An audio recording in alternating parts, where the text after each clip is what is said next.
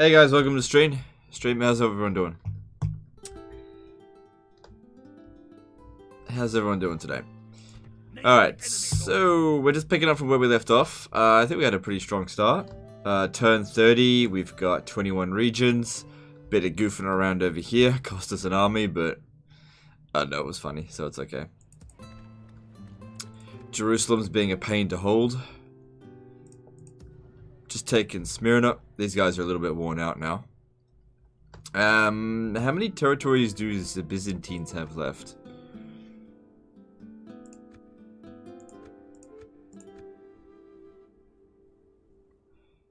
We've already taken one off them this turn, so I think all they've got left is Corinth. If we take Corinth off them, I think they're finished. Yes. There's no mercenary ships out here. I'd have to break through here. That's,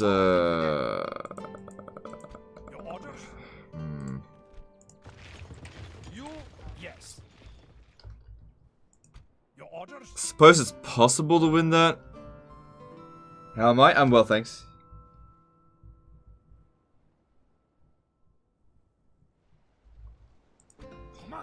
The other option with them is to just head over this way. Go attack the Turks, maybe. This is a good army, but he doesn't have that much longer to live. Oh, he's been pretty good. Just press M to merge. Alright, we only need to leave one unit behind here. Just leave one of the pilgrims. I might have to travel to this port over here and get some transport. Or I'll just take Iconium. Yeah, I'll just take Iconium. Yes. Camping here, my lord. This would be a good spot for a fort, actually. I'll build the next turn.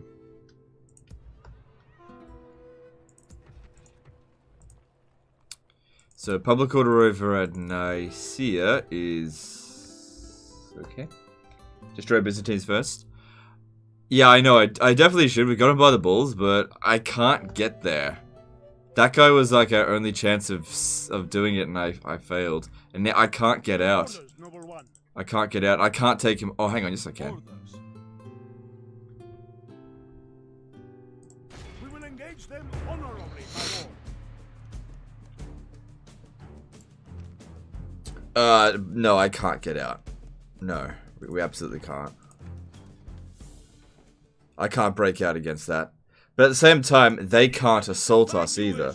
So they're just going to starve. Yeah, I can't do anything about that situation there. I'll have to send reinforcements. What we need to do now is to try to trick the Hungarians to like attack a Crusader army, so that they can get excommunicated. Again. Are you farming Witchfinder General already?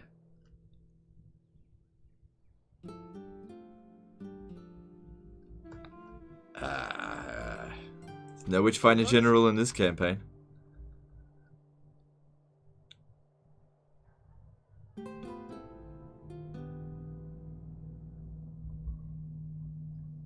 I'm just trying to think how best to go about it. Now, I know that there's like a ton of mercenaries back over here, so I definitely want to go there. Alright, just leave behind, let's see, pilgrims. Yeah, leave behind a couple of pilgrims. And head over to here. Move out. Oh, I'm making a mistake. How does it do that? Your Majesty. Bringing our troops together.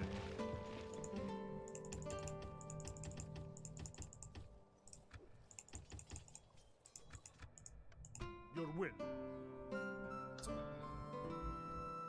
And then, yeah, push towards, Yes, Lord.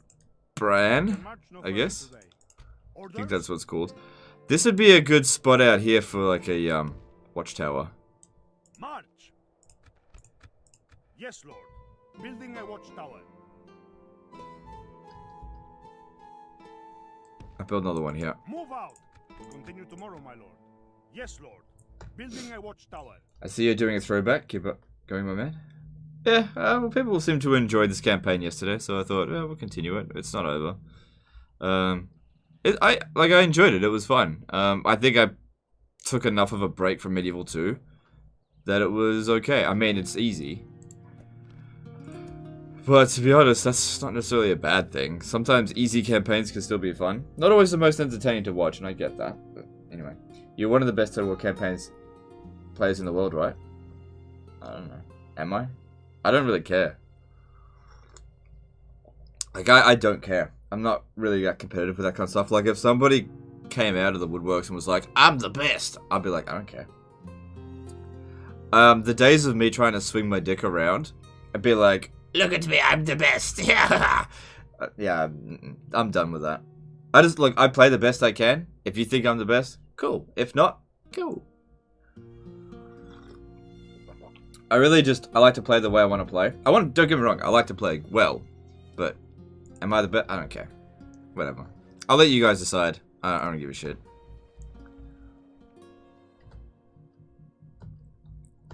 I'm definitely the best Skaven in town. There's no doubt about that. Yes. Yeah. No, I'm definitely the best Skaven.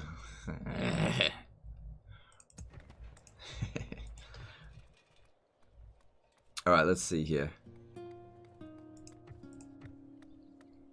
APS did a $5 super chat. $2 for M2 yesterday, $5 today. How about for every day you play M2 in a row? I'll increase the super chat by 1 slot to the right.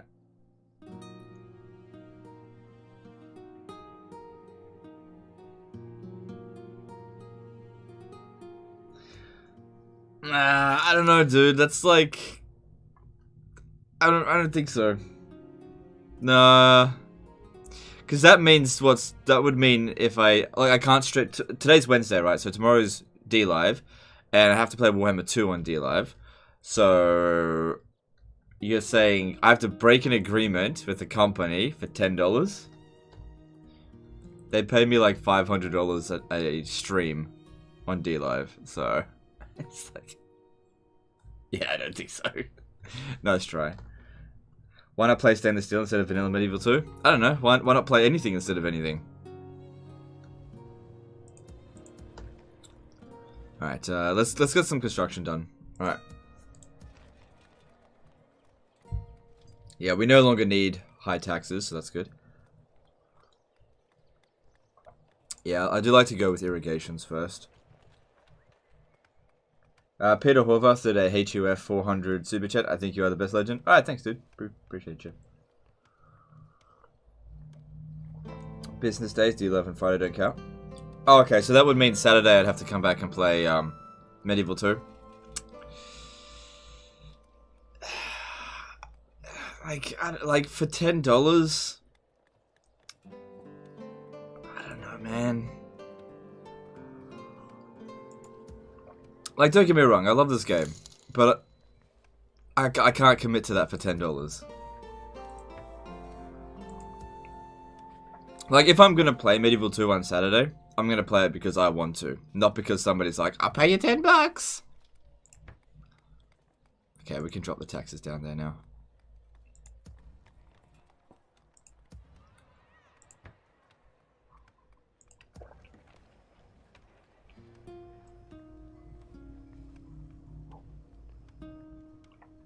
Can you show us how to beat this game in Scotland with just pike? Only pike?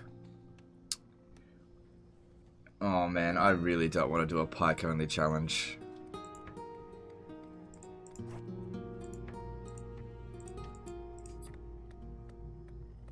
I think I'd rather actually get access to some better units here.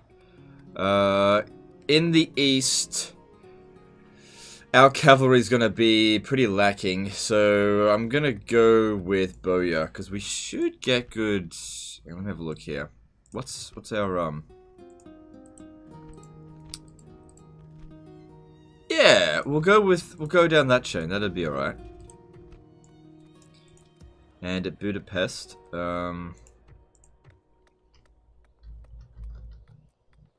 City Hall, or... We're really going to need to lock onto this pretty hard. So, Militia Drill Square will give us... Nah, I don't need that. Maybe just build the roads for the time being. Sour Briquettes Did a $5 super chat. Any idea why Total War doesn't have the same formation options you see in other Total War titles? Do you mean Total War Warhammer? I don't know. They just didn't do it. That's all. Orders? Confused, Sadiq? I am not in your navy. Yeah, they just, I don't know, they just didn't do it. I'm not an employee of CA, I don't know. I don't interview them on this stuff. Like, if CA does something, I don't care. Whatever. It's their choice. Like, I was done giving a shit a long time ago.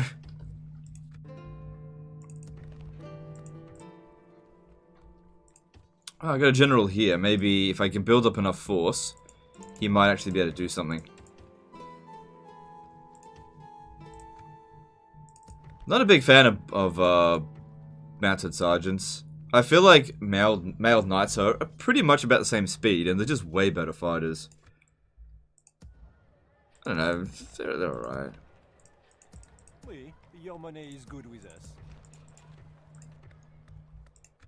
Alright, I think we're done here. Definitely don't think we should spend too much, because when this crusade is over, we're gonna, like, we're probably gonna be spending way too much. Command me. Yeah, he'll pick up some of these knights, put them on crusade, and then we'll head to Antioch, I think. Your orders, number one. Well, we'll see how we go here. If they send a lot of force, I might need to reinforce this position. Because we've only got like 6 turns now to capture Cairo. I haven't really done any attacks on them at all. I've goofed around a fair bit. I would like to build up some more momentum and attack Corinth. We got 99% destroyed them. And then we just sort of fizzled out at the end there. That's right, moving on. Just curious, wouldn't a Jekio and the other island be better as a city instead of a castle? Yes, they are actually better as a city instead of a castle. That is a correct assumption. As a general rule of thumb, in terms of from a financial point of view, coastal cities are better for cities and inland settlements are better for castles. And the primary reason for that is ports. Castles can't have more than one trade route, whereas cities can have, I think, 4. So putting a castle on a coastal area, you're depriving a city multiple trade routes, and those trade routes can be very lucrative. But here's the thing, you can turn those castles into a city at any given time, whereas once you've turned it into a city, you can't turn it back into a castle. So the reason why I've got them as a castle is because they're frontier settlements. They are not safe, and it's a lot easier to defend castles than cities. That's all, that's why. But it's a correct assumption. The real Dinkelberg did an €11 super chat. Love your content and learned a lot from you. Keep it up. Do you like the Medieval 2 campaigns like Teutonic 1? I do, actually. I do really like those campaigns. They're good.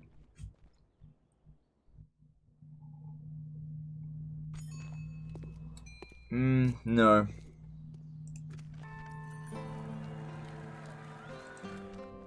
I got enough of those.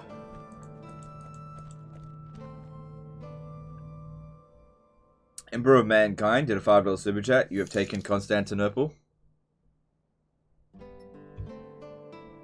Oh, well. Thanks for the super chat, guys. Appreciate you.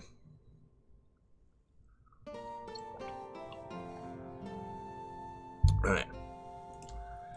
Who do I face? Command me. Well, they're going to lose Gaza and their Prince Mubarak. Cool. You can turn wooden cities into castles. Yep, that's correct. Yep, that is correct. But once it's stoned, you can't turn it back.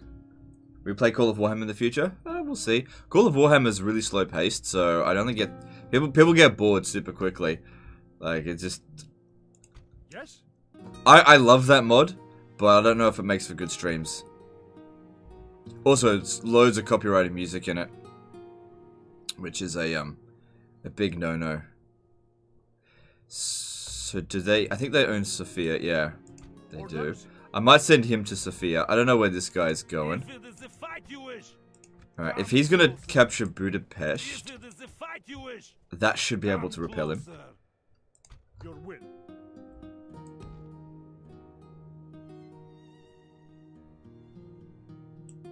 March. This would make a good spot here for a fort.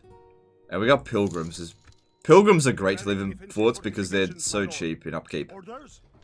Yes. Crick 607 did a $5 super chat saying, "Hey Dad, hey son, how's it going?" Yes. Thanks for the super chat. March. Yeah, generally speaking, put the towers out in the open. You put forts on the road. I'll come through here, and should I put a fort there? Yes, Lord. Like, I don't need to build these forts, but they are good. Orders? Your Majesty. We can march no further today. Your will. Like, that's another good spot there for a fort. Onward.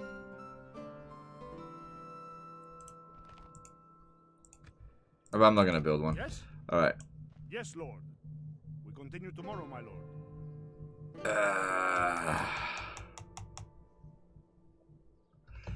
I need to get them excommunicated somehow. Name thy enemy, Lord. This here's a good spot. Oh, there's some pilgrims. Okay.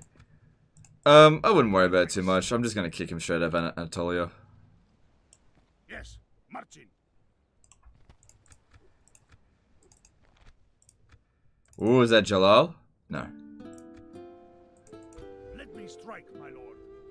Yeah, I'm just going to attack him. My lord, should we spare any of them? I usually go, in terms of siege equipment, 2 rams, 4 ladders. I find that's a pretty good ratio. Men, your orders? Full sails. Orders, my lord. Bringing our troops to... Let me strike, my lord. And then, we'll head towards Antioch. I think Antioch's garrison's pretty large, but we could just cheese it out. Yes. Plotting course now, my lord. Off the boat at once. Okay. Name thy enemy, Lord. Oh, yum. And great thing about Crusader units is they're so cheap to recruit. Just yum. Give me all of that. Just great. Okay. Who do I face? So I want you to... Ooh, okay. Splitting our forces apart. Ooh, am I gonna make it? Men, Yeah, I'll make it. we march. Approaching, my lord. We march. Orders. March. Yes, my lord. Your orders? Yes, my lord.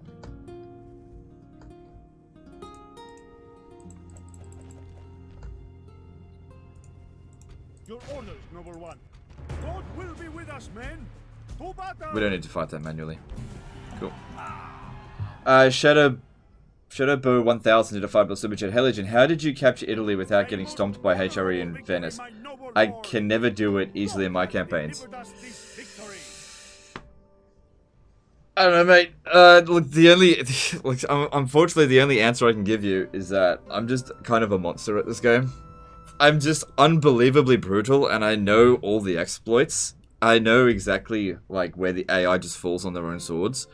And it's like, I've played so much of this game that it's... I haven't played it for like a year, and I can play it after a year, and it's still in the back of my mind exactly what to do. In all honesty, I could pretty much play any faction in this game and do a "this is total war" situation, and not really have any serious problems. I just know what to do. So it's not any one thing that I did. It's just a series of just instinctual things. I know that sounds like super arrogant. Look at him, he's so up himself. But that is just the truth. I just have thousands and thousands of hours worth of ingrained instincts, and that's all there is to it. Yeah, I know, super humble, but that is just the case. The game's not difficult. So basically, what I'm saying is, get good, son. Get good.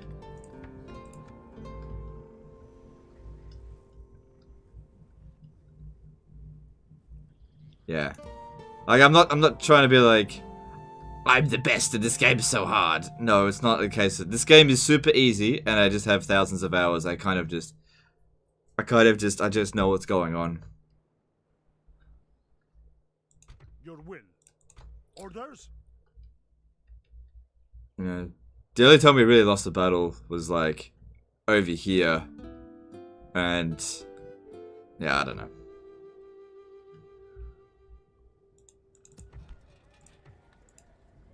Don't worry, you can easily get as good as I am at this. Anybody can be as good.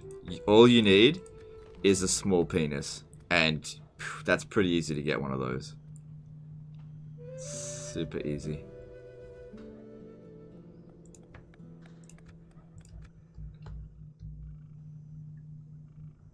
Alright, what's our garrison worth here? 50%. Could you get rid of these guys, please? Oh. Who is the purveyor of heresy? God's servant, my lord. Secretly female. Listen to me, Sadiq, and you shall be Too much Islam here. no longer. Yeah, too much Islam. Onward. Orders. March. Onward. Orders. My lord. Your Majesty. Move out. Orders. March. Should have gone home while you had the chance. Orders. March.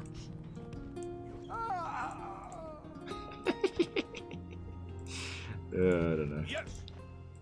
Your Majesty. Orders. Yes. I don't have enough movement to get rid of that spy. Majesty. Orders. Yes. Orders. Onward. Your orders, noble one. Yes.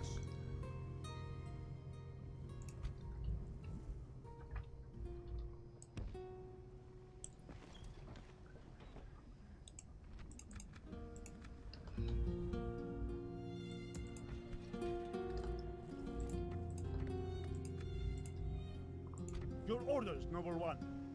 Okay, comments. Don't get too crazy with the racism, please. I know you're just having some fun, but just cool it, okay? Just cool it.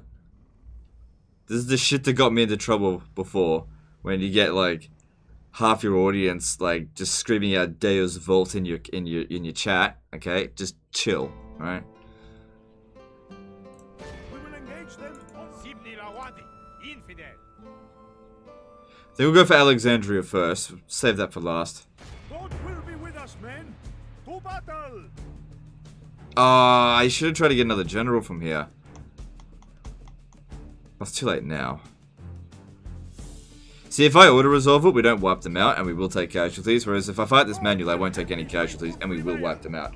Shadowblade 1000 to $5 super chat, no worries. What would you suggest as a first target, then, if playing as Venice Milan to help with steamrolling Italy for that nice early advantage?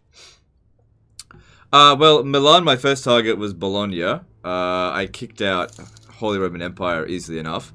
And then, after that, I took Florence? I think I took Florence. And then I took out Venice. I didn't really have any trouble with doing that. And then after I did that, I think I took out the Papal States.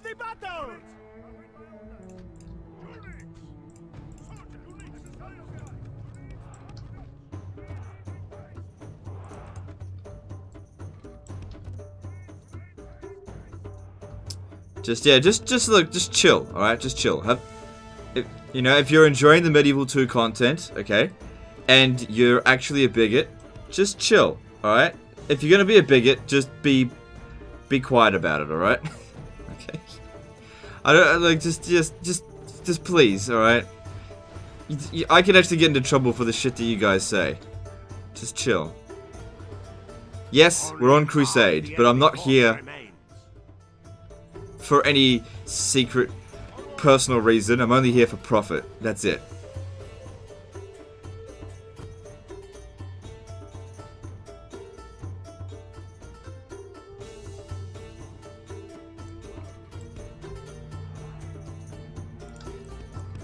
You know, Praise the Almighty. Our I used to love getting those comments we must push our advantage. in my Western Roman Empire campaign, where I was like, from the get-go, I was like, okay, we're gonna go straight back to paganism, and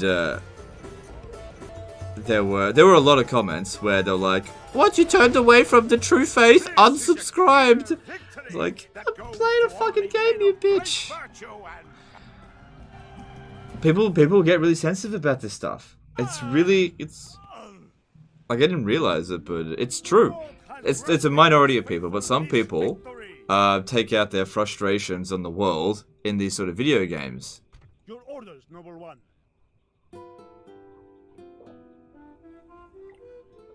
Like, I always just played it for fun. I don't really care what race I play. So, like, I'm quite happy to play a Muslim country, Italian, whatever. I don't really care. But some people, no. It's not like that for them. Of course, my lord. I think that's kind of a shame. Of course, my lord.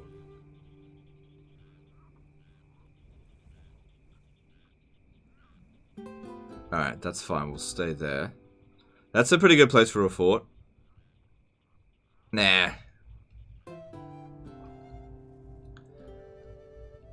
Just, yeah, just chill. Just chill. You know? Just chill. Because you're making me nervous.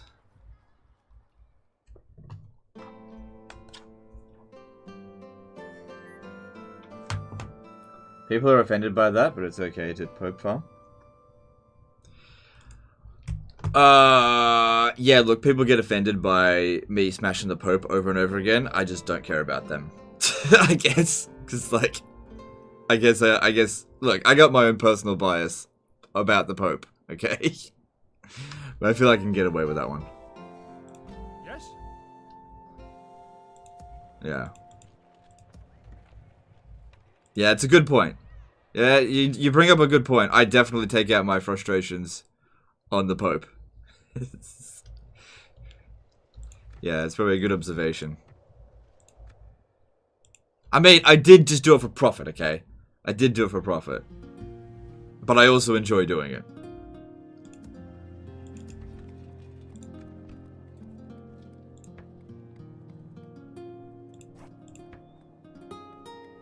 Okay, we're starting to make decent money from trade, but it's not quite there yet.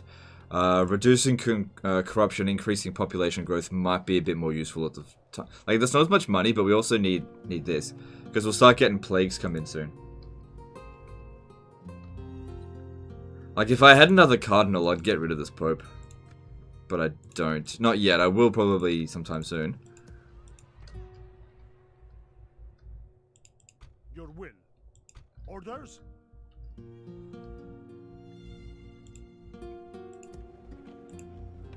I don't know. Ready to trade. Why Milan? Why anyone? I don't know. No particular reason. Someone said play Milan, and I did.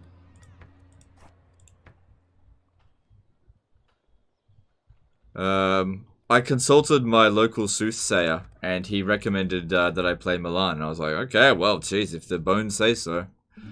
I'm not gonna... I am not going to deny the will of the bones, you know? Orders. Yes, my lord. Alright, get that back a little bit. Yes. Don't have a port for them to go in, but if they get smashed, it's okay. The AI tends to be pretty passive in regard to their naval maneuvers. Yes. Your orders? Alright, I actually need to check the lists now, because we've got so many armies, I can't remember what I'm doing with some of them, and whether or not we've even used them. Command me. Who do I... Orders. Your will. Name thy... Your orders, noble. Command me. Yes. Alright, we seem to be okay. But yeah, we gotta start preparing another attack over here. Yes. Orders. My lord. Let me strike, my lord. Your Majesty. Yes, lord. Creating a huge fighting force. Onward. Alright, I think I'm gonna send this guy to Corinth. He should be able to manage. No, it's okay. Okay, that's fine. I'll pick up a couple of extra troops from here. Why cavalry spam? Why not get some archers? Am I actually going to use this though? I was gonna come and attack over here, because this is... Oh, but I need a general to go command. And who's here? I've only got this one dude left in Italy. How old is he? 21. It's not too bad.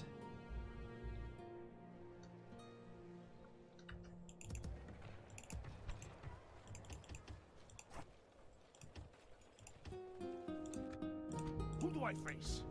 Yes. Yes. Onward. Combining forces, my lord. Your Majesty. Move out! Name thy enemy, Lord.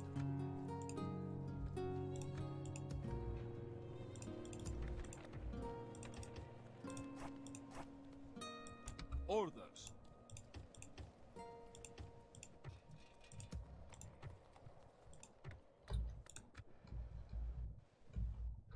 Alright, that all looks pretty good. So yeah, now they need a ride, which I'll give them one from here. Yes. Your orders? Full sails.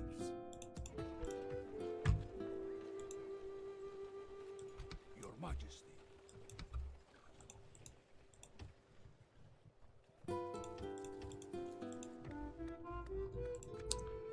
Wait, hang on. Probably don't need to do that right now. Alright, construction. I think we're building something in every region. Yep, except for Thessalonica. Alright, we've got 10,000 saved up. That's fine, because we're going to need it once this crusade is over. This is probably going to revolt.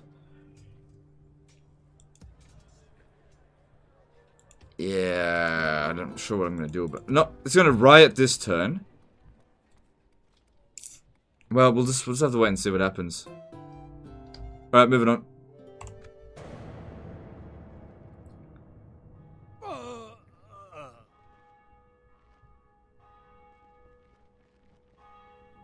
Yeah, rioted.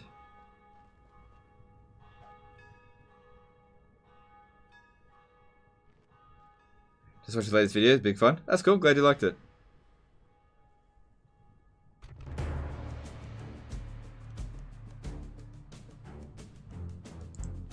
Ah, super easy. No worries. No matter how they beg, let none escape. Attack! Alexander Latchev did a 50 CZK super chat. Okay, my previous Vortex joke didn't work, fair enough. How's return to older Total War game in general? Is it more painful than Warhammer 1? I definitely like Medieval 2 more than Warhammer 1. For sure. I do think Warhammer 2 is better than Medieval 2 now. Like, Medieval 2 is just old and it's kind of clunky. It's got a lot of things that are better than Warhammer 2, but Warhammer 2's just got a lot of things that are better than Medieval 2, and I think when I look at the two in 2020, I just think Warhammer 2 is just, it's really headed in the right direction, whereas Medieval 2 is stuck. It's not going anywhere.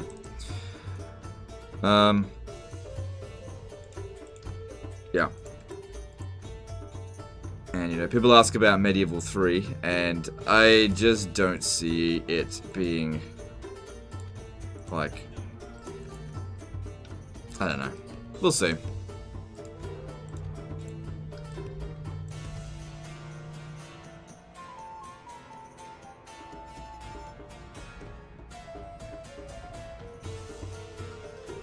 Is there another Total War game which you would stream, despite Warhammer Medieval? If there are other people watching it? Probably not. Like, anytime I play any other Total War game, I kind of whinge a lot. I do like Rome 1, but the problem with Rome 1 is that it's really unstable, and it's very hard to stream. It's kind of too old. I have a lot of difficulties streaming it. Just makes it not worth it. I don't like Empire Total War, don't like Napoleon Total War. Don't really enjoy Shogun 2. Don't like Rome 2. Don't like Attila. Don't like Thrones of Britannia. Three Kingdoms is alright, but I kind of just want to take a backseat role with Three Kingdoms for a little while, wait for all the DLC to come out, and then just relearn how to play the game from there. So I don't think I'm going to cover Three Kingdoms until like all the DLC is actually, until the game is actually finished. I think I'm going to just leave it, because I don't have time to learn how to play the game every friggin' update, because I'm just not going to play it that much. Like, I liked Three Kingdoms, but I didn't love it, and I don't want to half-ass any campaign, so I'm just not going to do it. And as for Troy, pretty much feel the same way about Troy as I do about Three Kingdoms.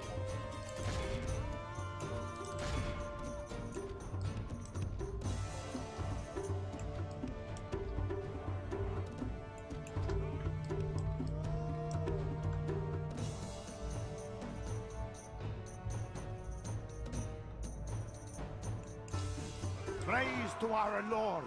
Our men have slain the enemy general. Now his men will lose heart.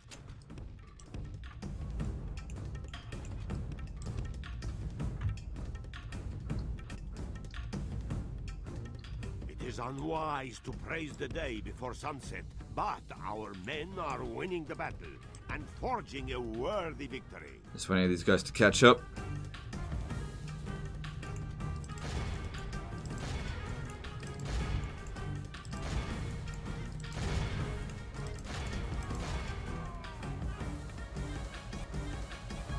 Well, that wasn't much of a charge, but I didn't need to be because I think we just broke him.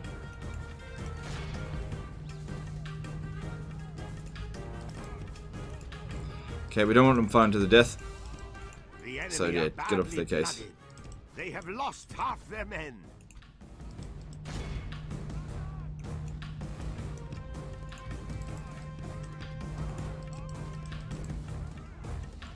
Praise the Almighty. This is a clear. Would you consider doing Medieval 2 Third Age Divide and Conquer Lord of the Rings mod? Probably not. I don't really enjoy it. You know, I used to when I've done it in the past, I only ever did it because people kept pestering me to do it, not because I actually wanted to do it. I can't honestly say I enjoy it. Oh well. Yeah, I don't enjoy Third Age. I know some people will be offended by that, but I don't enjoy it. I tried to get into it, I really did, but I'm just honest truth of it. Just don't dig it. Not for me. Not saying it's bad, I just don't enjoy it.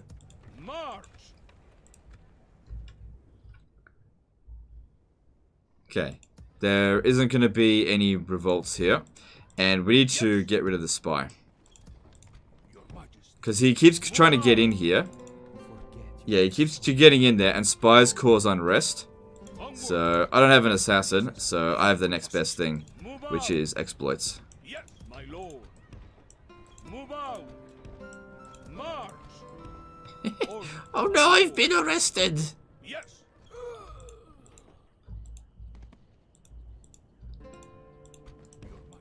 Yes. Your Majesty. Orders.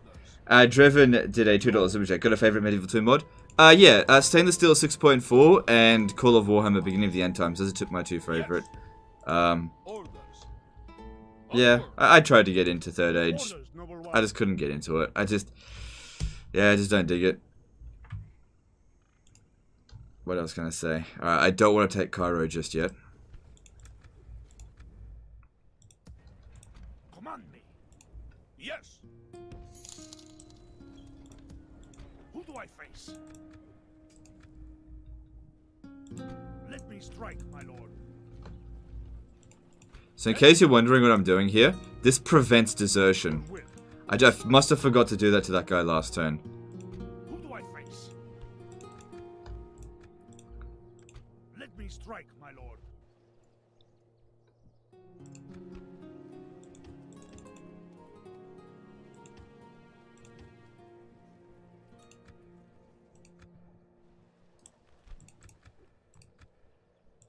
Yes, my lord. Command me. Reporting now, my lord.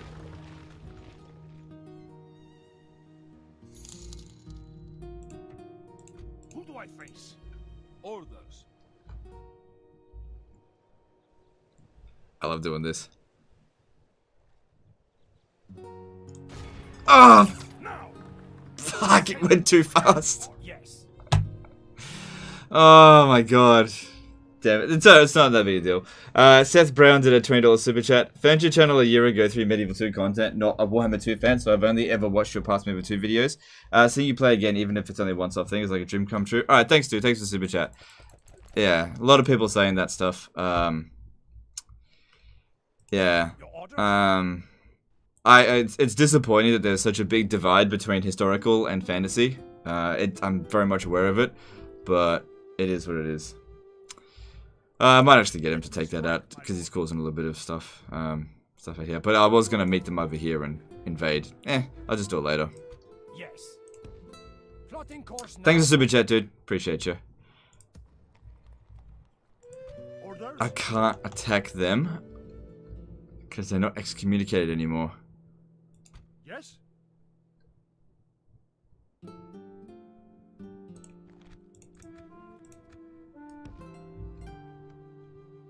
Move out. Onward. Yes, Lord. Building a watchtower. March. Move out. Do you know the beginning of the end time is still being worked on? I don't know. I don't really follow it. I just, whatever you guys say, I just kind of just believe you. Yes, my lord. Your orders, noble one. Oh, right. That's not going to be a problem. With God's blessing and yours, we march to battle. Without question, we shall begin the siege. Besieging forces reporting, my lord. See, Medieval 2 live on. Warhammer 2 won't live long. Nah. Nah. You're looking at it with rose-tinted glasses if that's what you think. If you think that Total War Warhammer isn't going to live on, I think you are vastly underestimating how good it is. Hang on. Let me be clear about that. When Warhammer 3 comes out, Warhammer 2 is done. But that's because Warhammer 3 replaces Warhammer 2, right? And builds upon it. People will still be playing Total War Warhammer 5-10 years from now. Pretty damn sure of that. And it will have better numbers than Medieval 2. Orders?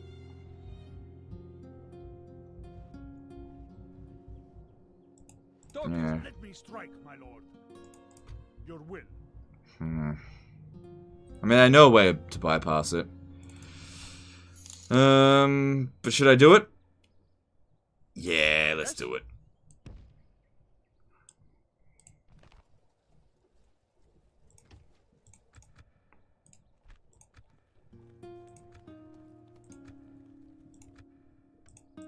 Name thy enemy, lord. Moving away now, my lord. Yes. Move out. Did I move the capital? Yeah, I moved it to Durazzo. It's more of a central position. Keeping the capital in Milan with an empire like this, I wouldn't be able to maintain these settlements. You got to keep moving the capital.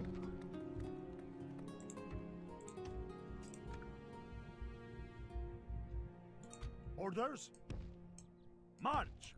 Yes, lord.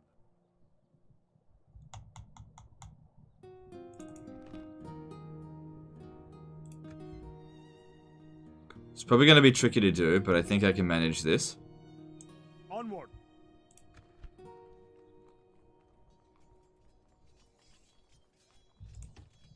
Oh, hang on. If I recruit any more, they might not stand and fight. To fighting you.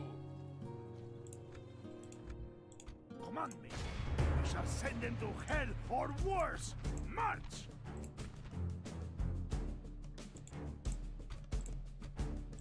They will regret not fleeing first. Kill them all, men.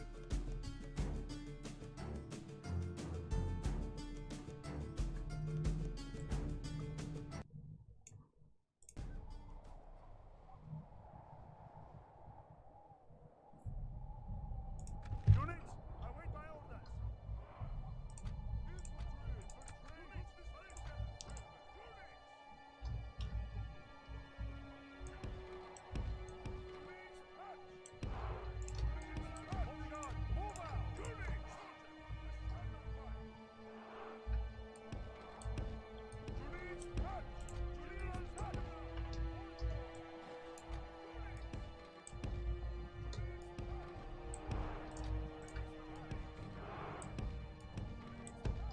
Alright. A lot of infantry in my army here. Not ideal.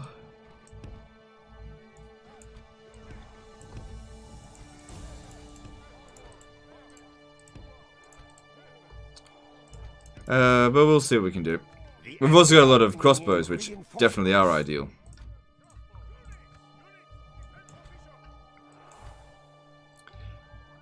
Alright, now we just gotta figure out how to get 85% kills and also kill their king. Hey Arthur, how's it going, dude? I'm well, thanks.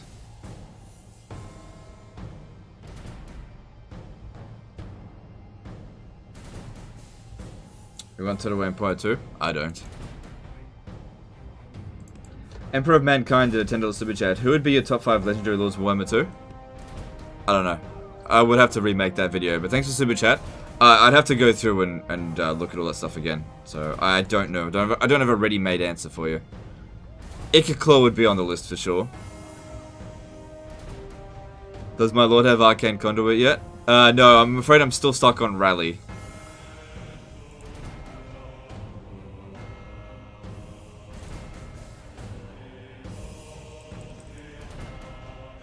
Alright, here we go.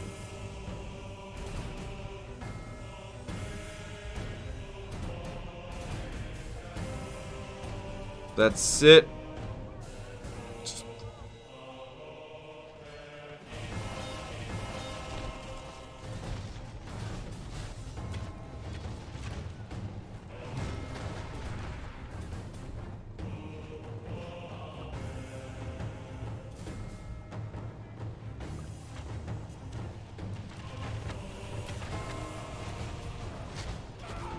I've watched for years, but I've always wondered, is this guy Australian? I'm actually from South Africa, bruh.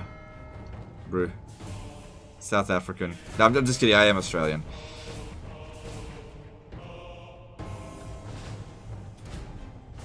I just like to troll the chat as much as I can.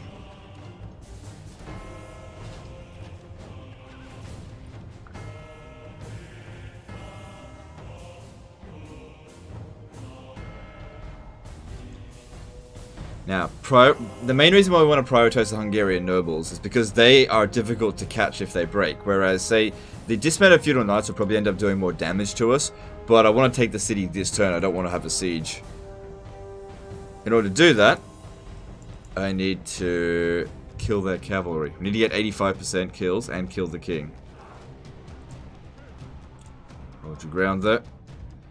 Yeah, those dismounted feudal knights are getting wrecked. Alright, should be able to charge in the general here just to mop up the last of these.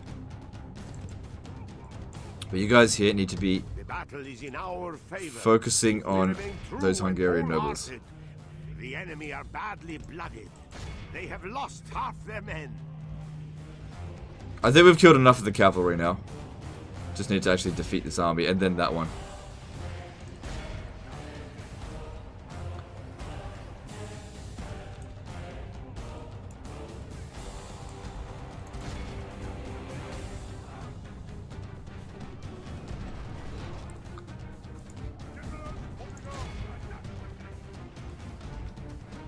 Australians like the British Texans.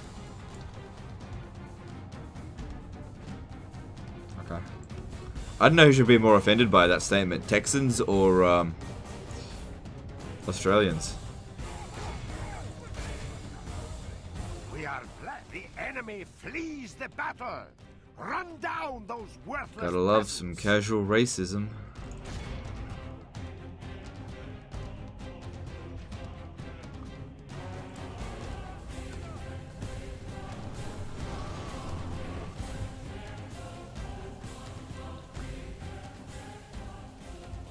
Alright, first army dealt with. Cool.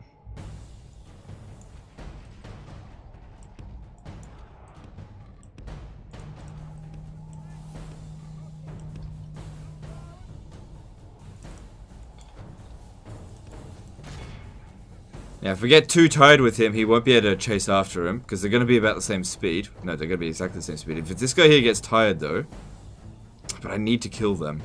So we're just going to have to hope that we've got enough crossbows here to actually finish the job.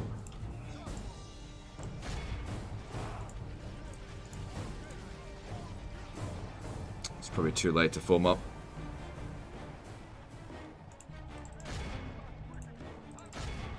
Yeah, definitely was.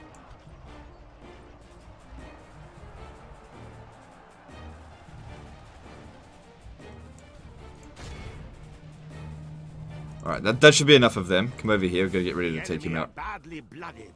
They have lost half their men.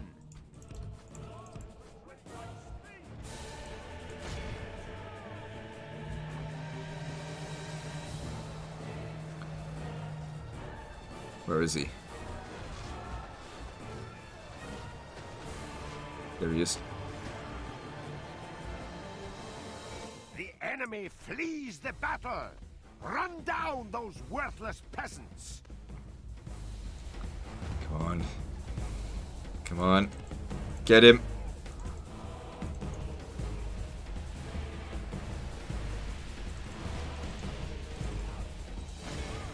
Cut him off and get him. Get him. Got him.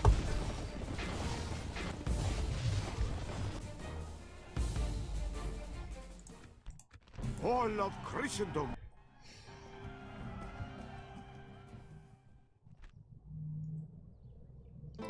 They'll never accept the ransom. Nor do I particularly want it.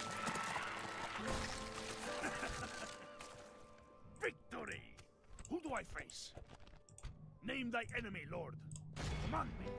We march on our victims. Alright, so they've also got Wallachia. There's We need to go get that. I have silenced them. Name thy enemy, Lord. Yes.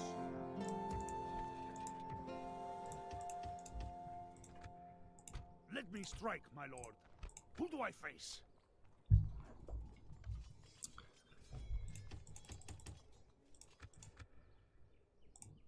Commander. And then there's a small army over here, which I look they can't forward reach to there. fighting you. Name thy enemy, Lord. Men. Oh, okay. I'm not sure if we'll have enough movement to actually get there, but let's see how this goes. My lord. Should we spare any of them? Yeah, we're probably not going to succeed in wiping them out this time, but we'll still thin them out considerably. Gaius Marius did a $5 super chat. My co-worker in Melbourne has been quarantined in his house for 8 weeks because of this crazy governor. Semi Brisbane? I don't know. Thanks for super chat. No, we don't have the same problems in Brisbane, but we don't have a massive outbreak in Brisbane.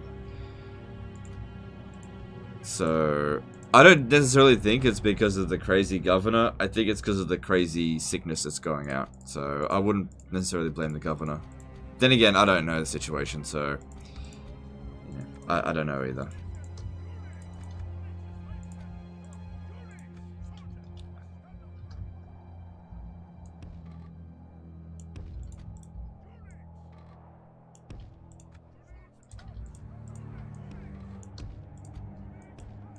This time, I'm going to put them in Skiltrum from the start, and they'll just sit there.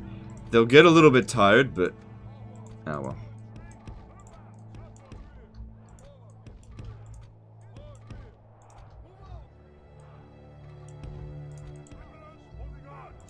The enemy are bringing in reinforcements. Dreven did a $5 super chat. Any historical errors you'd like to see done in Total War game that haven't been done properly yet? I'd really like a 30 years war pike and shot game.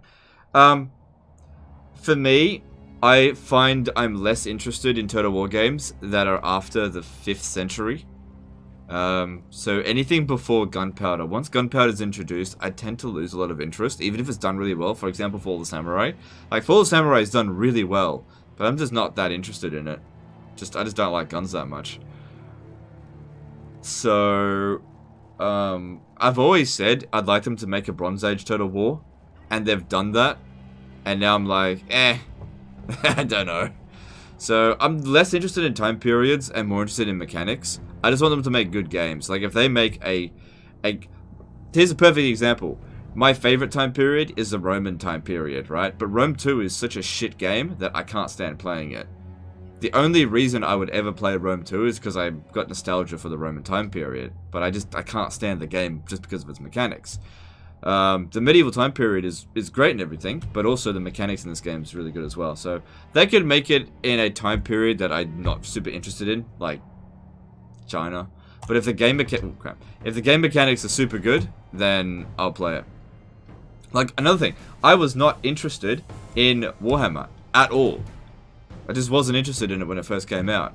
But then they made the mechanics really good, and now I'm interested in Warhammer, so there you go. That's kind of how it works for me. The time period is less interesting than the actual game itself.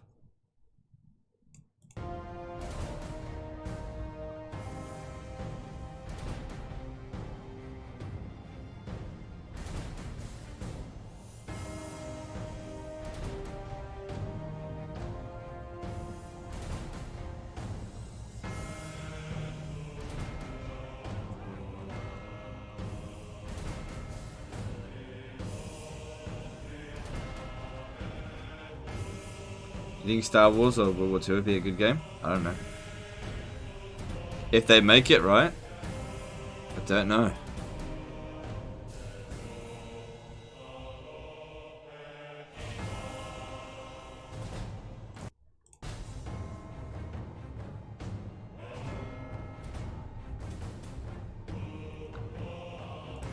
They want them to focus on those Hungarian nobles.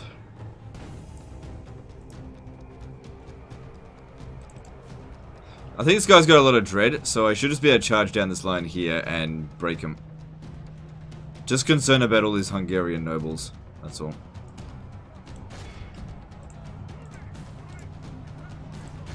It is unwise to praise the day before sunset, but our men are winning the battle and forging a worthy victory.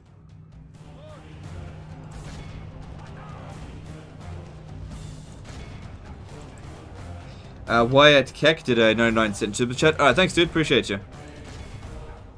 Man, I got an entire army of mercenaries. The enemy are badly. It's not uncommon for me though. They have lost half their men. Mercenaries are just so good in Medieval 2.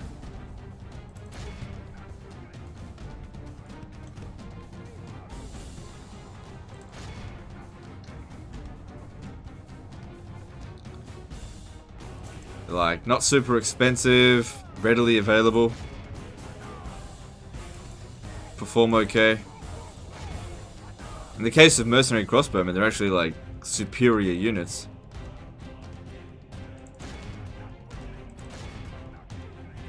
Should finish them off. Our front line's holding reasonably well.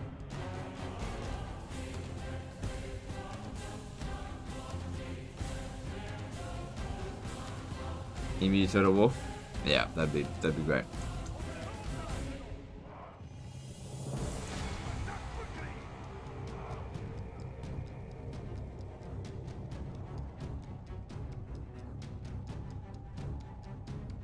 I come from Hungary, you kill my people?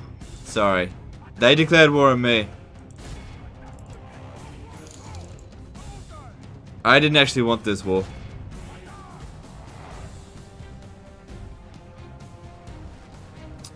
Probably shoot my own troops a little bit there. The battle is in our favor. If we remain true and wholehearted, victory will be ours.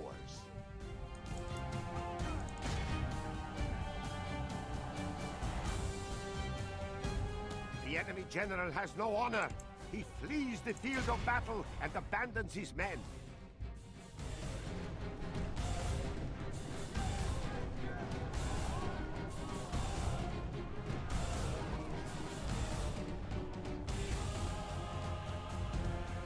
About 40k Total War? Yeah, look, I'm down for any type of Total War. Just make it good. I care very little about the time period or the setting. Just make it good. Whether it be Lord of the Rings, 40k, Witcher Total War, Harry Potter Total War. Doesn't bother me. Just do the setting well and make it a good game. You know, I wasn't at all, like I said, I wasn't at all interested in Warhammer. But they made the game good, and now I'm interested in it. So just make the game good, and the people will come. Well, not everyone. Some people are, you know, it's all about the settings for them. But that's just not the case for me. Like, if they made Medieval 3, but it was like as essentially the same game as Three Kingdoms, I probably wouldn't even get it. I'm not saying Three Kingdoms is bad, I don't think that would suit a medieval game.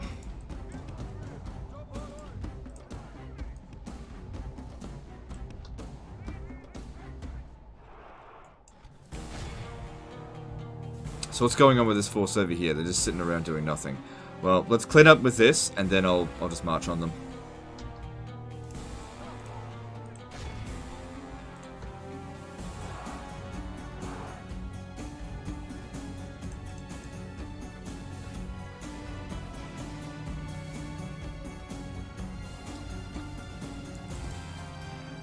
AI trying to waste my ammo.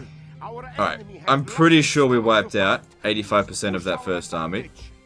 Alright, let's start making our way over here. We gotta be careful because they're kind of hugging the edge of the map. So we gotta be careful with this. If we want to get Bucharest this turn,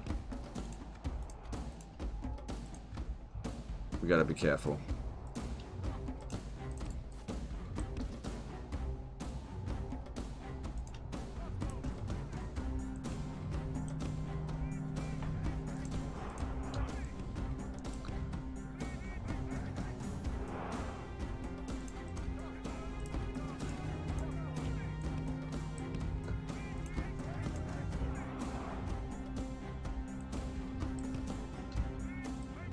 Putting units in front of other units will actually obstruct them. They won't fire efficiently. Which is why you usually have to put your archers in front of your spearmen.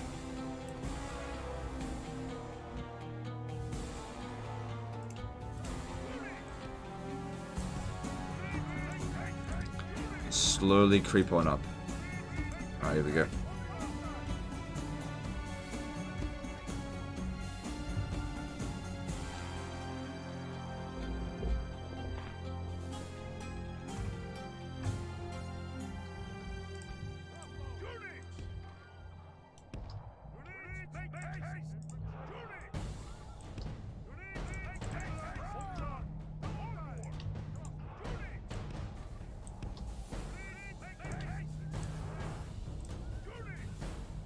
Shit, here they come.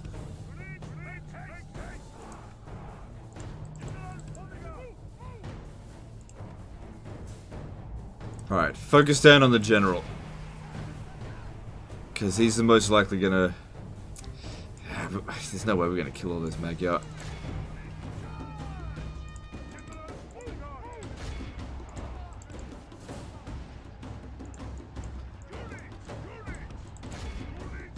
At the very least, all we could try to do about them is not rout them.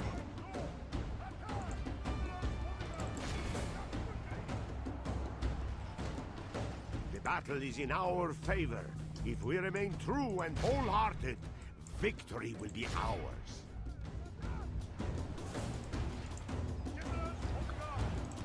Okay, where is he? Make sure he doesn't get away. Like Don't you dare. Come on, come on, come on. We gotta get him. Get him. The spirit of his army. Get him. Come on, get him. Only half Come on, you're right at him. remains. Oh, I think he's gonna get away. Oh, come on, come on, come on, come on, come on. Ah, we got him. Good shit. Good job. Our men have captured the enemy Alright. general. Cool. Stand back, stand back. All infantry stand back. And it's just a skirmish from here out. Just don't break these guys. There's no army loss penalty in Medieval 2. So, don't have to worry about that. Oh, you need to run them down.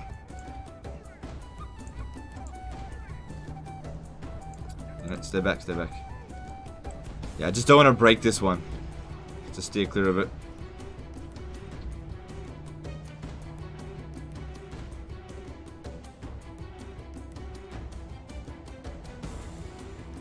Okay, that's fine.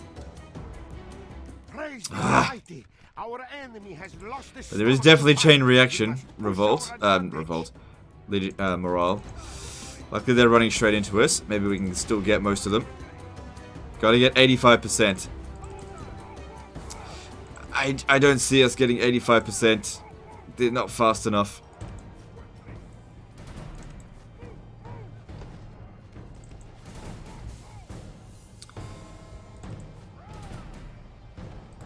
let's see. They had 34 cavalry get away.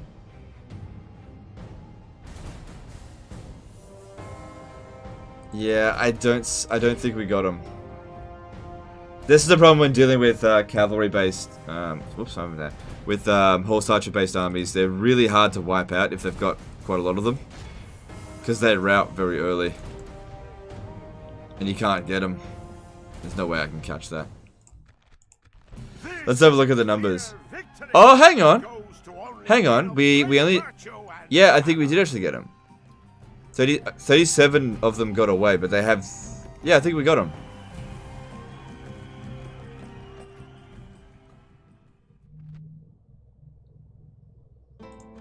Yeah, I think I got him.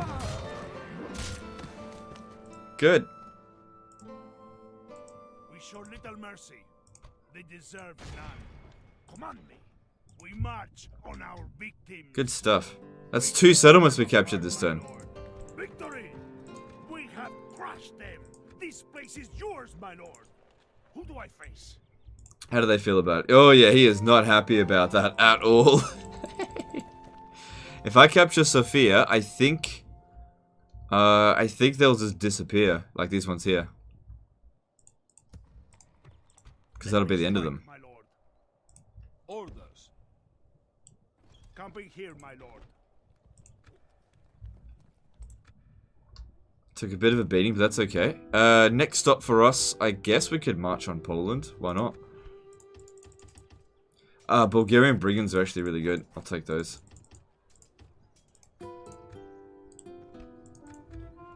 I think you gotta turn them off and on after you recruit the mercenaries, or else they might desert. Your will. Have you seen Zerkovic's video on CP? It explains the details when the army loss penalty happens. I bet it could help with certain SYDBCs or other tricky battles. I haven't actually watched that video, but I kind of actually already understand when the army losses come into effect. I will. It was on my to-do list to watch, but then I never got around to it. I do want to watch that video and see what he has to say. I'm not gonna watch it live while I'm live streaming, but thanks for reminding me. I do need to check that out. Your orders, noble one. Command me. Alright, so over here. Name thy enemy, lord. Command me. Alright, moving into Aleppo, I suppose. Could move to Adana, but... Let me strike, my lord. Who do I face?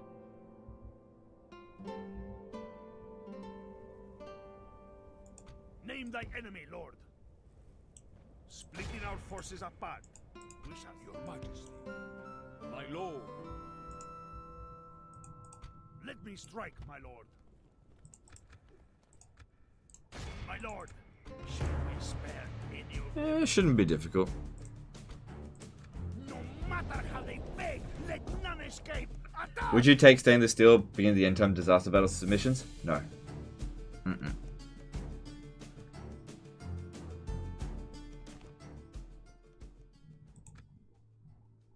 Vanilla only.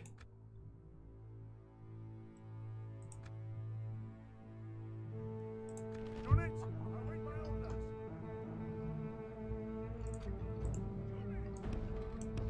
Units, make haste! Units, march! Units, march! Alright, who's gonna get what? Alright, I want to use these guys up on the walls.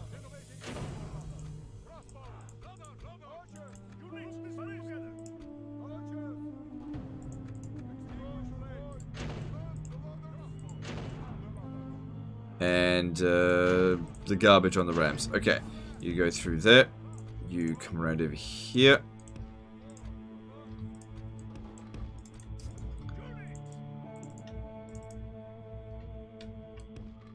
Is that still too hard for him? No, it's not. No, it's not. I've done plenty of stainless steel disaster battles in the past. I don't want them because it's a slower paced battle and people are not interested as much in them. So, no. As a general rule of thumb, no mods. No mods. Okay. Okay, mods just, it just doesn't work for me, you know. Vanilla only. Like, if mods got better views, I'd totally do them, but they just don't. So. But Legend, views isn't everything. Yeah, but I also, that's what I want, so, yeah.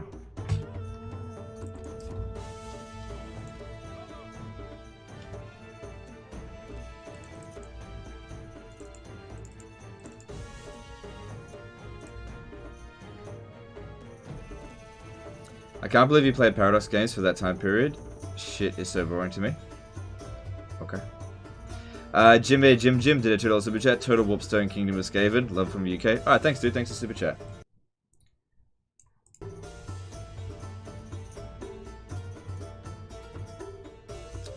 You can get some real disaster battles and being in the end times though, like real overrun situations. Yeah, I don't care. I don't want them.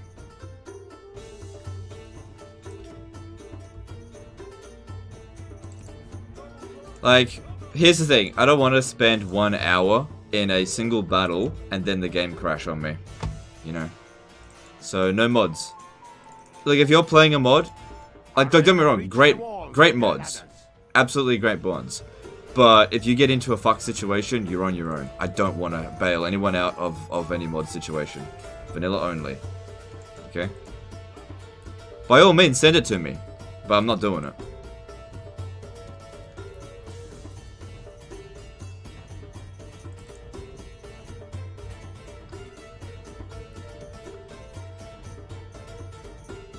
Only 1,400 people today. That's low for Legend. Yeah, it's extremely low. Yeah, it is what it is. It's fine. I wasn't not expecting these kind of numbers. It is, yeah, it is what it is. I think you would enjoy Third Age Total War SYDC. No. I don't like Third Age Total War. I don't like it. I actually really don't enjoy it. Our soldiers have proved their worth today. The enemy's walls belong to us now. Have you ever played Imperial to Rome? I did. It was alright. I got bored of it pretty quickly. But it was alright. Don't think it's a bad game. It just... I don't know. It just wasn't very good for a Paradox game, you know? And I just, like, the game died on launch. And I just never really gave it another shot. I was gonna just, like, wait a year or so and then come back to it. But the game just never really revived. What do you think the next historical title is going to be? I have no idea. Total War Zimbabwe, probably. I don't know.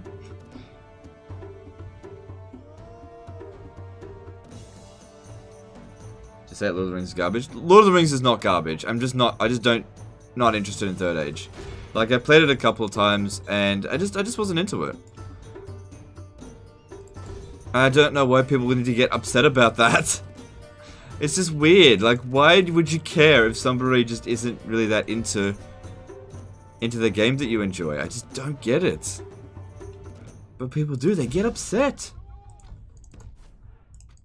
I don't get it.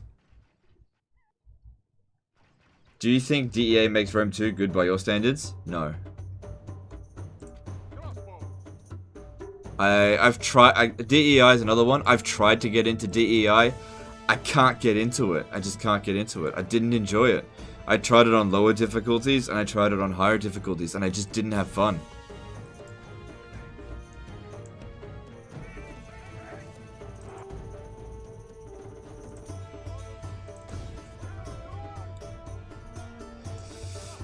I think they're gonna recapture the gate there. Our men have reached the gate with our men have reached the walls with their ladders. God damn it.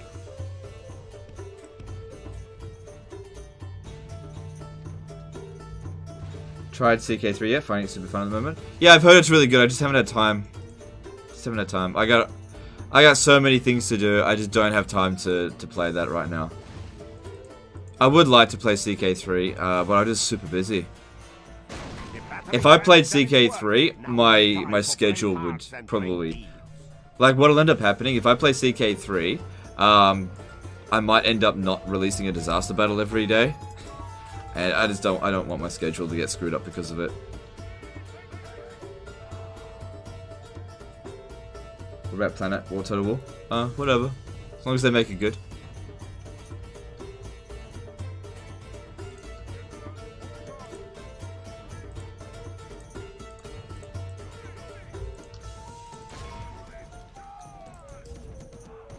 No, that one stayed there.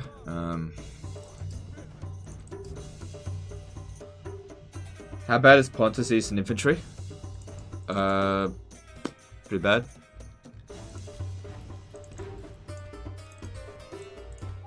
Bit of a weird question.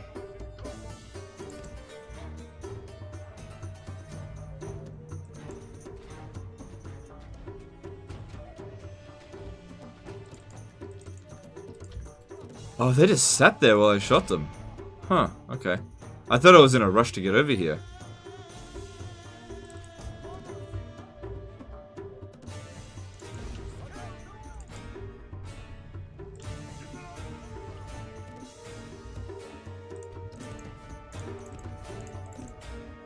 Crixus did a $5 super chat. What's your dog's name, Dad? It's Gemma. Thanks for super chat.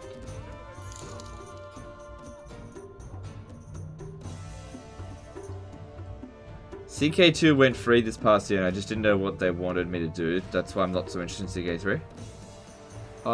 Okay.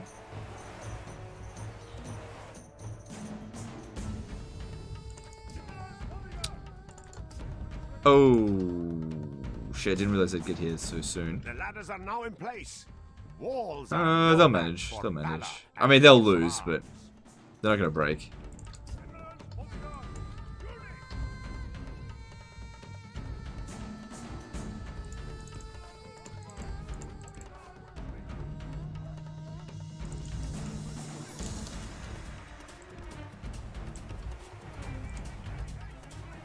Chris Hendrick did a 50 MX20 super... Hang on. Let me just rephrase that. Chris Hendrick did an MX20 super chat. Appreciate your communication with your fans. No worries, dude. Thanks for super chat. Yeah, like, I feel bad a lot of the time because I do say no a lot. But I have to. I have to say no a lot. I feel like people ask me so many questions and I just keep saying no all the time. But I have to, you know? I can't just be that yes man that's going to do everything. I have limits, you know. But yeah, I'm glad you appreciate my communication with it. But honestly, sometimes I'm like listening to myself as I'm answering these things, and I'm just like, I don't like where this is going.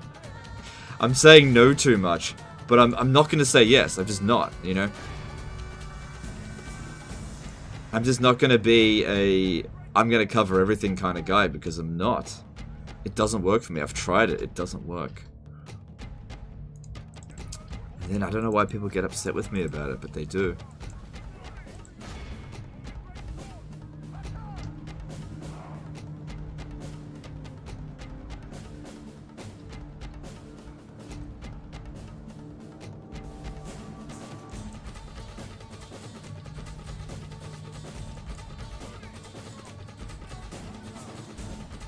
Kind of goes like this. Oh, you're playing a historical Total War game. Well, you better play all historical Total War games. Oh, you're playing Medieval 2? Well, you better play every mod that's ever been made for Medieval 2. It's like, oh, come on, give me a break. Sometimes I feel like there's just so many expectations, and it gets a bit overwhelming.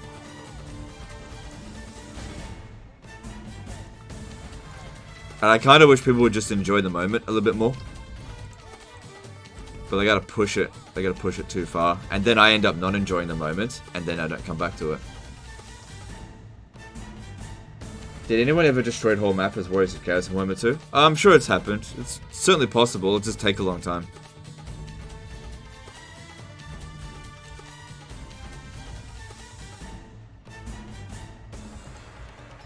You want next historical title, which is Medieval 3? I think CA still need to sort of figure out what they're doing with historical titles before they go back to Medieval 3. Before they go back to Medieval time period.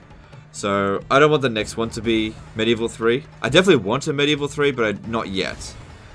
I think CA still needs to sort of figure out what they're doing.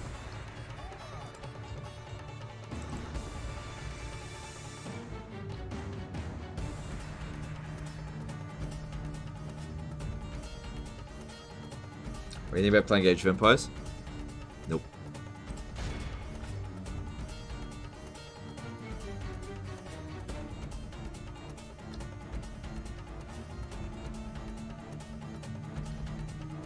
They usually get accepted entitlement. Yeah, well, that's just the way it is. Don't you like Age of Shadow Man Attila? Not really. It's okay. I don't know. Not really. Like, of the Total War Attila DLC, it's definitely the best. But I have no desire to play it anymore.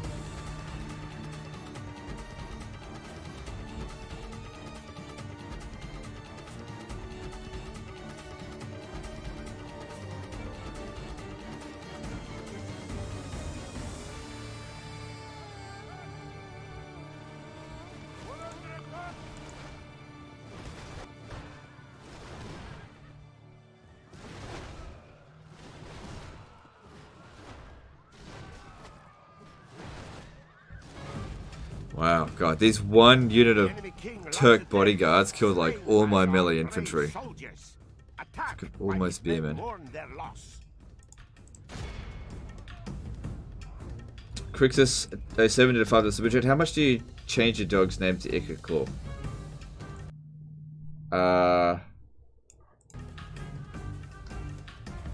Yeah, I'm not gonna do that.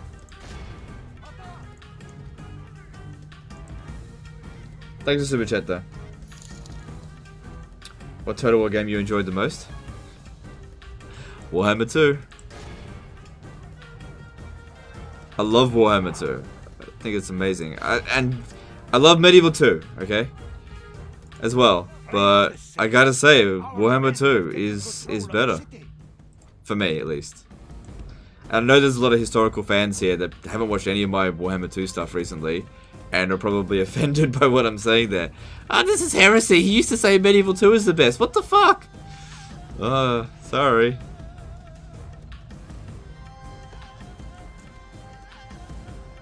I should do a no counter. Yeah. I hate saying no all the time. It puts me in a bad mood. I hate it. I don't want to sit there and just say no, no, no, no, no, no all day long. It's annoying.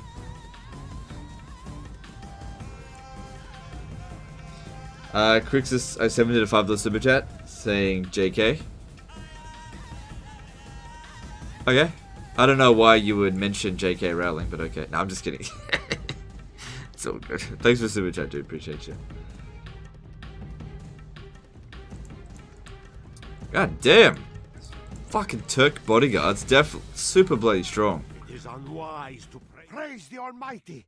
Our enemy has lost all of Christendom. I just didn't want to risk his life. Victory we have won here today. What makes Warhammer 2 my favorite? It's essentially got infinite replayability. And what I like most about it is the legendary lords. The fact that that every legendary lord, to some degree, plays differently, and some by like very, very vast differences.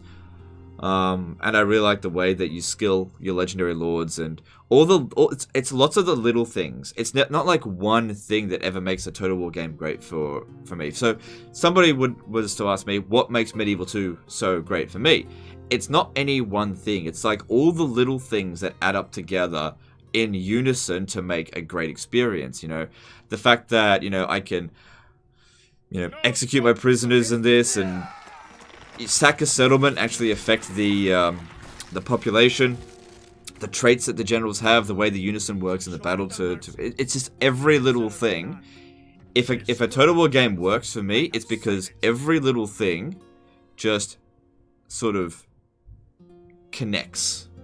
I don't articulate it very well, and Medieval 2 is a game where every little thing connects well, right? It's like that with Warhammer 2. Every little thing connects well. In Rome 2, it doesn't connect well. Warhammer 2, Medieval 2, Rome 2, for me. Rome 2 is just, there's a lot of stuff that conflicts with itself.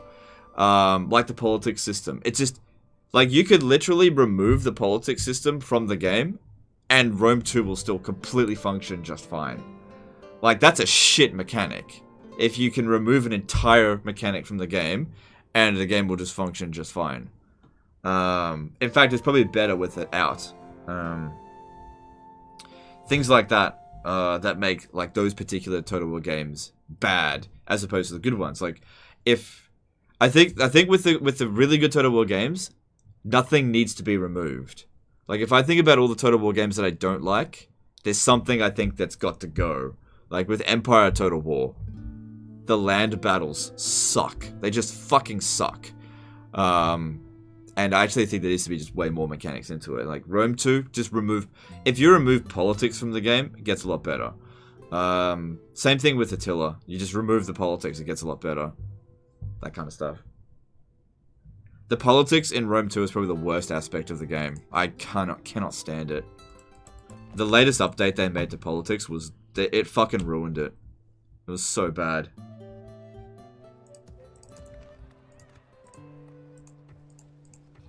And the thing is, that's where they decided to stop updating Rome 2. Yep, this is where we're going to leave it. I was like, this is like the worst the politics has been.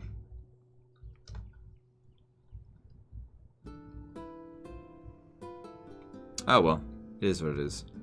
Gotta make sure I remember to save on a regular basis in case we crash. Alright, we're not going to be able to recruit anything here. We're definitely sort of running on fumes a little bit. I'm going to head over to Caesarea. Command me. Yes. Name thy enemy, Lord. Yeah, we are really running on fumes. Orders. But goddamn, this guy's gone far. After pretty much single-handedly destroying the Eastern Roman Empire. Here we are, smashing up the Turks. Yes. Orders. Yes. Onward. Bringing our troops together. March. Combining forces, my lord. Command me. Men, we march. Yes, marching. Yes. That's a big army. Oh, it's okay. I got mercenaries. Yeah, boy. See you like that. Name thy enemy, Lord. Let's have a look at what they got. Yes. I will not waste one. Oh, no. Oh, God. Shit.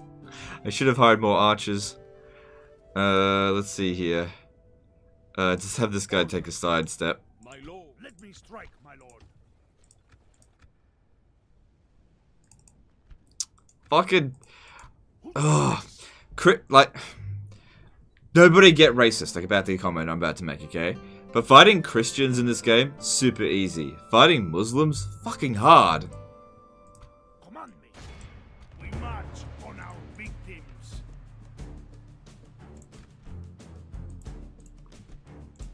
Alright. Waste Hang Lei did a $2 super chat, worse than Beehive Onager. Finish the... Yeah, like, I don't know. Beehive Onager is just sort of a silly unit. Thanks for super chat, appreciate you.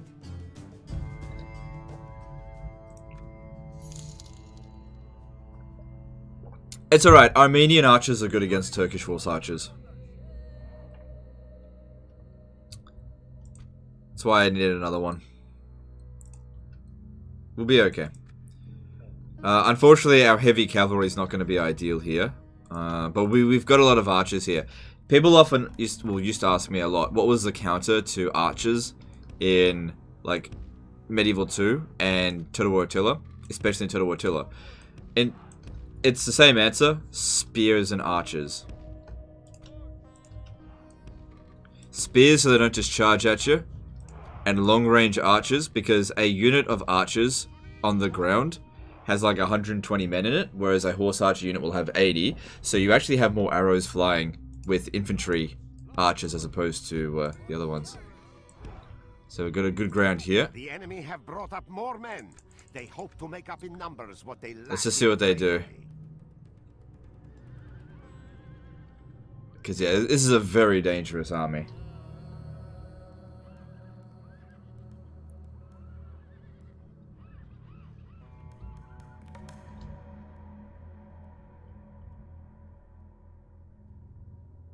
Alright, gotta come up with a plan here. Ideally, we want to try to shred their flanks first. If we just go charging at them, that won't work. They're too fast. Oh, I haven't taken skirmish. I wish it would not default skirmish mode. Another quality of life improvement of the newer Total War games. No, yeah, none of that. Alright, there's 4 arch units over here, 4 4 archer units here. We can beat them with 4, especially if we go into loose formation.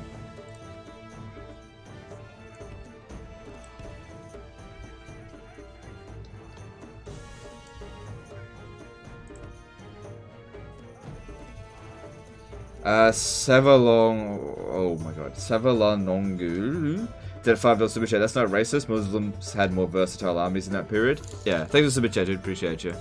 Yeah, their armies are a lot more difficult to deal with than the Christian ones, but I think the Christian lands are richer, so it sort of compensates for it.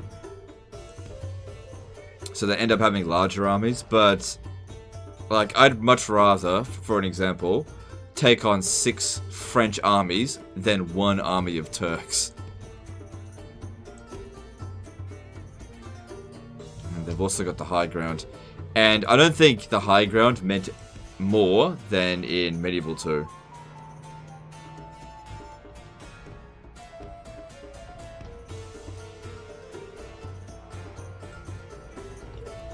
Because, like, it actually increases range. Sipahis.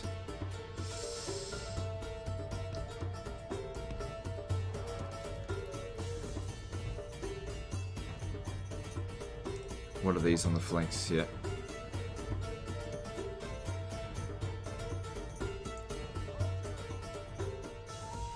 Just be careful about getting too close to them. Because, yeah, basically I just want to go 4v4, take out their flanks over here. Just got to be super careful about how we go about it. Because I can outrange them. We can outshoot them as long as nobody else comes and interferes. Now, if I bring more troops over here, they'll bring more troops over here. So I'll have my cavalry not too far away. They'll come in and assist if things get out of hand. Alright, here we go.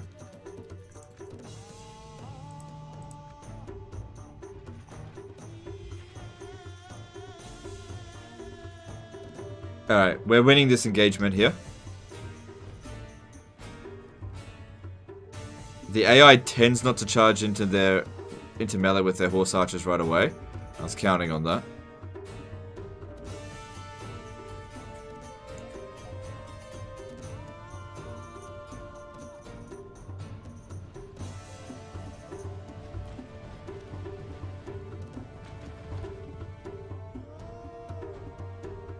Yeah, they're not doing it.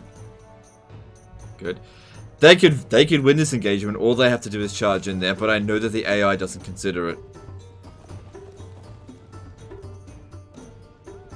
They're still in skirmish mode, brain, so they're going to try and skirmish, but they're not going to win in this situation here. I don't think they will anyway. They're definitely doing a lot of damage to us.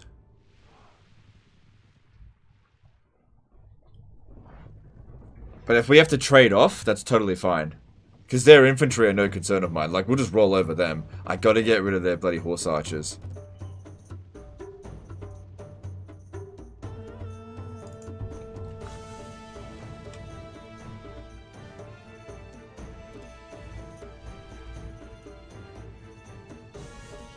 After 5. Okay.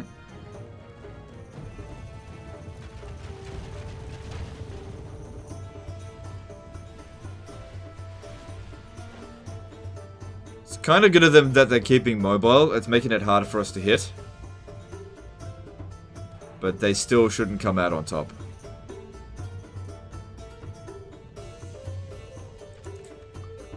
Speed that up just... I think we're slowly grinding them down now. Yeah, we are. That's it. Just grind them down.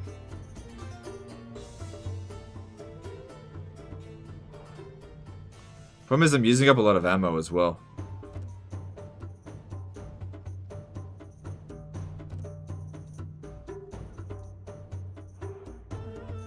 Good, they're getting shredded. So are we. That's okay.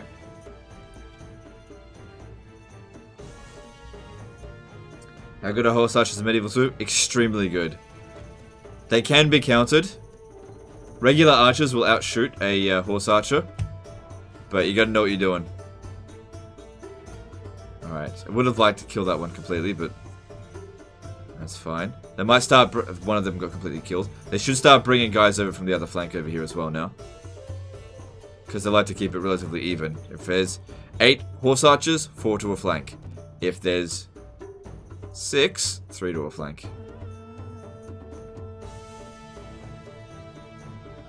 So these guys here have now done their worth. They're just about to run out of ammo though. But yeah, they've done their worth.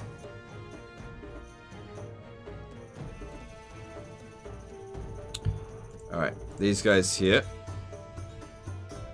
Just about out of ammo. Chris Herrick did a $20 super chat. Would you be a good general in real life? I don't know. That's a silly question. I don't know. Would somebody who's good at playing FIFA be a good footballer in real life? Would somebody who's good at Call of Duty Black Ops, would they be a good Navy SEAL in real life?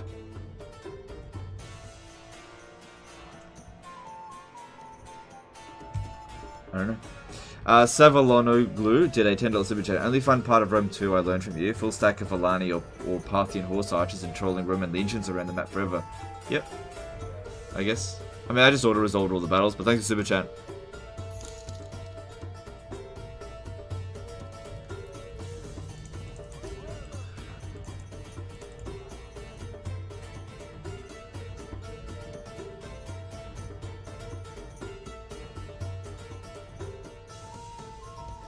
Alright, start moving these guys back now.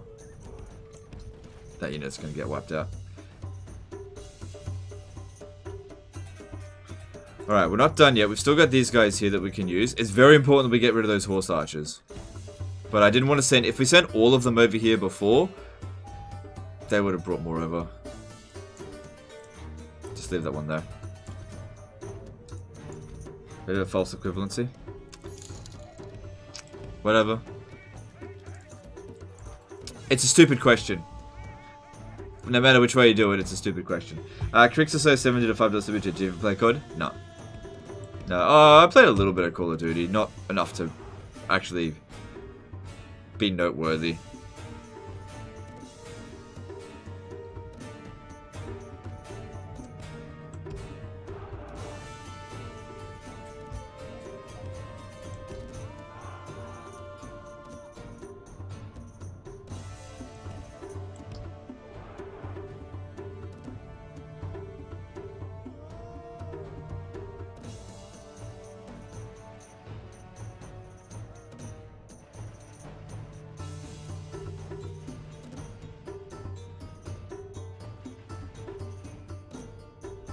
Good.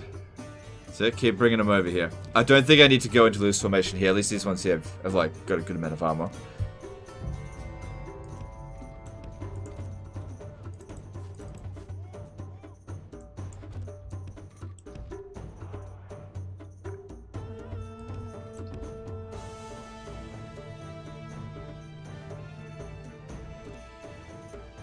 They got a really nice high ground position there as well. But we're still shredding them.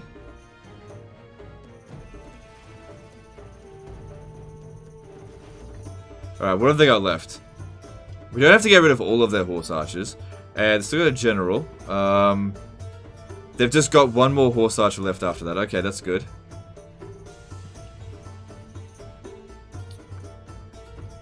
Does anyone remember how many stars this general has? I can't remember.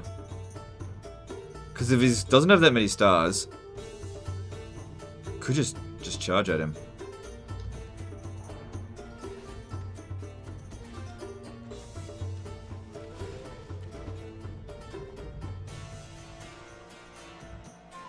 Alright. Cool.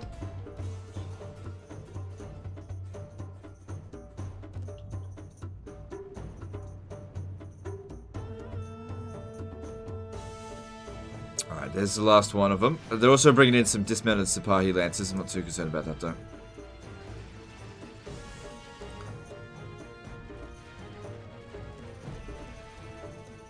Yeah, focus on them. We don't want them coming into melee with us. They should break before they get too close.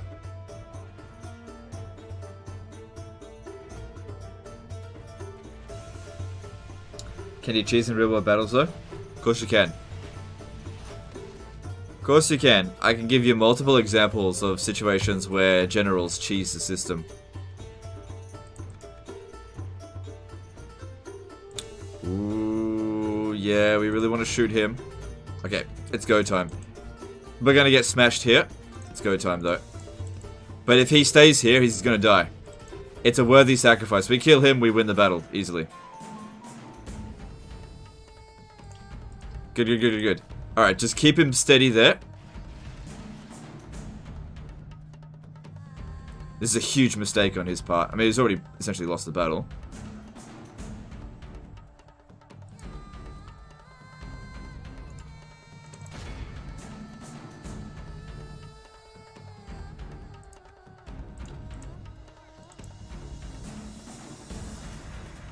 Because he's not going to survive this. Excuse me.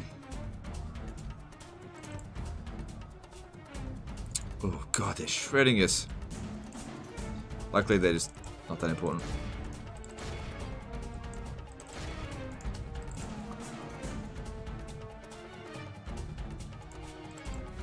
The enemy king lies dead. Got him. Slain by our brave soldiers. Attack while his men mourn their loss. Kiss your army goodbye.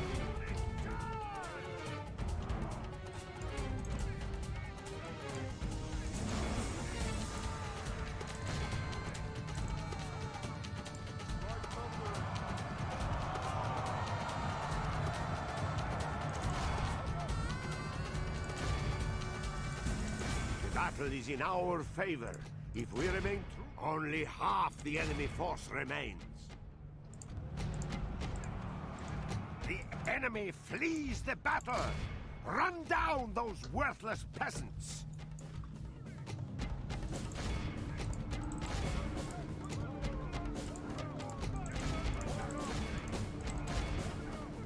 Well, the dismounted Sapahis are still doing okay. What else? Oh, they came back? Yeah. Whatever, they're more or less finished. Just gonna focus on this here. General's dead. Make sure they don't get away.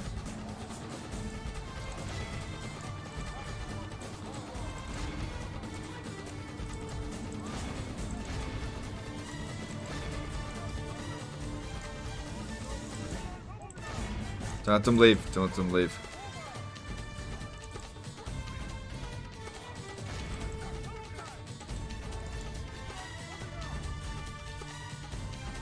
The enemy flees the battle. Run down those worthless peasants.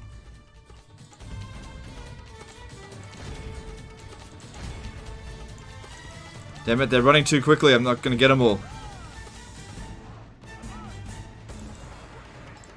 There's way too many getting away. There's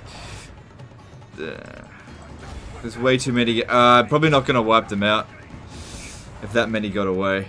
Well, we'll see. It's two armies. I'm not sure which one that's a part of.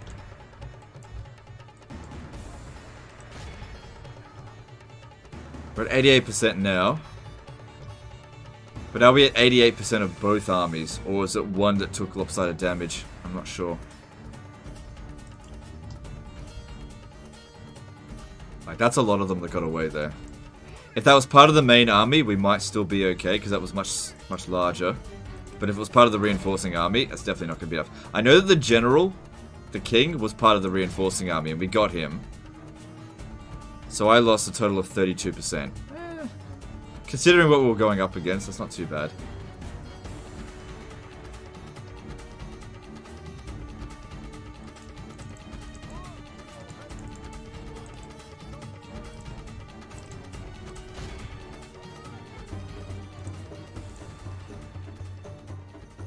All of Christendom will be awed by the victory we have won here today. Let's have a look. Ooh. That's definitely wiped out. Ooh, I think it was enough. Cause 10% of that's 1,700. Then 5% of that is another. Sorry, yeah, sorry, no, sorry. 10% of that is That's 10%. That's 170 brains. Be 800. Yeah, I think it's enough. I think we did it. Yeah, I did.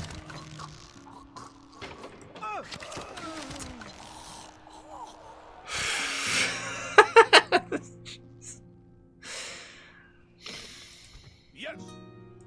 Who do I face? Well, I won. I did win.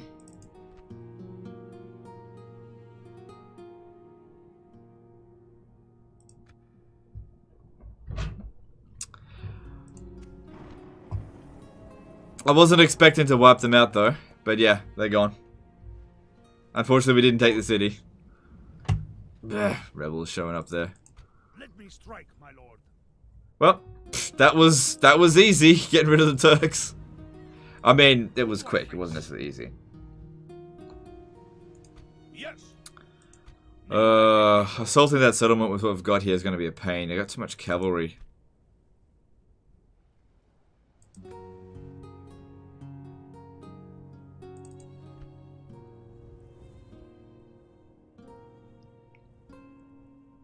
Alright, here's what I'm gonna do. Let me strike, my lord. I'm gonna do some bullshittery. Yes. Continue, your majesty. Who do I face? Oh. Alright. I'm gonna besiege it with just him. Any of them? Just him. We'll see how he goes. So that one dude is gonna take out 6 of theirs. Command me. Who do I face? Actually, I'll give him one of these Allen Light Cavalry. I'll give him this one. And that. Yes. My lord. Yeah. Name thy enemy, lord. Let me strike, my lord.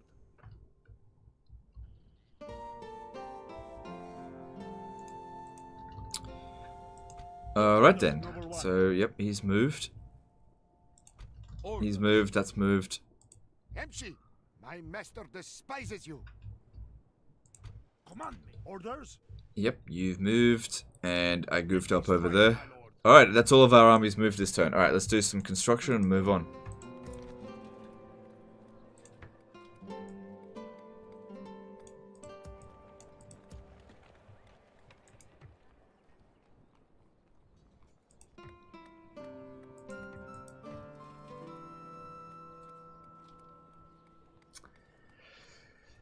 It's a large city.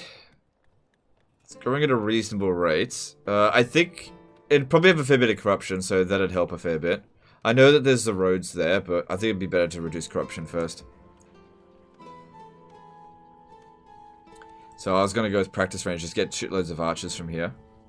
Not going to get them.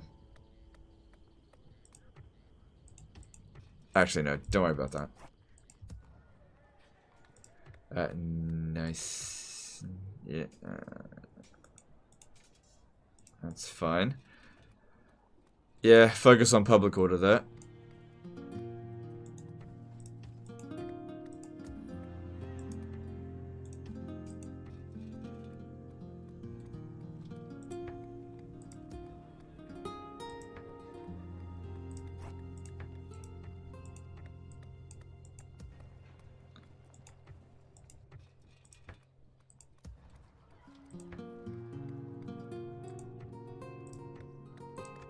Alright, I think that's us done for the turn. Just keep saving up the money. We're going to need that money after the Crusade's over, which I don't think it's got much longer.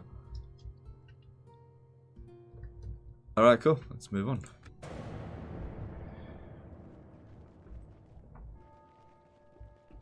I'm super surprised to see you play Medieval 2. I thought you were done with it. No, I just took a pretty long break from it. I don't know. I've been I just had an itch fairly recently to play Medieval 2. And, here we are. I remember the last time I played it, like a year ago. Like, I think I was playing Holy Roman Empire, and I just wasn't digging it. Just needed a break. No matter how they beg, let none escape. Attack!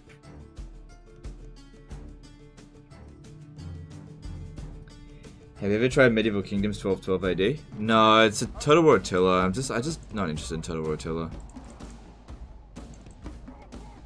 Come on, you gotta move fast here. You're also gonna get shredded by their horse archers.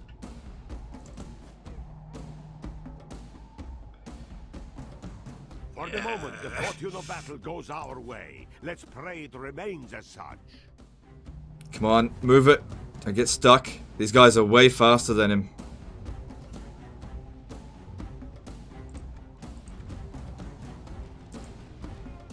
And there's no way these guys here are gonna get there in time. He's still got a lot of distance to cover.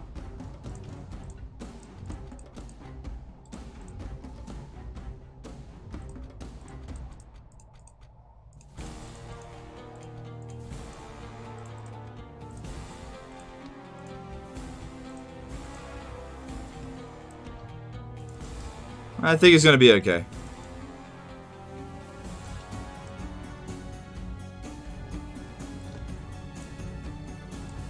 Yeah, he's going to be fine.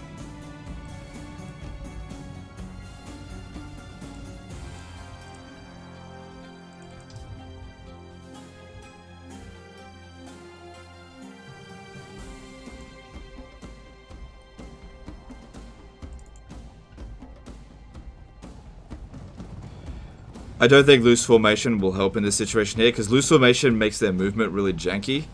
So, while it would reduce their accuracy, it would slow us down a little bit. So, we're not taking that much damage. I'm sure a lot of people are like, why don't you use loose formation? Loose formation can actually be really shit sometimes in Medieval too.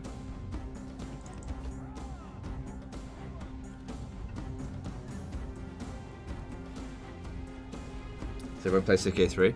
Yeah, I don't currently own CK3. I will get CK3, but I'm not going to live stream it, at least not at this stage here. I get that a lot of people want to see me play Crusader Kings 3, but it's not going to happen. I've already explained my reasons why I'm not covering it.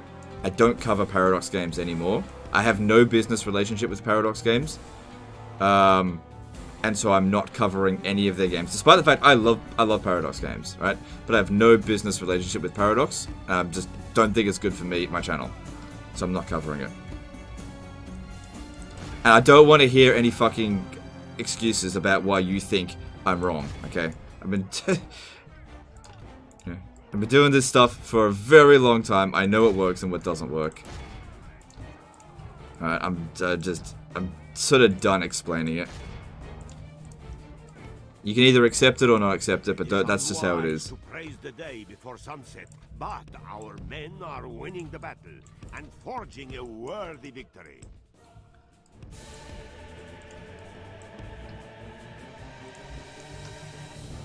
I think some people need to realize that there are some things that they're just not up for discussion. Like, you're not going to change my mind.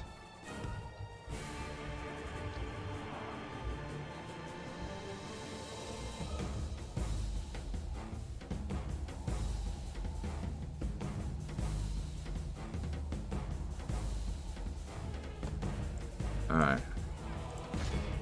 There we go.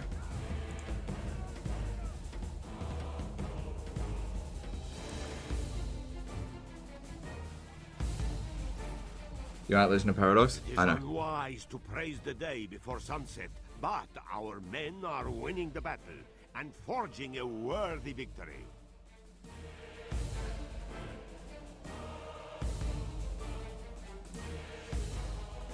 Create a second channel called Legend of Paradox. I've already created a second channel. I ran a second channel for years and it had Paradox games on it.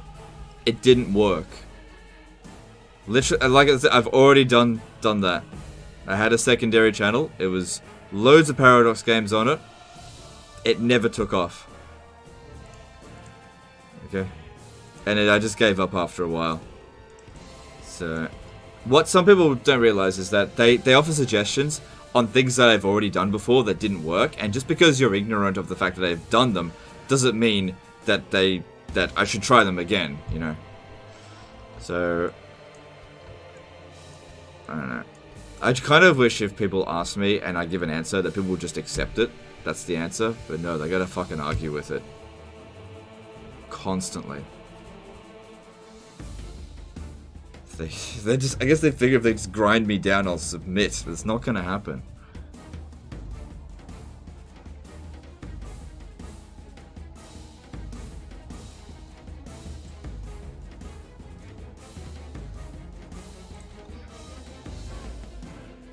Alright, we got this. We can now just charge in there, I think. The battle is in our favor.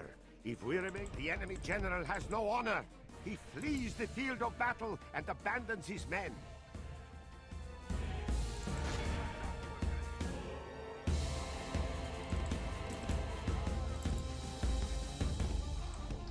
The enemy are badly blooded. They have lost half their men.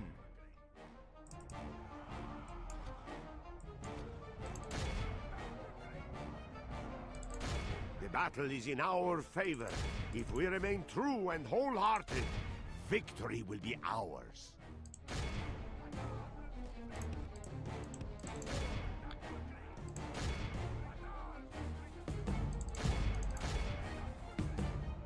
People literally complain about anything. Yeah, it's fine. It just I just get ground down a bit. That's all. I really wish people would accept my answers. I don't understand why everyone's got to argue about every bloody point. It just grinds me down. It's very exhausting. Sometimes when new games get released, I actually get a lot of anxiety because I just know that I'm just gonna get non-stop questions about it, and I just wish people would stop.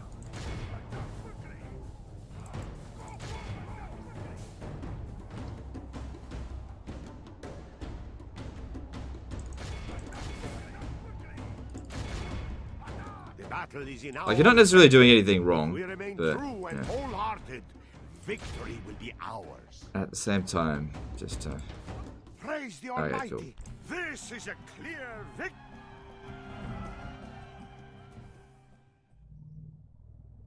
We show little mercy. That should be the end of Hungary, I think. We march through your enemy's streets. Victory!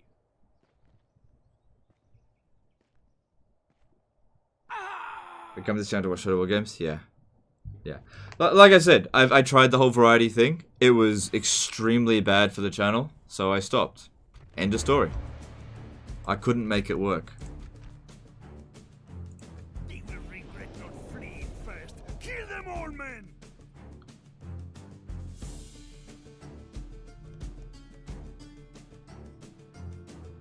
Units, await my order. Well, I was only attacking with the general, not the other horses, because the general gets replenishment, the other ones didn't, and I only needed the general. Sometimes you don't sometimes you don't need to hit the enemy with your full force. You just need to just knock them over. You know, you set the dominoes up, and then if you set the dominoes up correctly, do you hit the dominoes with a sledgehammer, or do you just give it a little flick? That's all it is, really. The battle seems to be swinging in our favor. Sometimes that's all you need to finish off the enemy.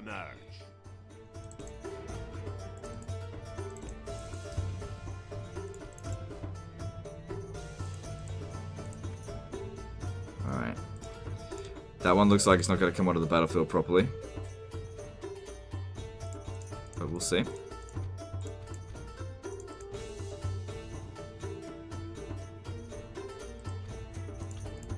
Stream this popular game. It's not about streaming the popular game or whatever. I don't really chase games based on popularity.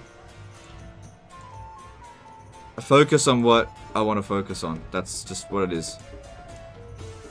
Yeah.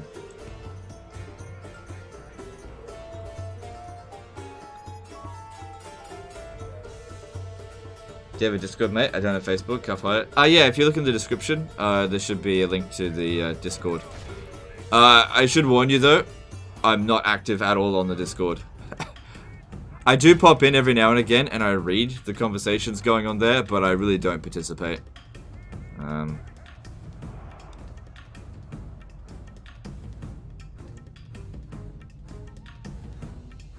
Oh, yeah.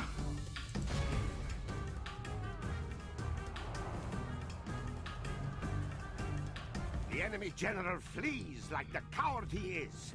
Press onward and break the spirit of his army. The battle is in our favor. If we remain true and wholehearted, victory will be ours.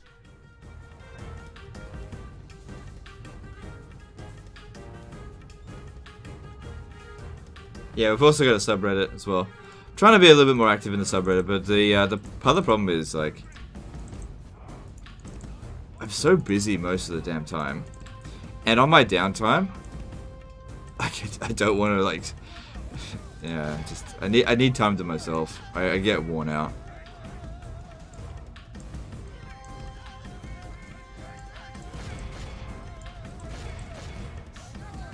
Well, I'm not like asking. Sorry, not answering just tons and tons of questions. The battle is in our favor. If we remain true and wholehearted, victory will be ours.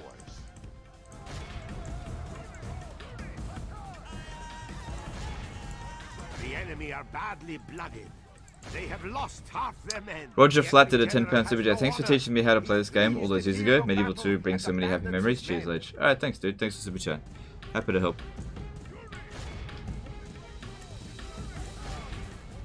Has ever AI ever cheesed you? Yeah. Yeah, I've been cheesed a few times. So what didn't break? The Lord above is kind. Praise the Almighty. Our enemy has lost his stomach. This is a clear victory. Legend needs a secretary. We Well, tore them apart, my lord. we've had this discussion before. We have crushed them. This place is yours, my lord. I don't know how much good that's gonna be. If let's say hypothetically, if I had a secretary answer my emails, are they gonna be able to actually do the disaster battles? We've had this discussion before. It gets a bit ridiculous.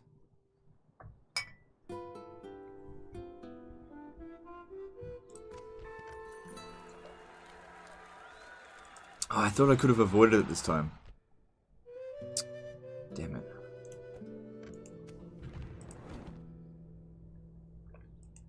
No, that's fine.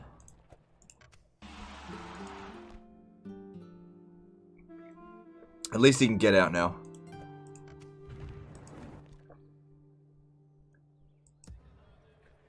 Okay. Your Majesty. Cool. So Hungary's gone now.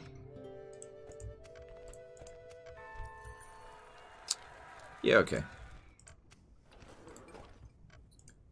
Please try stainless steel. I've played stainless steel before. It's good. I'm not covering it though. Takes it's too slow paced. And I don't recall any instance of stainless steel ever performing any better than vanilla ever for the channel. So I'm not covering stainless steel.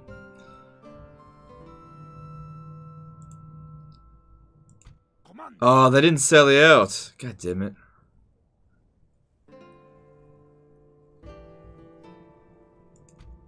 He's too strong. Strike, my lord. Your orders, number one.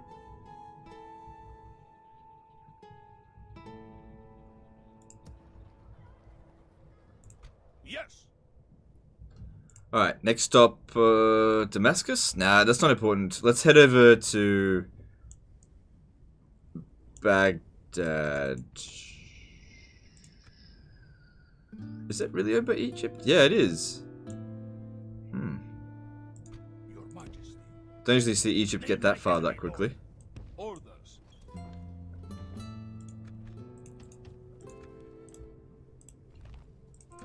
Maybe I have to do that at the end of a turn. Maybe that was it. Yes. Yes. Marching. Yes. So, I'll just leave him there and I'll come back to that in a bit.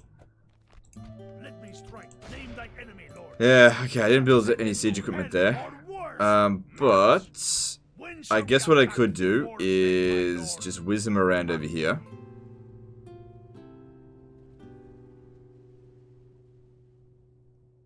Moving away now, my lord. Yes. Who do I face? My lord. Should whiz your mind. No, actually, have the other one. Enemy, lord. Have them get attacked. Yes. Yeah. Command me. Because then they'll definitely sally out. Name thy enemy, lord. Let me strike, my lord. Yes. Marching. Name thy enemy, lord. Command me. We shall send them to hell or worse. Who do I face?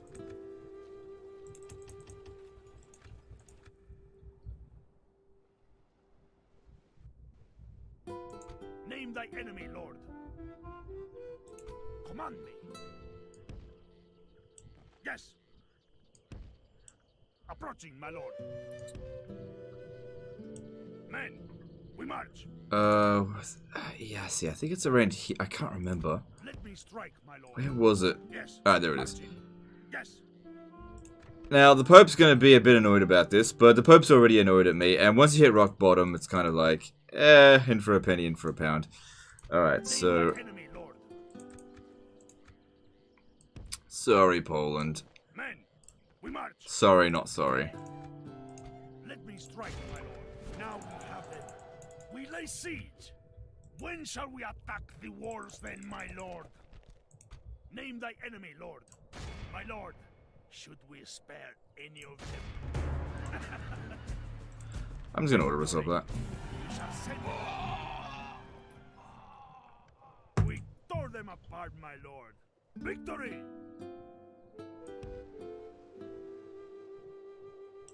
Yes, yes, man. Command. Alright, and then next turn, start moving down to here so we can get to Tunis.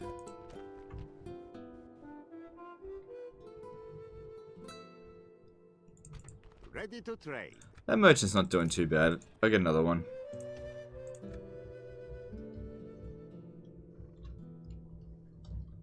It's not that bad. It's a bit of money. Getting some... Hang on. Ready to trade. Nah, that's not a good idea. Alright, over here. Your will. Yes? Let's have a look. Yes, Lord. Onward.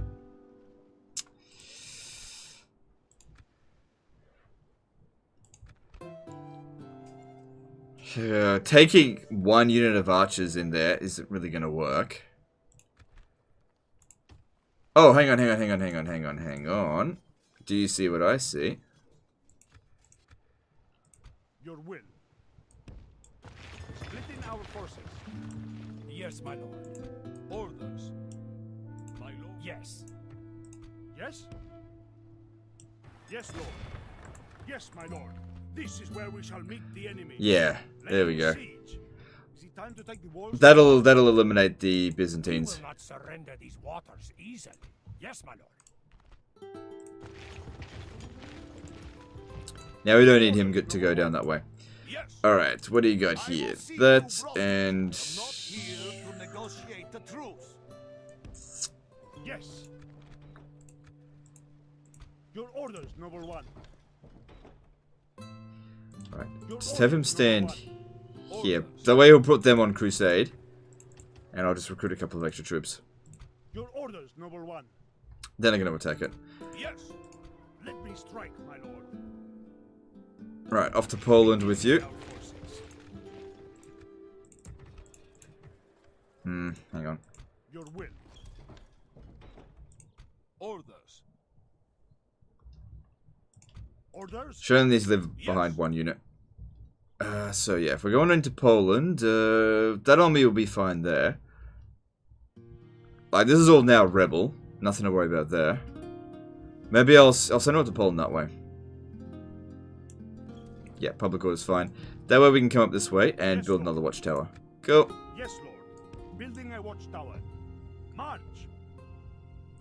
Wasn't something resource on same province capital affect value trading in medieval 2?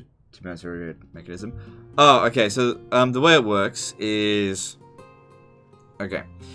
The value of a resource is determined by the first instance of its distance to the capital. Hang on. It's a little bit weird. Every resource has a value, I think, between 1 and 5. So something that's, like, low in value is, like, fish. Or, what's something that's, like, super low in value? Like sheep. Wool. Super low value, right? Then the next thing that determines its value is the first instance of that resource from a capital. So look at this, wood. Wood is a 1 I think its value is 1. Now, the capital is currently Durazzo, right? So if we look at this, it'll be worth absolute jack shit. Yeah, look, 8 florins with this guy with 3 finance on that. That's because wood is like 2 tiles away from the capital. Now, if the first instance of this wood was like over here, it'd be worth 50 times as much, right? So one way we can do to showcase that is move the capital far away from wood. So if I was to move the capital over here where there's no wood, as far as I'm aware, and then have a look, you'll see that the value of that wood has gone up to 14. So, you know, that's a significant amount. There is probably like wood somewhere in this vicinity that I just can't really see just offhand, right? Having a look at this one here. See how that was at 115 or something like that, and its value went up to 252? That's because this resource here, is that silk? Silk, yeah, it's mostly concentrated over here, right? So we've got gold over here as well. Currently worth 105, right? But if I put the capital here, I think I'm making my point pretty clear now. If I put the capital there, the value of gold goes down to 26. Now, it's not that particular resource that's worth 26. All gold is worth 26, okay? Because that's the first instance of it. So if I was to go to a different gold resource, which I can't remember where there's another one. Where's another gold resource? That's actually visible to me. I'll have to turn off the fog of war. I'm not going to do that. I'm not going to cheat. Where's another gold resource? I can't remember. Pretty sure that's the only one I've actually seen at the moment. But yeah, so while the capital is close to a gold resource, it's not actually worth putting it on the gold mine. Now, one of the reasons why people go like drool at the mouth over Timbuktu is because ivory is very uncommon. Ivory is pretty much all down in the south, and people very rarely put their capitals down there. But hypothetically, if you put your capital at Timbuktu, that ivory resource will be worth fucking nothing. So if you want that ivory resource to be as most it could possibly be, what you want to do is have your capital be as far away from it as possible, recruit a merchant right there, and you'll make like 1,000 gold per turn off it, right? And then the next thing that'll modify its value is Marrakesh. Yeah, but I haven't met Marrakesh. And the next thing that modifies its value is if there's 2 of the same resource in a same region, it's worth twice as much. So, for example, the silk here, right, currently worth 142, but because there's 2 of them, it actually doubles it. But there's a situation where if a merchant from another country occupies that resource, it'll halve its value. So I'll show you something here. Okay, see how this one here is worth 142, and this one here is worth 110. There's a second silk resource here. Like that one's worth 71 for us. See how it's worth half as much? That's because it's on... He's sitting on it, right? It's the same resource, but it's worth double here, right? So if I was... If I was to be a dick, if I could get that down to 55, right? This is what we do. If I do this... Glad to be ashore. Ready to end the hostilities. I halved his value. Because he no longer has a monopoly on the area. I don't know if that makes a bit of sense. It's kind of stupid, but now, my lord. that's how it is. Alright, there's a bit of merchant explanation. Honestly, my advice is just don't bother. It's like you're like, oh, I'm making 5 gold, I'm gonna make 20 gold, and soon I'm gonna make 100 gold. And by the time you're like making any significant money through merchants, I'm just like 15,000 gold through taxes, you know, loads of money through other stuff. Merchant trade's 155. I want to get more merchants. You know, it's just like, it can't be fucked. And the merchants die of old age as well. God will be with us, men. To battle. Ooh, nice. their general died, making their auto-resolve power way lower. Lord, we have conquered.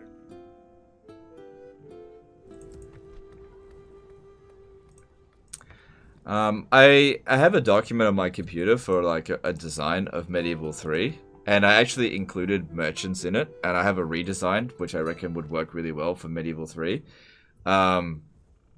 If they were to do it, because I think the way that merchants currently function only works well for people who are shit at the game. Oh, I hate to say that, but it's true.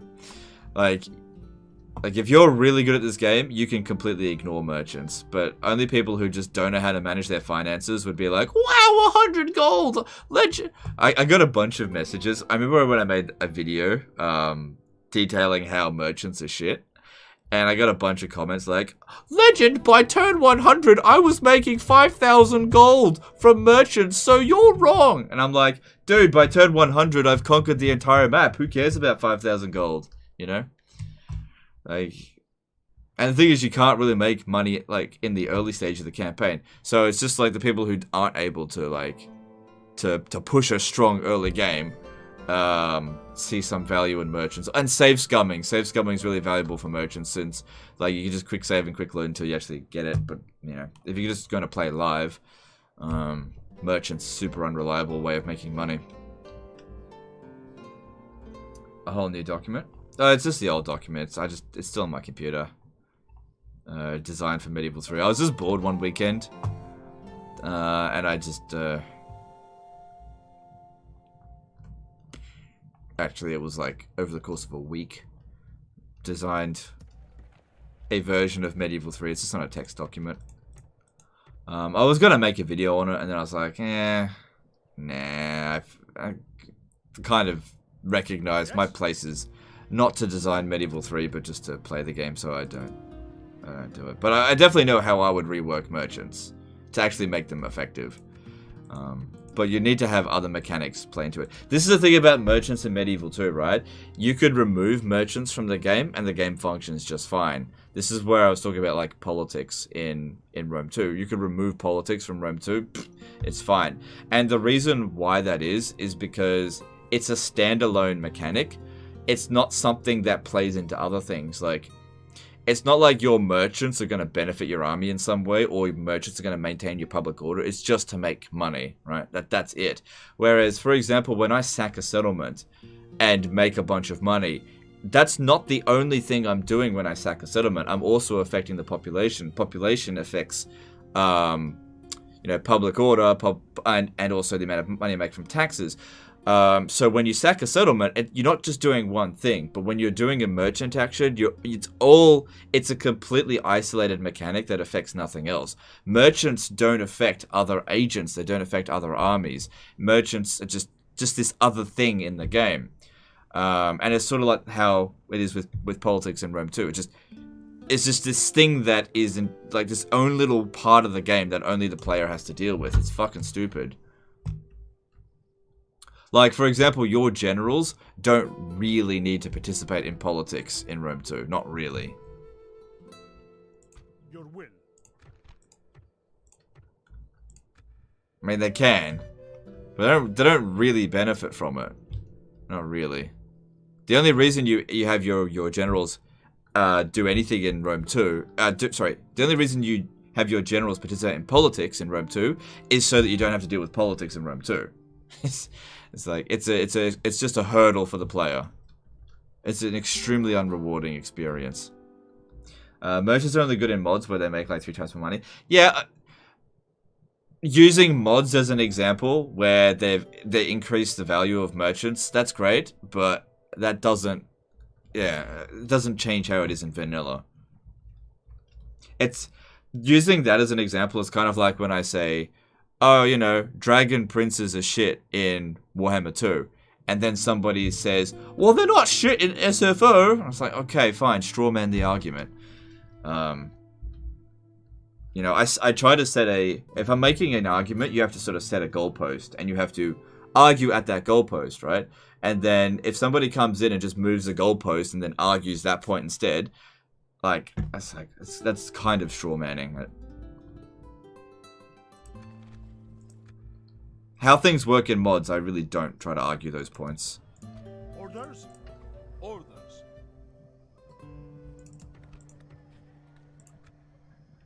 Your will. Yes.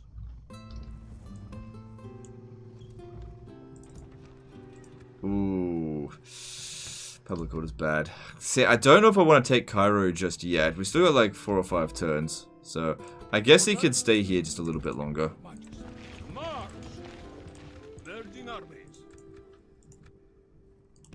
Just stay there for a turn. Might as well get it. And how can you be on Crusade and excommunicated? I'm not excommunicated. His Holiness believes the flames of eternal damnation are too good for you. The Pope hates me, but I'm not excommunicated.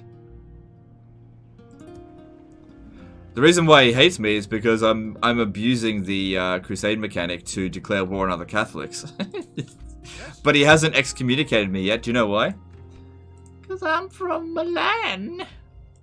I put my own Pope on. He'll eventually do it, and when he does, I'll just bribe him. I got the money now. I could bribe him now, but the relation to the Pope right now is irrelevant. I don't need to worry about it. Alright, I think all my armies have done stuff. I'm just sort of going around in circles, I think. Who do I face? Command me. Yes. Name thy enemy. Your orders, noble one. Who do I face? Your will. Let me strike, my lord. Alright, we got this to do as well. Let me strike, my lord. Who do I face? Name thy enemy, lord.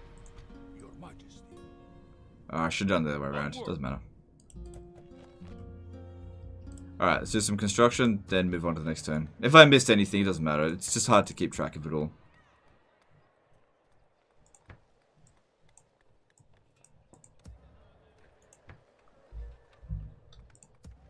Just install your own anti-pope? I would, but I don't have another cardinal. Yeah, I totally would just replace him, but I don't have another cardinal. If I had another cardinal, I totally would. But I don't, so I can't. I'll get another cardinal fairly soon. I'm getting priests in the Holy Land, and they'll very quickly gain traits as the region gets converted, but it'll just take a little while to get to that point.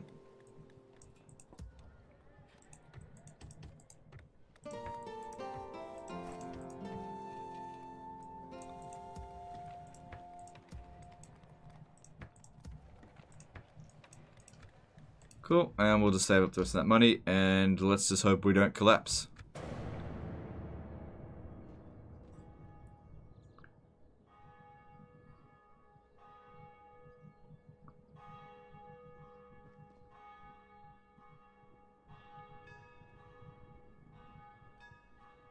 We would ask you to lower your swords and hear us out. Of course, this concludes our meeting. Are they still gonna make the attack? Yeah. Why do I split my army? It's a little trick. The AI,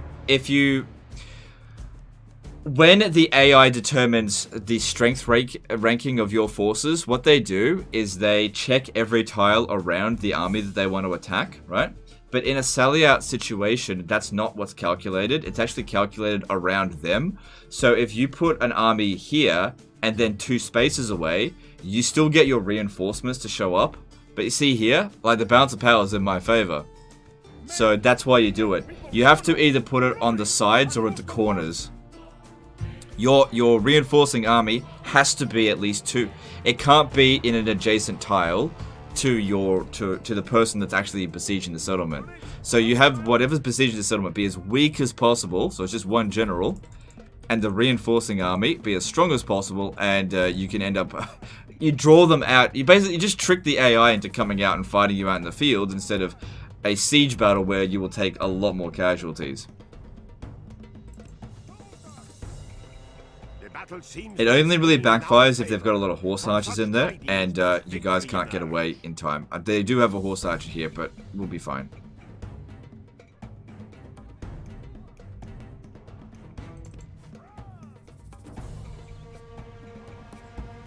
Can you explain the guild system, Medieval 2? Yeah, sure. Every city can only have 1 guild. Okay, that's an important thing to note. Every guild has a relation with your faction, and it's a rating between 0 and 100. Actions that you do on the campaign map will increase or decrease your relation with said faction. So for example, recruiting a spy will increase your relation with the Thieves Guild. That's just an example, right? Going on crusades will increase your relations with Crusader Knight factions like Knights Hospitaller. If you reach a certain threshold, there is a chance in one of your cities you'll be offered to build a guild, right? A guild, the base level guild, can be built in a minor city. I can't remember if it could be built in a large town. A Masters Guild, you can only have one of those in your empire, right? So for example, you can't build 2 Master Thieves Guilds, right? But what you could do, can't get out of there, is build a Master Thieves Guild and then capture another Master Thieves Guild that somebody else has built. You can do that. Then there's the headquarters. The headquarters, there is only one of them in the entire world. There can't be 2 of them anywhere.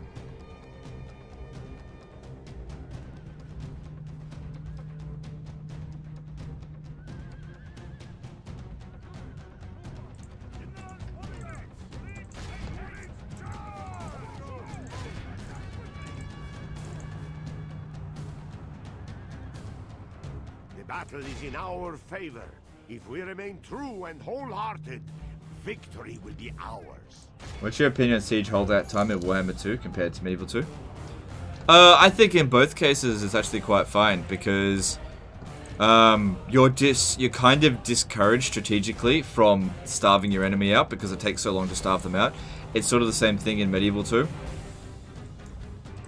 However, I do think you can do better than the way it currently works. Like in Rome 2, it was fucking stupid. Because there would be situations where you'd besiege a settlement and it would fall literally the next turn from starvation. Glorious heaven above. And the thresholds were really quite stupid.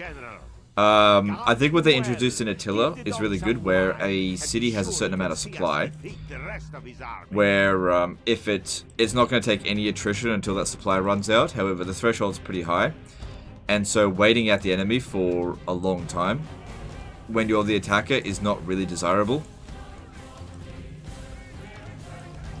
So there's definitely improvements that they can make, but they're getting better with it. The way it works in Three Kingdoms is, from last time I played, I thought the thresholds were a bit too small.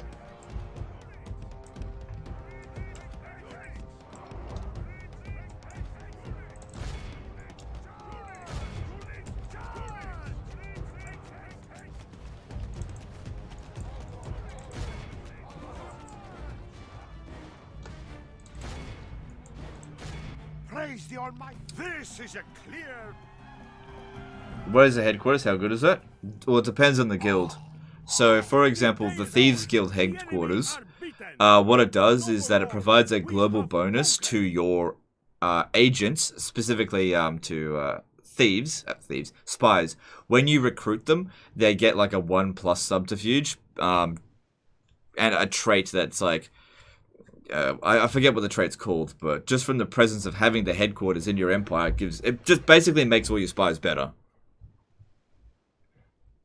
And there's various other bonuses that provide, depending on the guild. So, for example, the Merchants Guild, I believe the headquarters actually increases your global trade bonuses by 1%. So every single city will increase their bonus by 1%. I think it's something like that, which is actually quite a lot. Sack it, yeah. Wait, shouldn't that be the end of them?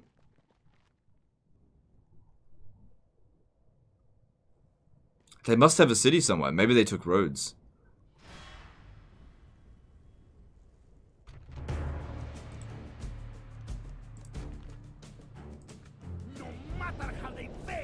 Are you willing to do mod reviews again? No, I stopped doing them for a reason.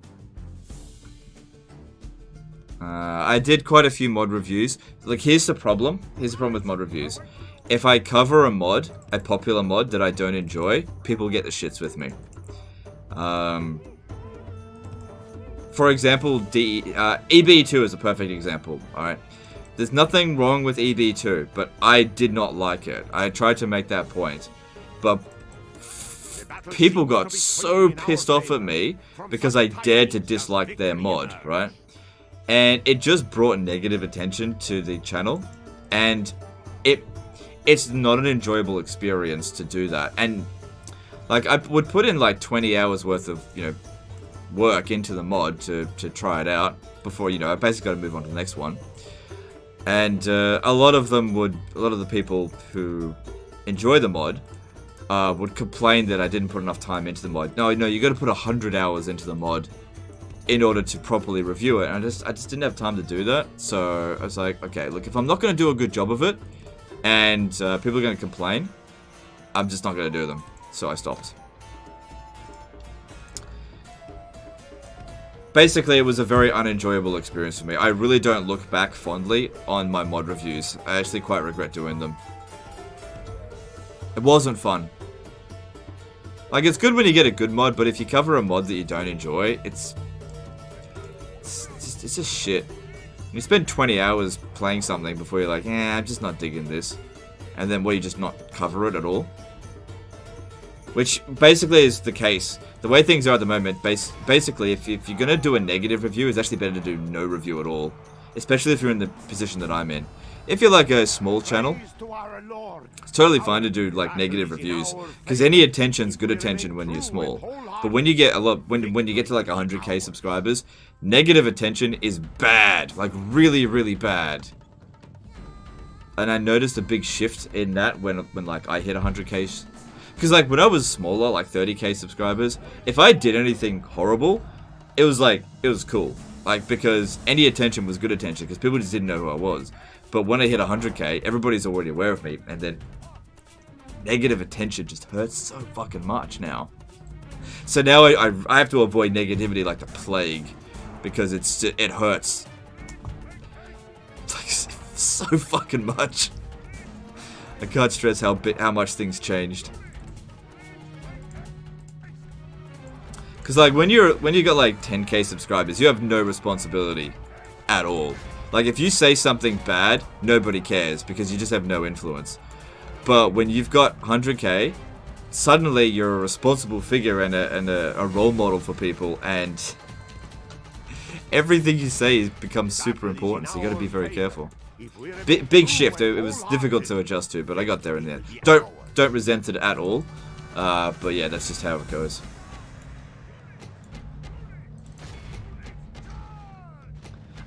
When I was at like 10k subscribers, right, and Lionheart was like at 100k. I can't remember the exact numbers. I used to wonder why he would just like avoid any kind of negativity, right? And I was just like, you know, he's got a couple of negative things to say about things here and there, but he would never say it. And then I hit 100k, and I was like, oh, I understand. I understand that now. Stood no chance. I remember there was a meeting at CA. This was like 2015. One of the 2 times I was there. And I think of all the people having a go at CA and criticizing them, I think I was taking up half their time. Like I was grilling them pretty hard. And Lionheart was in the room. And he wasn't saying anything. And afterwards, I went to him and I was like, why didn't you say anything? Like, I know you've got complaints. And he's like, no. He's like, no. I'm not doing it. I'm not touching it.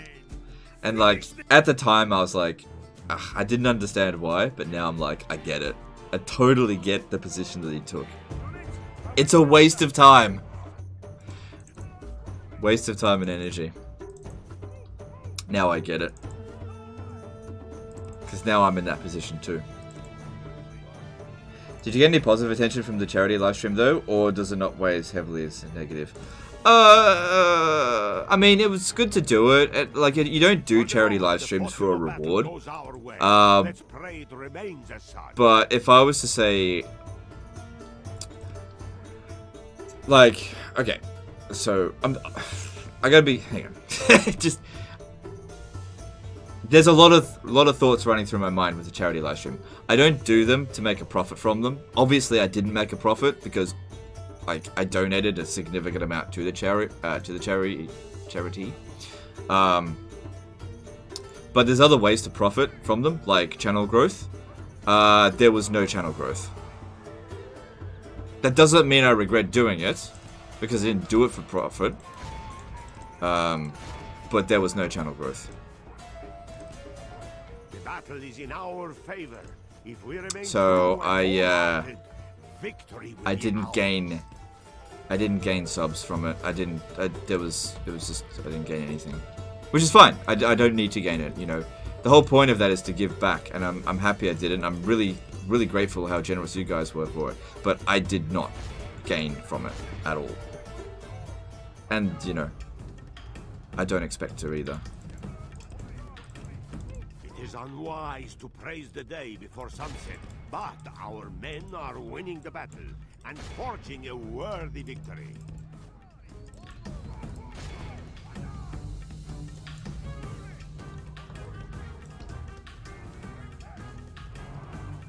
Did we not kill the general?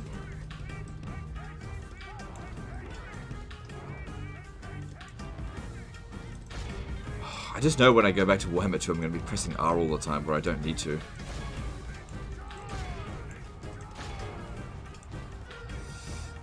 Ooh, okay, good.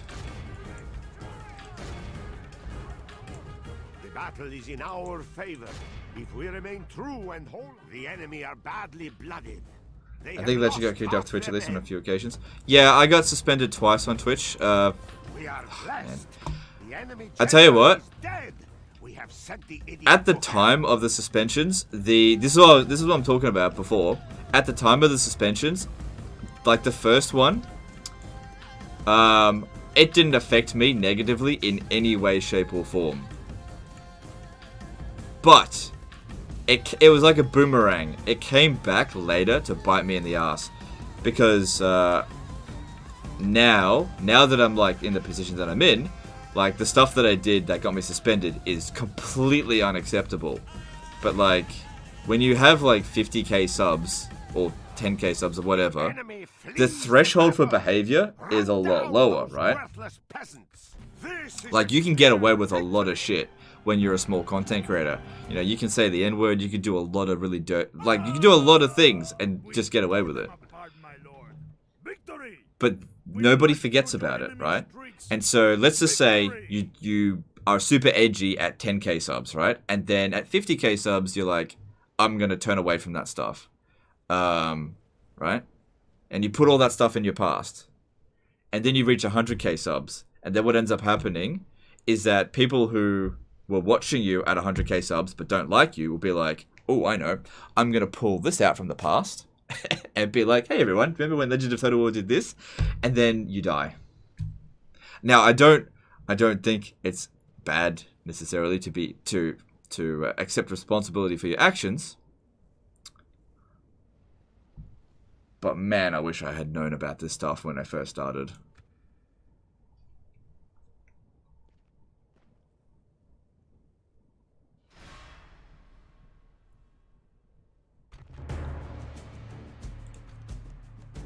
Now they sell you out. Deliver us to victory!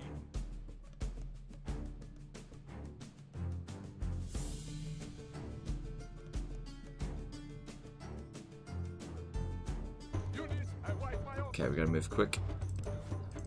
Robert asked this a lot, but what's your favorite Medieval 2 expansion? As in Teutonic Crusader Kingdoms? Probably the Crusader one, actually. That's probably the most fleshed out and has the most attention to detail, I think.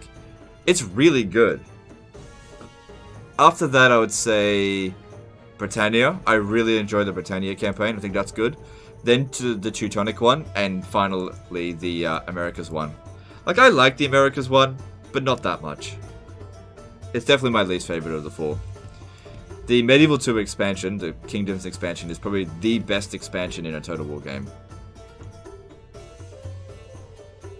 Man, you're spread out. Can you defend all this territory? Yeah.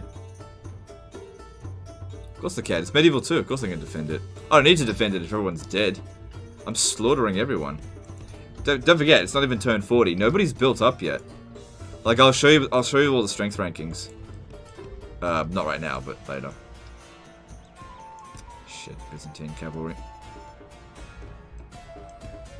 Went from cringy young legend. Yeah, well, it's all just part of growing. Like, you know, I fully accept I gotta take responsibility for the actions that I made before, but all I was trying to say is that I didn't know what I was doing was wrong. And I wish I had learned a little bit quicker. Because, you know, people have the right to judge me for that stuff. It doesn't make it any less painful at my end when I get judged for stuff that I have, for quite a long time turned away from and have apologized profusely for. And these are, I don't know, these are things that will happen. Your past is what made you. Don't be ashamed of it. Nah, it's still pretty shameful.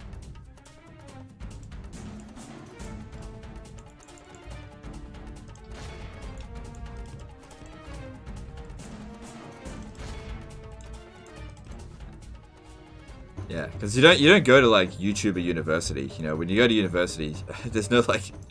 Okay, now we're gonna teach you how to be a YouTuber. Oh shit! Oh shit! I think he's in the thick of that.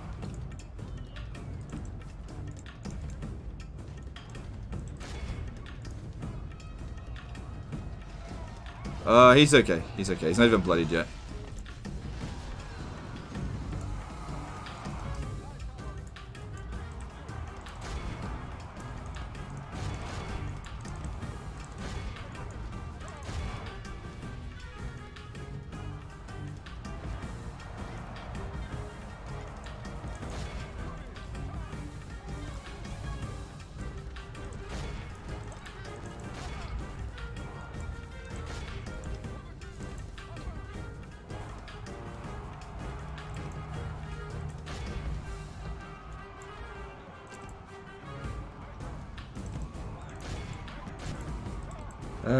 Will you play a 12 mod for till on live stream? No. Not interested in it.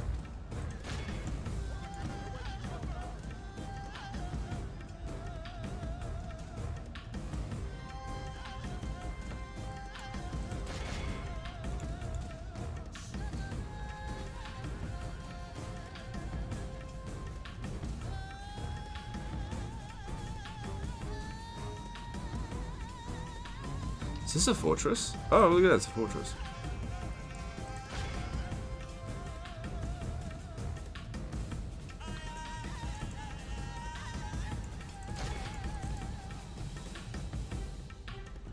If you're not willing to do mod review, are you willing to do mod playthroughs? Not really. No. Not really. Mods just don't work for me. Like, no mod. Every time I cover a mod, there's always some degree of like it's just not enjoyable. I give mods chances all the damn time, and every time I do it, it's just not enjoyable for me to do. Like, if I'm gonna cover mods, I'm just better off doing it in my own time. I just don't do a good job of mods. People always get shitty at me whenever I cover a mod. It's like, I don't know.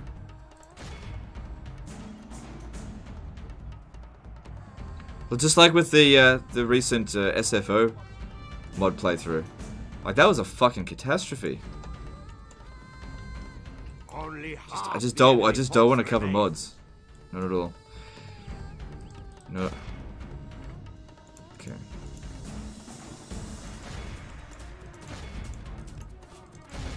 Just got one more unit over here to route. I'm not gonna catch it though. Mods are for sissies. No, that's not true. Mods are... Look, if you enjoy mods, nothing wrong with that at all. But mods just don't work for me. That's all.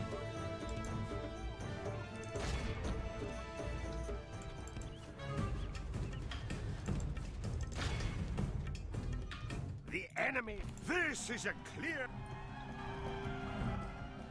In your opinion, will returning the army mechanic to Shogun 2 and before be better? No, not really. Yes and no. To some extent, I think that's too simple of a question to say yes or no to. There are elements of it that definitely improve it, that were better before, but there's also new aspects of it that improve the gameplay a bit. I think there needs to be a bit of a hybrid.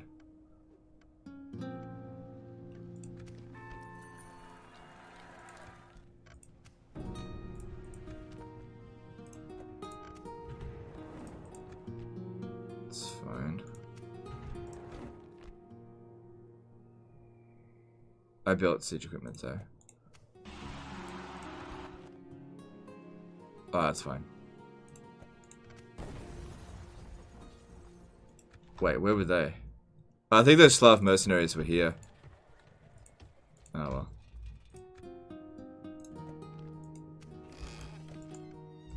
So, the Byzantine Empire is not destroyed yet, because... where did they go?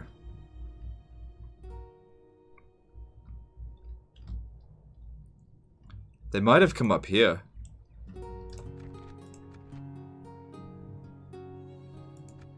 So, according to this... yeah, they still have a territory. Alright, so let's have a look at this. If I go all factions, living factions. So, currently, Sicily and Hungary and the Turks are gone.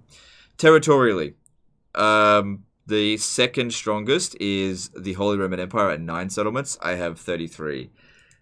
Financially, I'm the richest. Population, I have the most overall. Military ranking, looks like we've gone down a bit lately. But, you know, still, you know, for the hardest difficulty on turn 34, imagine that on legendary difficulty on Warhammer 2. That'd be fucking impossible. Production, yeah, #1 ranking in everything. What tips do you have for small content creators who are just starting up?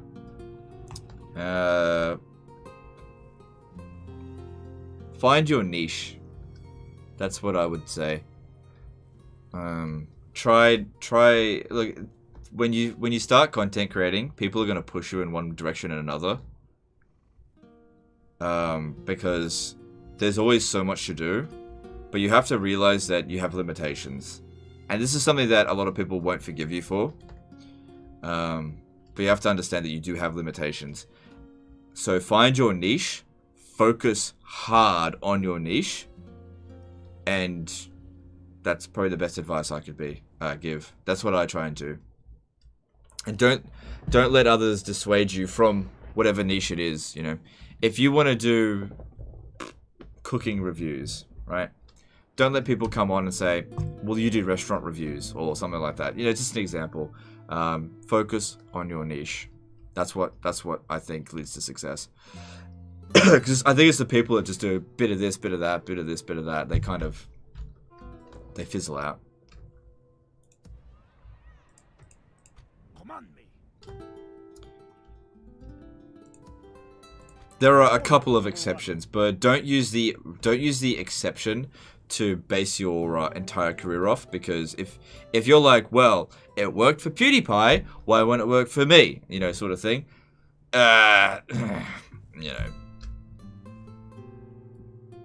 You know, that's the equivalent of being like, well, that person won the lottery, why can't I win the lottery? Well, you can.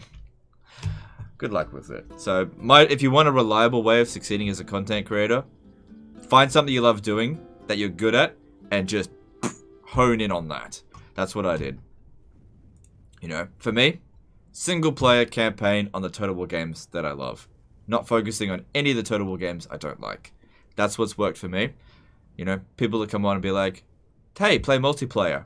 No, doesn't work for me. Hey, do mod reviews. Nope. You know, how about this? How about that? No, just chop down those suggestions.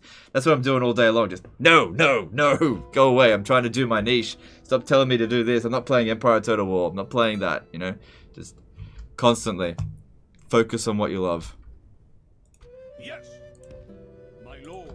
And it's hard because you don't want to disappoint people. And every time you say no to someone, you just feel like you're letting someone down. That's how I feel. But you got to do it, because you know, it's going to let them down even more. Doing a bad job. And that's the thing. Like for example, if someone comes on and says, "Hey, play multiplayer," and I'm like, "Hey, I don't want to say no to this person. I'm gonna go play multiplayer." All right, so we got a multiplayer battle. I don't like this at all. Fuck this. It's boring. I hate this. This piece of shit. This person's being toxic. I don't like this. I don't like it at all. That's not entertainment. You know. me. So focus on your focus on what you love. Captain.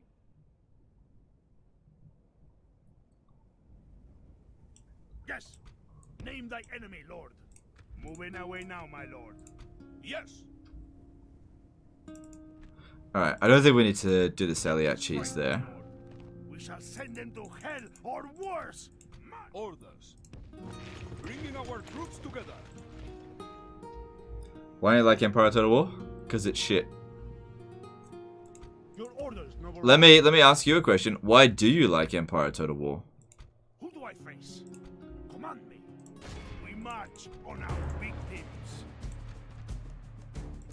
They will regret not fleeing. I loved your early mod reviews though, particularly EB and 2 and Stand Still. That's cool, that's cool. I'm glad, look, don't get me wrong, I'm glad you enjoyed it. But those were shit. I didn't enjoy them, okay? I'm glad you enjoyed them, but I didn't enjoy making them, you know? I think people need to realize that sometimes I'm just like, I've experimented with some stuff that maybe you did enjoy, but I didn't enjoy it. And if I kept doing it, it makes you bitter, right? You gotta focus on what you enjoy. And just because you've done something in the past does not mean that you have to keep doing it. That's a ridiculous logic. For example, if you used to focus your channel on one thing, and then you turned away from that and found more success, you owe nobody to go back to that old content. You don't owe anyone to do that. So, but Legend, you used to play Empire Total War. Yep. I don't owe anybody returning to Empire Total War. So if you're hanging on as a subscriber, being like, oh, I'm just waiting for Legend to cover Empire Total War again, don't hold your breath, okay? Because it's not happening.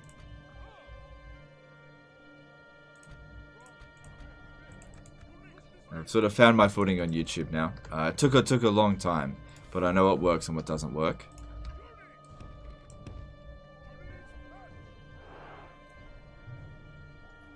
It's difficult. It's not easy. But yeah.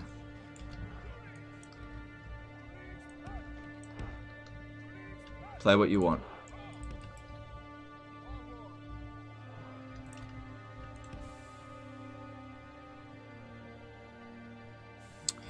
I got a lot of crossbows actually. What I'm gonna do.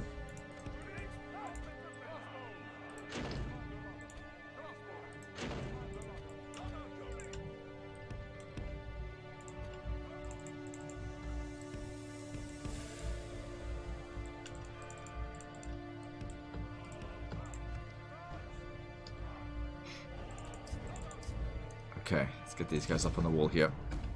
And get you over there.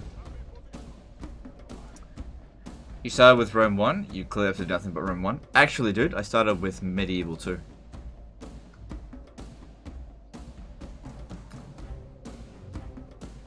Did you ever imagine your channel getting as big as it is now? Nope. Well, you know, not until recently. When I first started, no. I kind of just thought I'd make a guide video and then that'd be it. And I was nearly about to give up on YouTube. And then I started doing disaster campaigns and it changed things. Sort of reinvigorated the channel. But no, nobody really, I don't think a lot of people really start YouTube expecting to be a star. And not that I'm saying I'm a star, but nobody really thinks that. Most people start doing YouTube just because it's I'll make a couple of videos and see how it goes. And then they get some traction and it just sort of, it's about momentum. YouTube is all about momentum. Your future success on YouTube is built on the back of past success. And until you get that initial success, you can fizzle out. No match for valor and force of arms. Like, for example, if my channel continued to decline, I'm not saying it is declining, but if it did continue to decline, it would reach a point where it'd be like, I'm done. Because it can be very disheartening. YouTube is very much based on momentum, and you have to keep that going.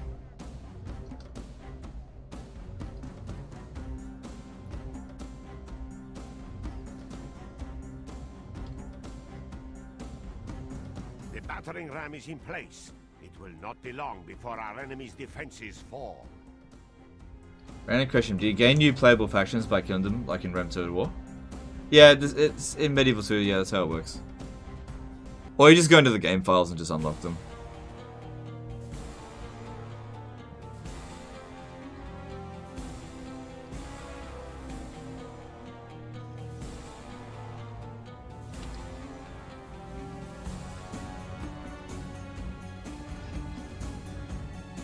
Polish nobles. Our men have done well. The gates have fallen. Okay, well, let's get these two guys up there. I don't think they're gonna win. Send them up there as well.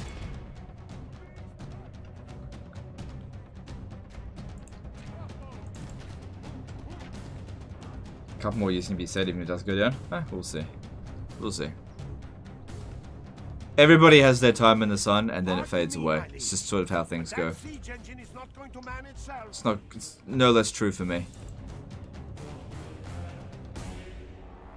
It's naive to expect that you're just gonna be like super popular forever. That's naive. It's just not what happens.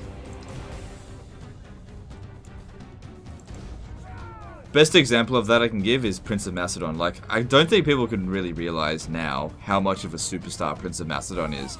And most people here will be like, Prince of Macedon who?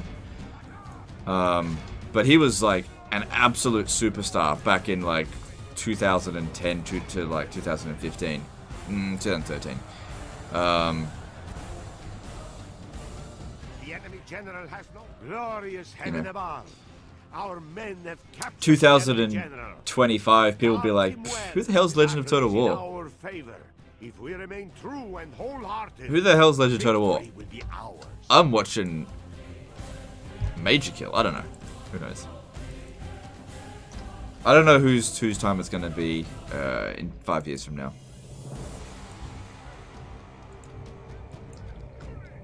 And they may not have even started yet. Our soldiers have proved their You worth never know. today. The enemy's walls belong to us now. Pixar Polo gave up on Total War. No, he's still making Total War videos. I'm pretty sure. Let me just check that actually. Pretty sure. Just give me 1 sec. Let's see here. 1 day ago, Siege of Helm's Deep. Oh no, that's Lord of the Ring Conquest. Defense of Helm's Deep, Lord of the Rings mod, Left 4 Dead 2. Okay, so the last time we covered Total War was Rome 2, 5 days ago. I thought it was over, then this happened. 3v3 Siege Battle, Total War Rome 2. 50,000 views. Phew, pretty fucking good. So yeah, he's not done with Total War. Oh, hang on. Bubba's Big Blaster to $5 super chat. Okay, man, we're inside the walls. The enemy has to come to us. So all we have to do is charge. Oh no, not again. Alright, thanks for super chat, dude. That wasn't actually a bad idea because they actually killed off my crossbows there.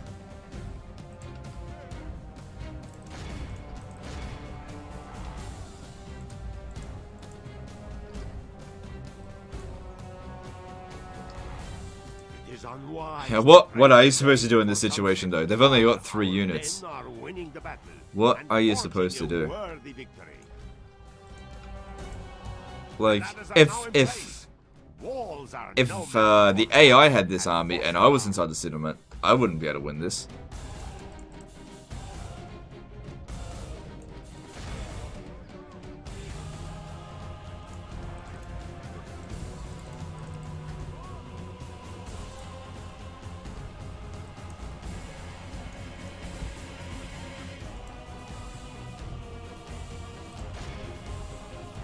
What do I think about Bannerlord? I like Bannerlord. I think it's good. I'm not going to live stream it again, but I enjoyed it. Do you think single entity gameplay in Total War is harming the series, or do you think it's a good idea just poorly executed by CA? Neither. I think that single entity is good for fantasy Total War games, and I think it is bad for historical Total War games. And I don't think that single entity gameplay should be in any historical Total War game at all. I think it should be regiments all the way.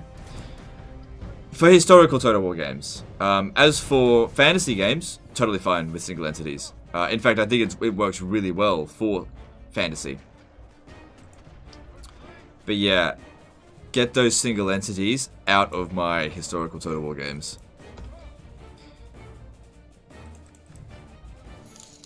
Because here's the thing, if I see like single entity, like I don't consider Troy to be a historical Total War game. It's a fantasy Total War game. Source Boss did a $5 super chat. It's so cool to see some historical again. Okay, that's cool. I'm glad you like it. Thanks for super chat. Appreciate you. Yeah, I don't consider Troy to be a historical Total War game because it's got bullshit in it. And just because it's not as fantasy as Warhammer, you know, any bullshit makes it kind of fantasy. It's got bullshit.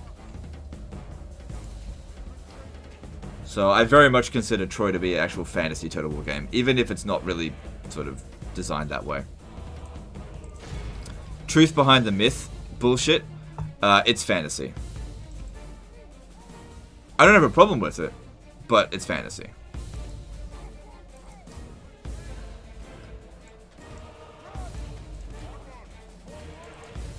Like when I was playing Troy, I at no point thought to myself, "Ooh, this is a good historical Total War game." It felt like fantasy. Excellent! Our men have taken control of the castle. The enemy. This is a clear victory.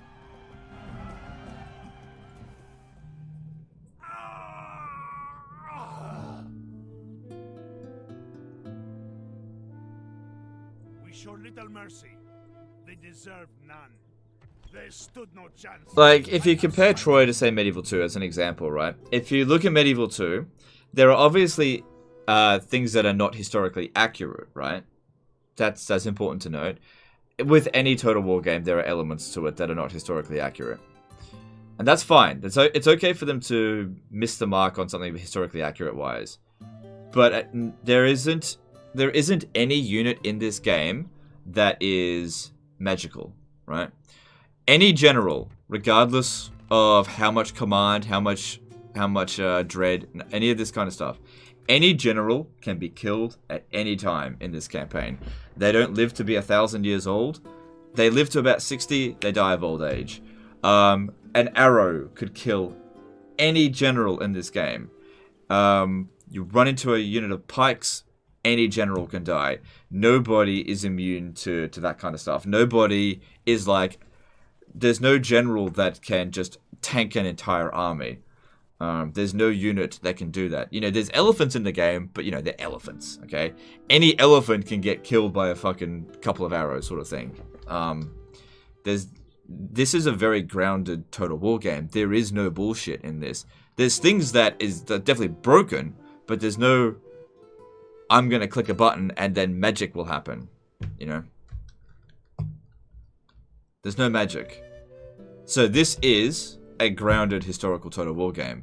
The last grounded historical Total War game ever made was Thrones of Britannia. Thrones of Britannia was a grounded Total War game. It's just shit, that's all. Any general in that game could be killed at any moment.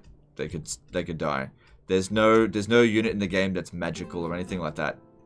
It is a historically authentic Total War game. It just isn't a very good one. Yes? And that was the last... That was the actual last historical Total War game. Not Three Kingdoms. Not... Troy. Both of those games are fantasy. I mean, I guess records modes can be considered historically accurate.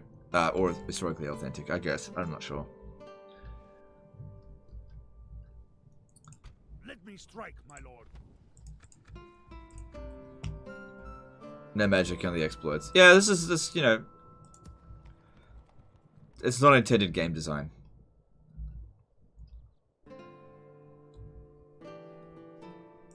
Your will. And don't get me wrong, I don't have a problem with fantasy. Not at all. But I would like to see a grounded historical Total War game again.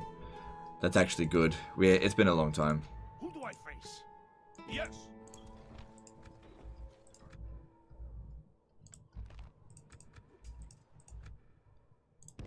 Men, we march. Name thy enemy, Lord. Alright, is this Kiev? Yeah, alright, we'll go to Kiev. Let me strike, my lord. Your Majesty. When do I get victory? 45 regions. Okay. Name thy enemy, Lord. Yes, marching. Camping here, my lord. Your orders, number one. Could I beat that now? Know your enemy. It is me. Your orders, number one. Maybe. With God's blessing and yours.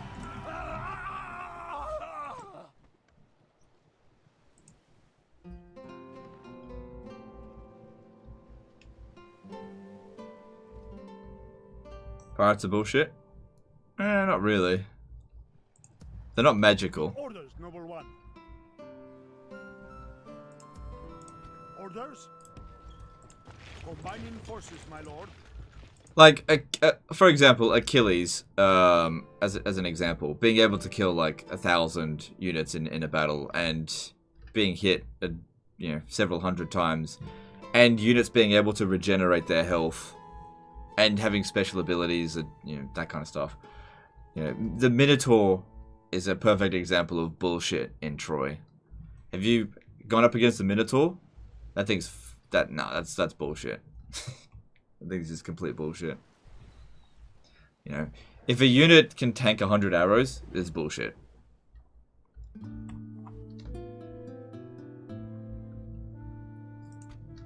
Like any general in this game, once like 100 arrows, like they've obviously got a lot of armor. Yeah, you see what crossbows do to generals in this? Gone. Dead forever. Not, your general is wounded and he'll be back in 3 turns. No, you're dead. You're dead. Your life force expunged. Your line is gone. No, not really. Anyway. Okay.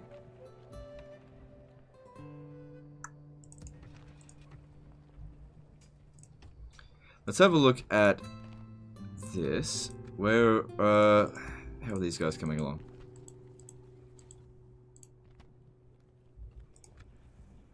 God's servant. Name the hero. Alright, give it a shot. Heresy deserves no mercy. The problem here as well is that every time you fail, you get worse at it. You shall be an infidel no longer.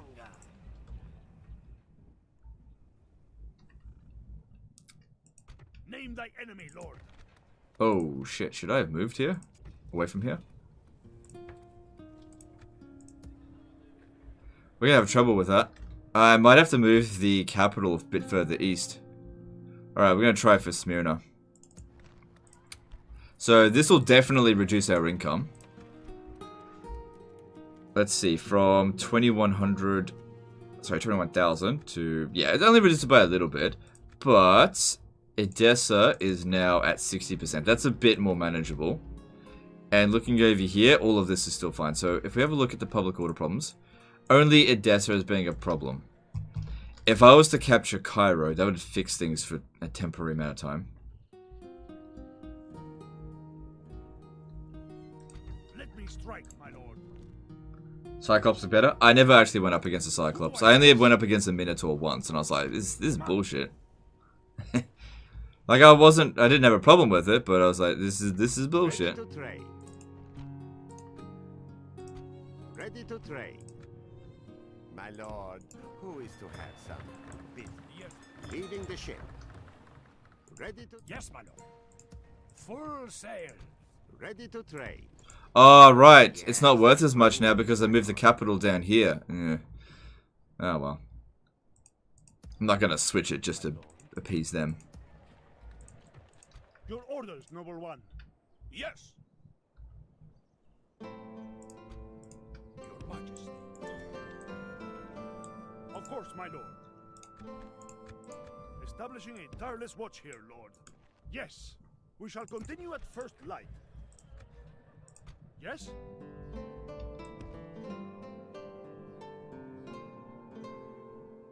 March. A good day's march ends. How many turns left on the crusade? I'm not sure. We're a couple more turns left to go. Not that many. Let me strike, my lord. Let me just see if I leave this Orders, area. number one. Orders. Okay, Alexandria actually maintains public order, so yeah, we could probably go ahead and finish off the crusade now. I think it went on long enough. Your orders, number one. Do a big final attack? Yeah, we'll have a big Orders, final number attack. one. We will engage them. I'm not going to honorably, cheese my them out of lord. this one. Without question, we shall begin Shouldn't the be a siege. problem. Besieging forces reporting, my lord.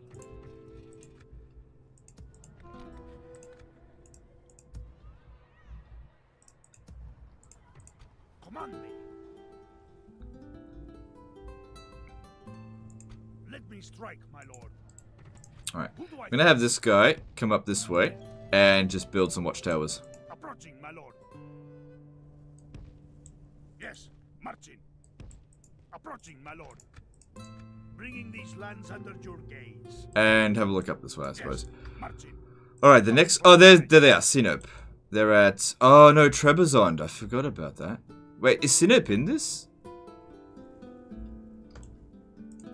I can't remember. Let me strike, my lord. Name thy enemy, lord. Yes. Camping here, my No, lord. it isn't. Okay. Let me strike. But if I get to No, I cannot the go edge there. over here, I could get a ship to go and get us over there. So that's their last region, right?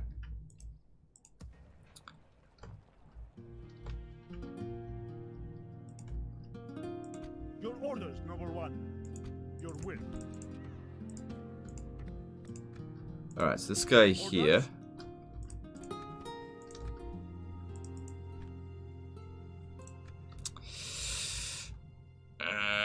Kind of want to go and defeat Venice. Yes, lord. Your orders. Your will. Onto the ships. Full sail. But there's probably some armies sitting in there. Yes, my lord. Probably. We'll see. We'll see. Orders. Move out. Okay, hang on. Yes, my lord. Your orders? Full. Your will. Yes. Orders.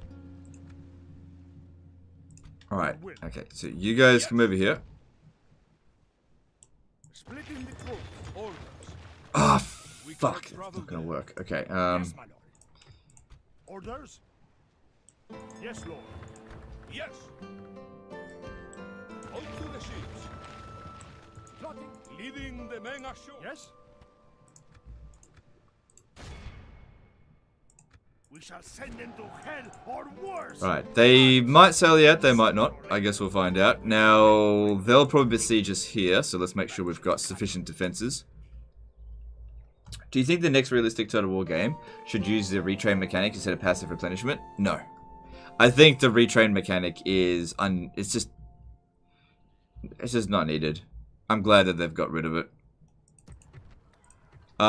In terms of like automatic replenishment, I think it needs an adjustment where it draws from a pool of available resources, doesn't just give you resources for free. So, Who do I face? Your orders? oh, I'm at war with the French now. Attacking on your command. Our fleet is victorious. Command me. Yes. Lord. Alright, we got defenses over here. How strong are the French? Not a big deal. Yes. Still, I wanted to go pick up these troops over here first. Full sails. Name thy enemy, lord. Orders. Yes. Yes. Your Majesty. Wait, how many do I need? Command 7. me. Yes.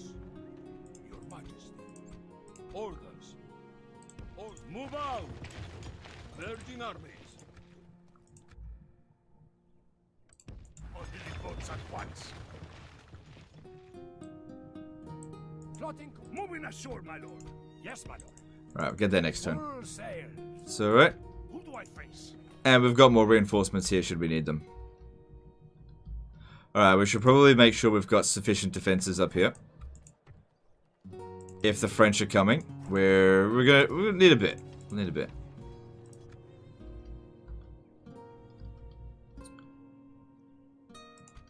Orders, noble one.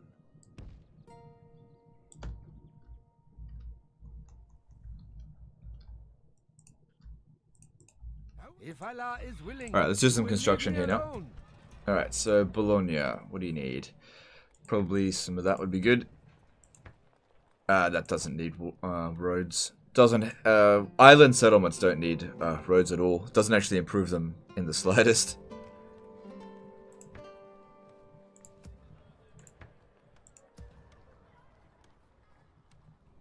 Jerusalem just needs to keep focusing on public order. Although it's okay. Actually, no, you know what? It's fine. Maybe we can start working on roads. Make a bit more cash out of this. Probably a very corrupt province.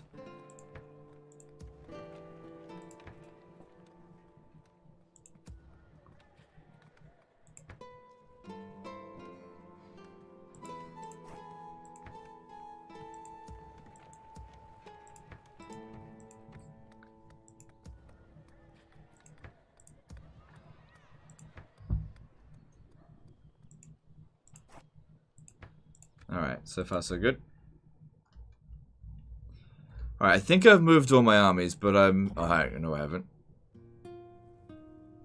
I know, let's move him up here as well. Meet up with him, so that we can sail up over this way. Because this here... Oh, shit, I left this empty. Your Majesty. Yes. I mean, 70% is not going to revolt, but... Oh, I also left this empty.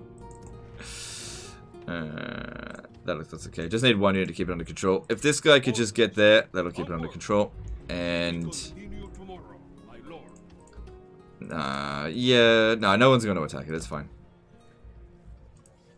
We're good there. Alright, let's move on. Yep.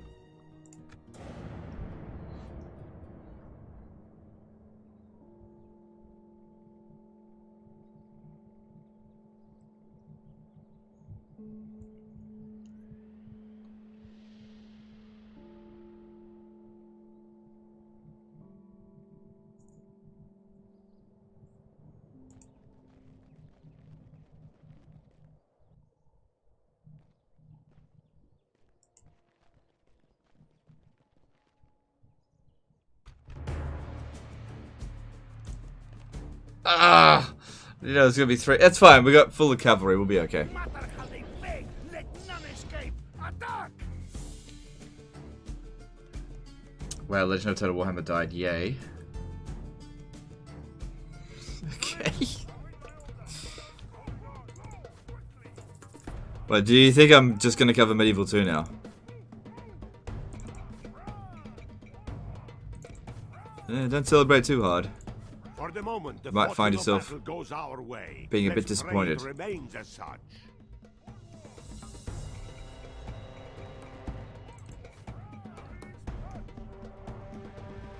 Yeah, this is just a revisit to Medieval 2. This is not the norm.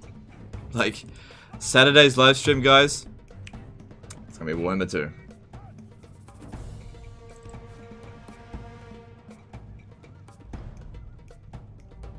Hey, Jackosaurus, how's it going, dude? Let me make you a moderator, just so I know that you're there, because you're another content creator as well. I like to put moderators as content creators. Other way around, content creators and moderators. So that I can actually notice you when you show up in the chat. Otherwise, it's really hard to notice you, because, yeah, that you don't actually have to do any moderation. It's just, I kind of wish that there was something I could do to, like make a notable character, notable person, so I actually can see them in the chat, and you don't just blend in with the other sea of faces.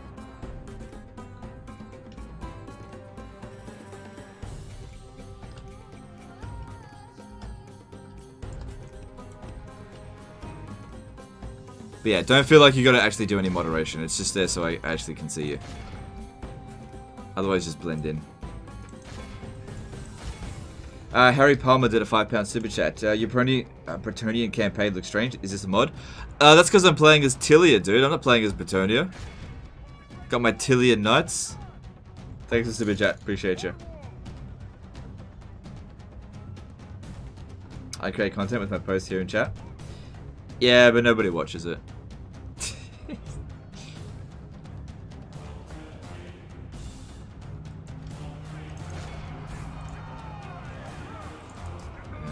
is unwise to praise the day before sunset, but our men are winning the battle and forging a worthy victory. Only half the enemy king is slain. A worthy enemy, but no less a dead for that. We must press our advantage. All of Christendom will be awed by the victory we have won here. Now, the Pope can't get pissed off at me for declaring war on a faction that doesn't exist. We tore them apart, my lord. Victory! We have crushed them. This place is yours, my lord.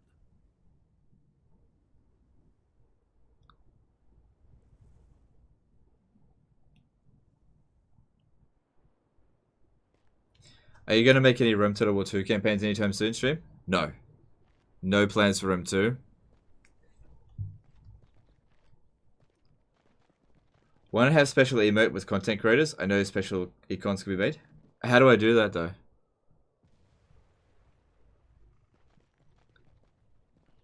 Like, yeah, I don't know how to do that.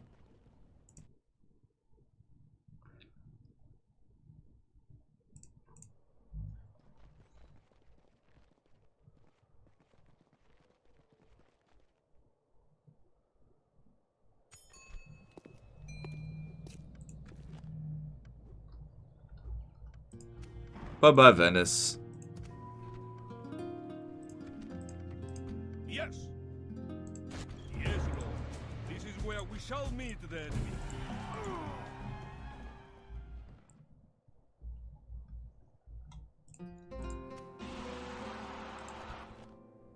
It's to be expected. It's to be expected. It's fine.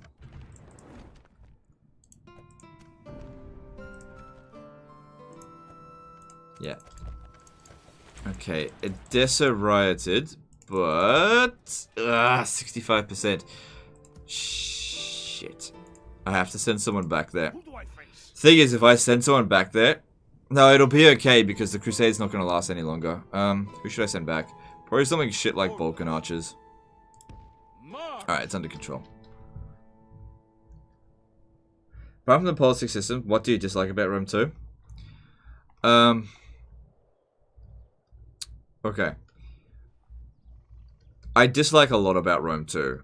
But if I go on all about it, it'll come across as a rant. And I know sometimes people enjoy it. So I might as well. Okay. What I don't like about Rome 2. Rome 2 is designed in a way that you don't have to play it that way.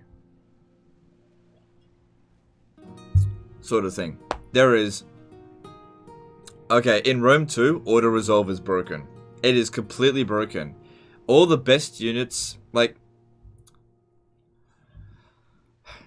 So let me try to articulate it correctly. The best way to play Rome 2 is very, very boring. That's the problem. Okay? Whereas, for example, the best way to play Rome Medieval 2, in my opinion, is not boring. I pretty much have to fight every single battle manually in in Medieval 2 and in Warhammer 2. I don't like any of the Total War games that is an auto-resolve fest. So I actually don't really like Warhammer 1 because it is an auto-resolve fest. It's okay. They were like on the cusp of fixing that, but they didn't. But yeah, Rome 2, Attila, Thrones of Britannia are the 3 auto-resolve Total War games. They're the 3 Total War games that you can get by auto-resolving everything, and I don't like that about them. The combat in Rome 2 is extremely boring, in my opinion, especially on Legendary difficulty. Didn't you just spam auto-resolve to your way to victory using Roario? Yeah, you can get through an entire campaign spamming auto-resolve with Roario, which if you fought it manually, you would never win any battles at all, because the auto-resolve is broken in Rome 2. I don't like the way the province system works in Rome 2 at all. Even though Warhammer 2 inherited that problem, they improved upon it a little bit. In Rome 2, the way that you build up your settlements is extremely restrictive. Minor settlements, for example, if it's not a port settlement, it is literally the main chain settlement and then 2 build slots. So it's only got 3 build slots. If it is a port settlement, it'll also have the port, right? Whereas, for example, Warhammer 2, at least a minor settlement, even if it's not a port settlement, will still have the 3 additional build slots, right? But here's the big problem as well. When developing up the settlements, you use growth not to build up the settlements, but to increase the build slots, right? So your settlement level can still be level 1. And as you build it up to rank 4, you don't really get any significant benefit, with a few exceptions. But you get a lot of penalties, like it consumes way more food than it might be worth. The garrisons in Rome 2 in your minor settlements are pathetic, and you can't really develop them at all. So it kind of like, what's the point of even having them if they're that pathetic? The major settlements garrisons as well are also extremely pathetic. Like, developing settlements in Rome 2, I don't get much enjoyment out of it. Whereas in Medieval 2, I get a lot of enjoyment out of it. And even in Warhammer 2, which is pretty simplistic, I actually enjoy building up my settlements in Warhammer 2. In Rome 2, it's pathetic. Like, the way they built the building system in Rome 2, it's just pure shit. The recruitment system in Rome 2, pure shit. I hate the fact that the generals... well, this is really just the thing about vanilla. Agent spams in Rome 2, it's shit. Like I said, it's a freaking rant, because there's a lot in Rome 2 that just sucks. It doesn't have many redeeming qualities. And when I get into a battle in Rome 2, they're boring. They're just really, really boring battles. The music is completely uninspired. The soundtrack in Rome 2 is probably the most uninspiring soundtrack ever. It's just a really boring game. Boarding now, my lord. Plotting course now, my lord. Name thy enemy, lord. Like, compare Rome 2 soundtrack, and this might seem like a minor thing, but if you're going to play a game for thousands of hours, the soundtrack has to be pretty good. Compare the Rome 2 soundtrack to Medieval 2, or Warhammer 2. We march.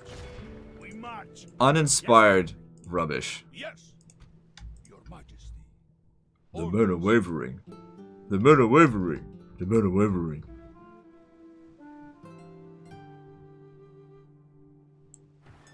Yes. Rome 2 is just a melee slog. It's boring. Yes. Orders. Your majesty. March. Your orders. Orders. Your majesty. Move out. Yes. Yes. Onward. Combining forces, my lord. You need to mod the hell out of Rome 2 to make it worthwhile? Yeah, maybe. But even still, I don't really like... Oh, hang on. Do that last. Even if you do mod the hell out of Rome 2, I still don't like it. I tried Divide and Impera. I tried Radius mod. I just couldn't get into it. Like, having played as much as I have. Sparing enemies this day, man. Finish. Love the Attila soundtrack. I actually do like the Attila soundtrack. I don't think it's amazing, but it's better than Rome 2. Rome 2 soundtrack is uninspired trash.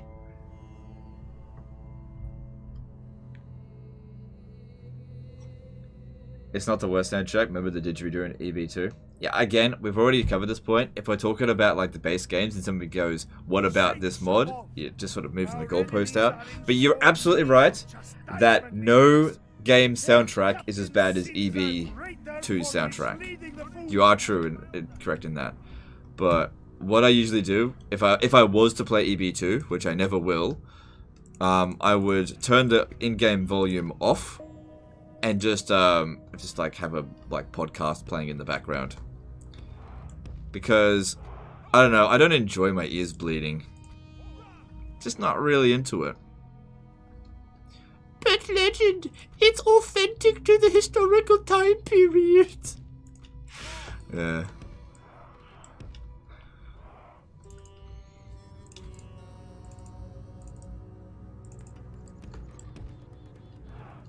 Do you know it's not authentic to the historical time period? Do you know what it should do? It should make it that the gameplay... No, I'm gonna give it ridiculous.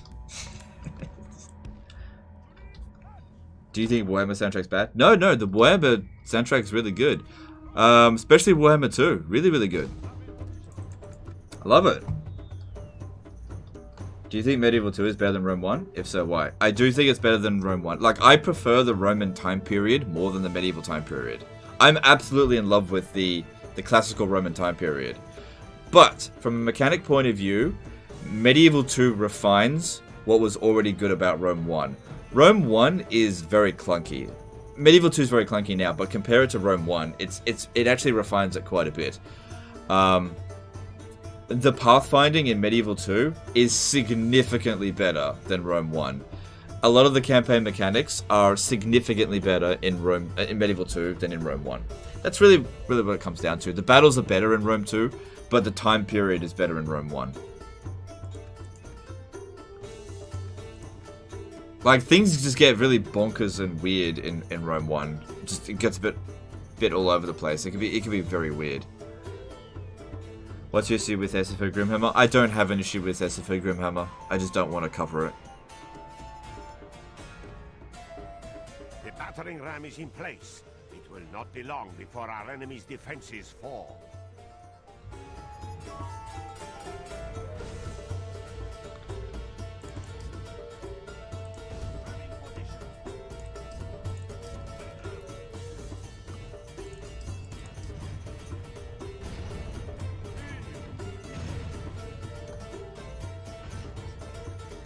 I think Rome 1 campaign is more fun, but the Medieval 2 XE is better. Well, whatever. You meant Medieval 2, not Rome 2? Yes, yeah, whatever I meant to say. If I said Rome 2, I didn't mean to. Sorry, it's just all these different questions from different Total War, I get a bit muddled. Well, I'm also in the middle of a battle. People often forget that. I'm often in the middle of a battle while I'm answering a complex question. Legend, could you tell me the sine Qs of X? What is the value of Y? Okay, I'm just in the middle of a life or death battle, but sure, why not? I feel like I'm going to have boiling oil poured on me in just a second here. Oh wait, there's no boiling oil in vanilla. Oh, they're just peasants. Alright. Fuck this, I'll just run them over.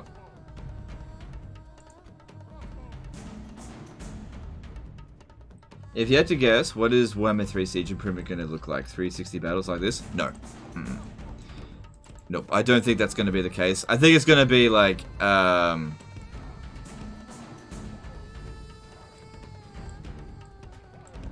have no idea what it's going to be like, but I don't think we're going to get 360 sieges in Warhammer 3.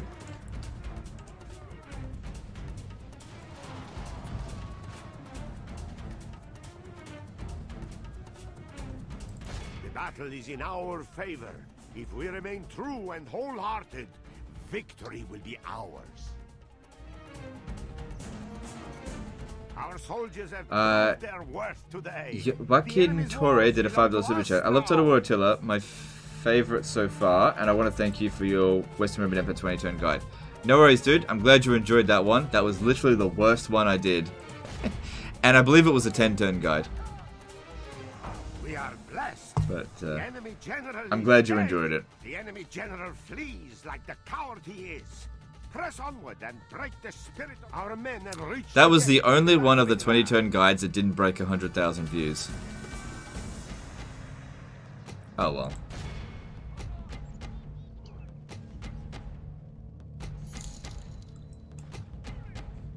So yeah, if you're wondering why I didn't do any more Attila 10 turn guides, not worth it. What's your favorite 3 Total War games? Warhammer 2, Medieval 2, Rome 1, in that order.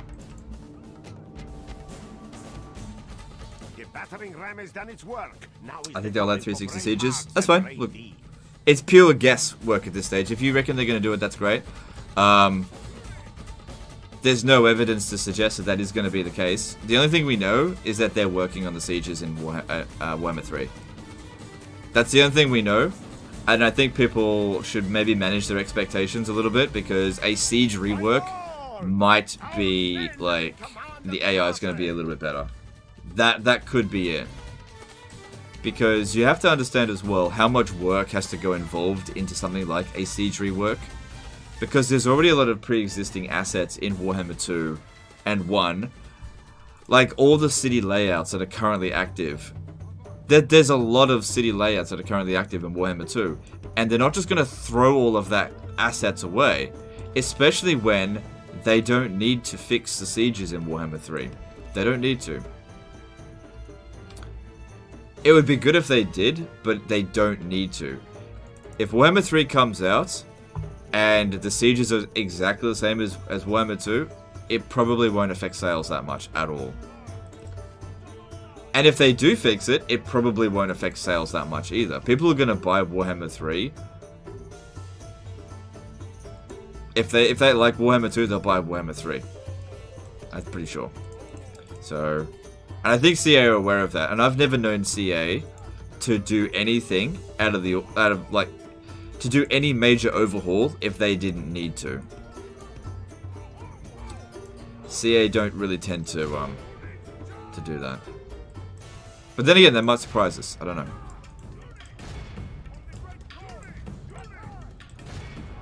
It is unwise to praise the day before sunset, but our men are winning the battle and forging a worthy victory. What Total War is hardest to do? This is Total War. I don't know. I haven't done This is Total War on all Total War games, so I don't know. All of Christendom will be all.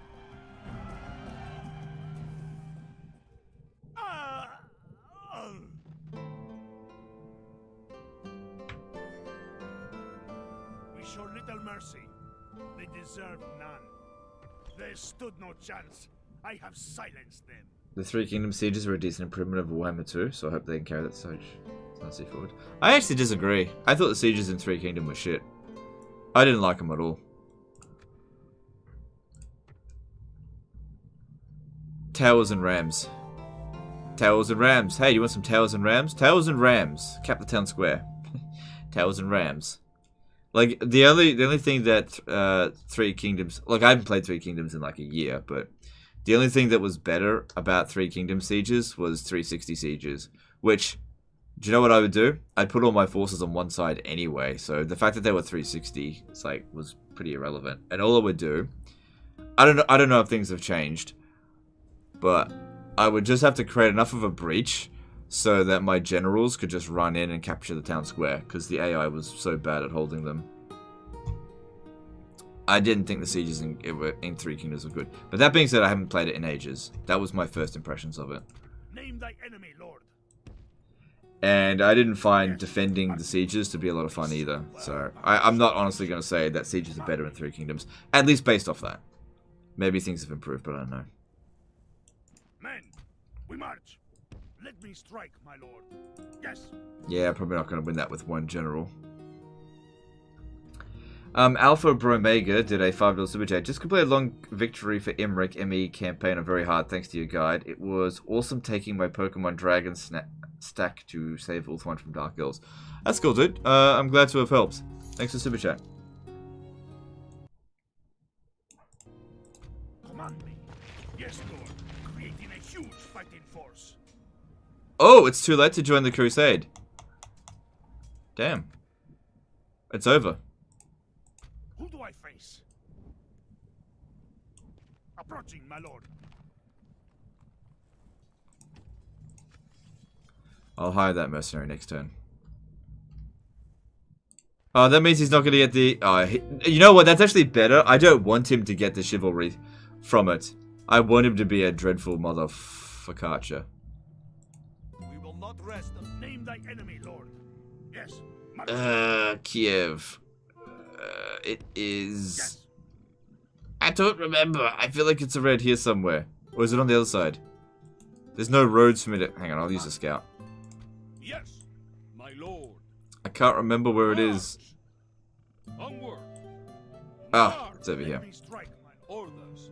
I don't need you anymore anyway. Who do I face? Yes. Marching. Men, we march. Alright. Yes. I'll just gotta remember to besiege that in a moment. Orders? Move out. Yes, Lord. Move out.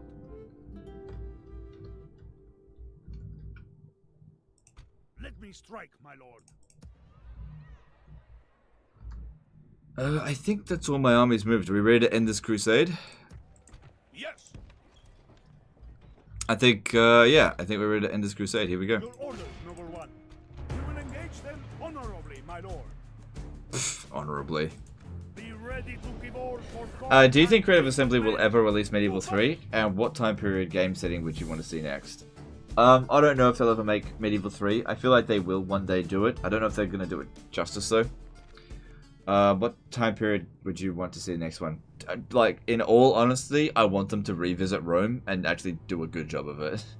I would actually prefer a Rome Total War 3, but I don't want it to be anything like Rome 2. Seldom has might. Await my orders. So that's the time period I would want the most. You know, the rise of Rome. You know, 200 BC to 14 AD. That's my favorite time period. But they've covered it recently, so that's, you know, they're not going to do that.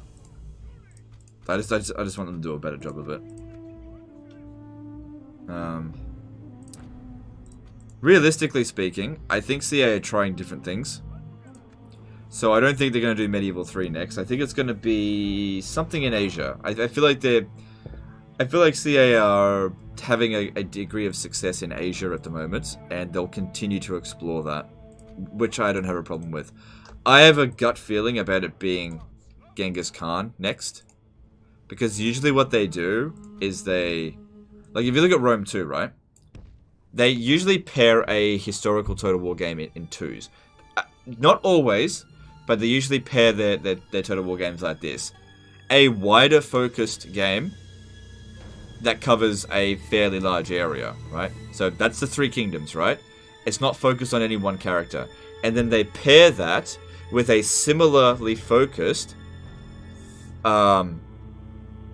character-based Total War game. So if you look at Rome 2, right? What came after Rome 2? Total War Attila. So I'm thinking, if they've done Three Kingdoms, what is the next connected to that? Genghis Khan Total War. That's what I think. That's what I think. Now, the thing is, Genghis Khan didn't conquer China. But the Mongols did. Like, eventually. I'm not super familiar. One of the guys. Like, Kublai? Didn't Kublai do it? I can't remember. So yeah, if I was to get, just, you know, pure guess what the next historical Total War game is going to be, I think Mongols. Total War Genghis or something like that. I think, yeah, it'd be called Total War Khan. Khan Total War. I don't know. Khan! I don't know.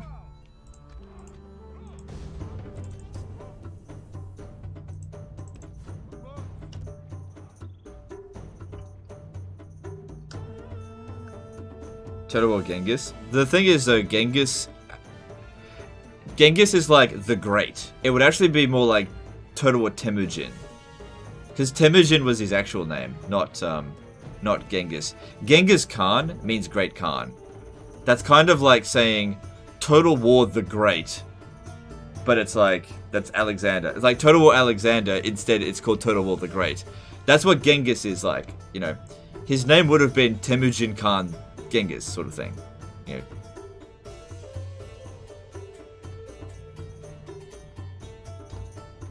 So maybe it'll be called Total War Temujin. Total War Kublai, something like that. I don't know. But then again, it might be like, I don't know. I don't know. It might not be. Mughal Total War? I don't think so.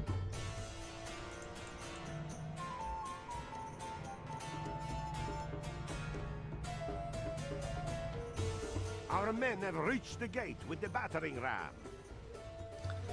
And that's another thing as well, is that Genghis Khan rose from nothing, essentially, to conquering like a big portion of the world in his own lifetime. And then his ancestors did even more.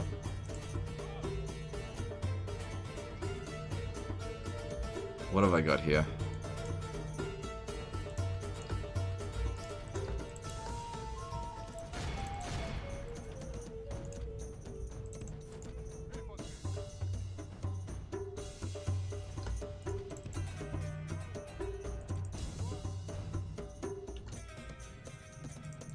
And the Chinese government does not like China losing in games.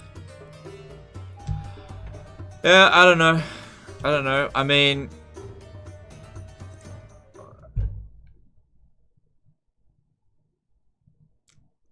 I don't know. I don't know. Like I said, I don't know. Maybe CA will have an interesting take on Total War Genghis, where you actually where Genghis Khan, well, all of Mongolia gets conquered by China. I don't know. Don't forget, it's only a historical setting. How you go about it, I'm sure like as Total War Attila, most of it, like the fun is actually resisting Attila, not actually having Attila succeed. So maybe a lot of the playable factions will actually be in China, and you resist Genghis. I don't know.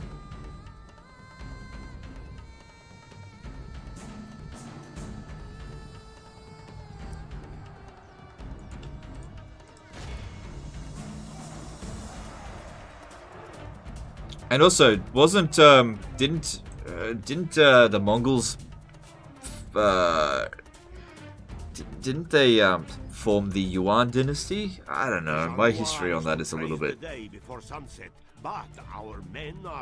don't know, a little bit fuzzy. Didn't they have the Yuan dynasty in China or something? I can't remember.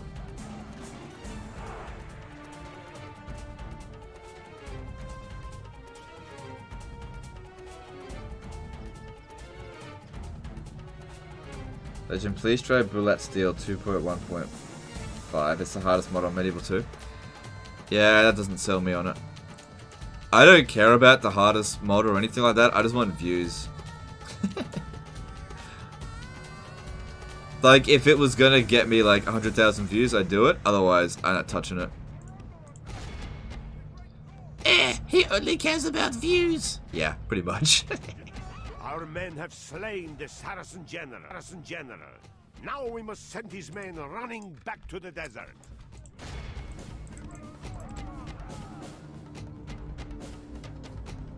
Didn't you used to say you liked Rome's government system and Mongols' warfare? Yeah. Yeah, like I probably enjoy, like I understand why the Roman military system worked, but in terms of a Total War game, I find the Mongol way of fighting to be more interesting. But my passion for Rome is more of a cultural thing. Whereas, like I'd probably enjoy a cavalry-based Total War game centered around horse archers and light cavalry and that kind of stuff, more than, you know, melee slog, like Rome 2. But from a cultural aspect, I definitely prefer the classical Romans over the Mongols. Hey Gaming Dan, how's it going, dude?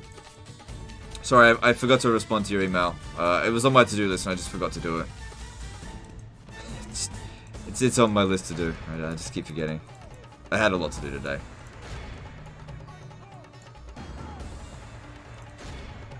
I will respond, I promise. It is unwise to praise the day before sunset, but our men are winning the battle and forging a worthy victory. Elder Scrolls 6 Total War? I'm down for that. I'm down for an Elder Scrolls Total War.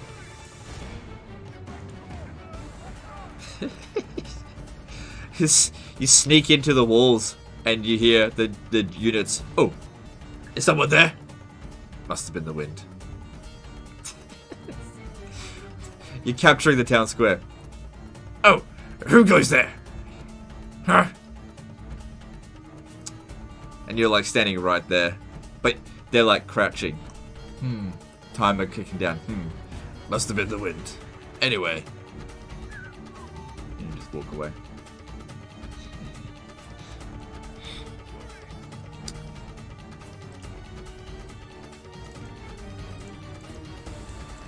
I'm looking forward to crafting items that that increase your taxation, and then also crafting something that'll increase your crafting items quality, and then you have a crafting loop.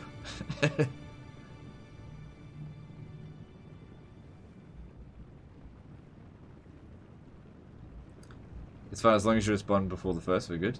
Why the first? Because I'm going to place an order that day for some more models. Oh, okay, cool. First. All right. I'll try to remember to respond to it before I go to bed. Because yeah, when I get to work, I'm just always just like fucking so many emails.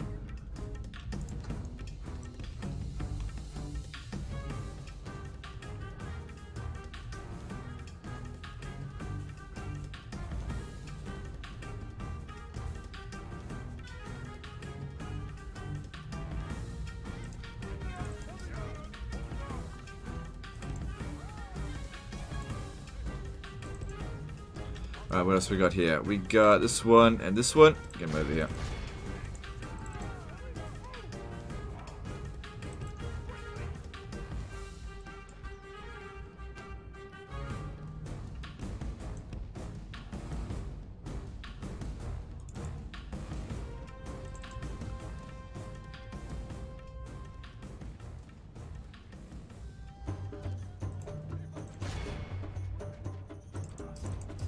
Praise the saints!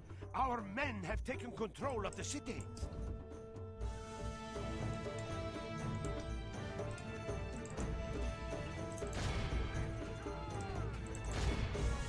I think we can call this winter route. Nope. Yeah.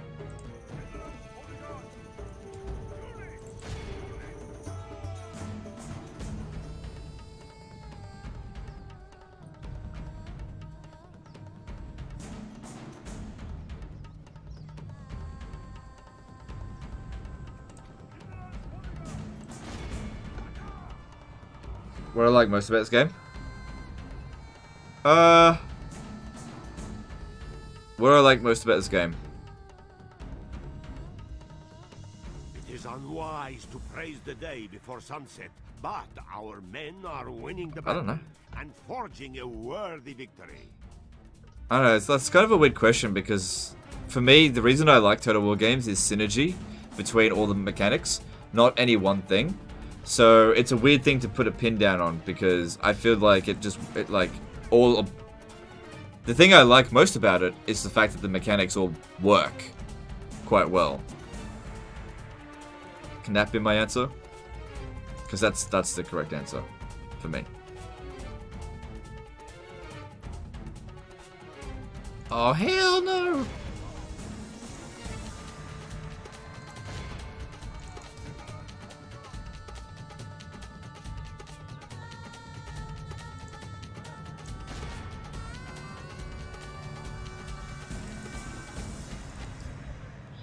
Should have protected your town square. It is all of Christendom will be.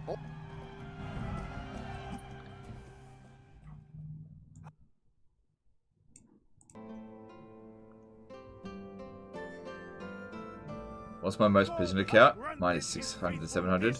Dude, I've captured like 4,000 in a single battle before. Look, I love that money, but the crusade's over.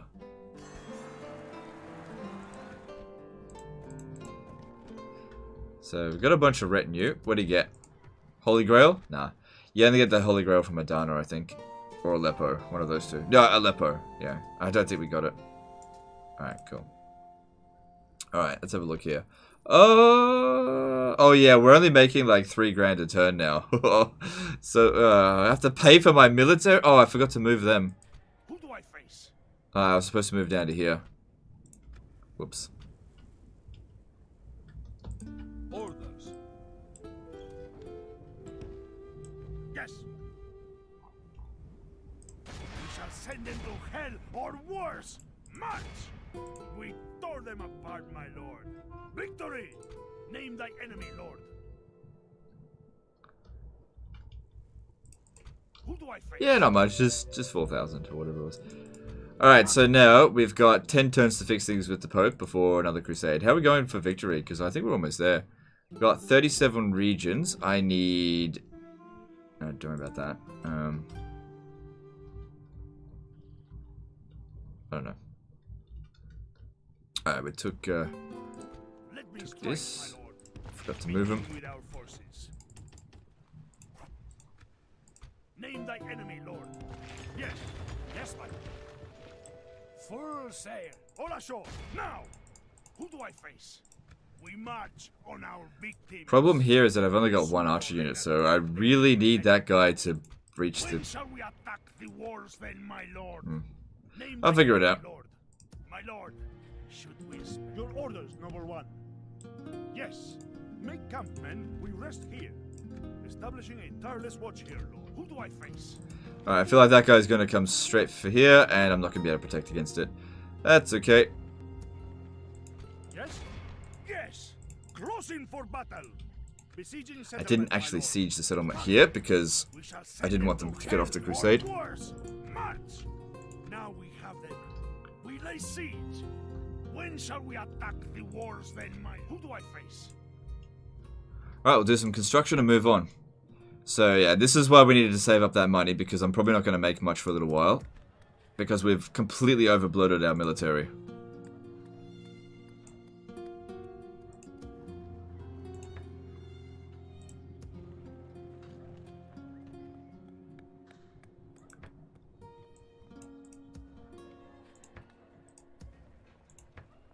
So with the money that we've got, try to focus on things to reduce corruption and encourage growth.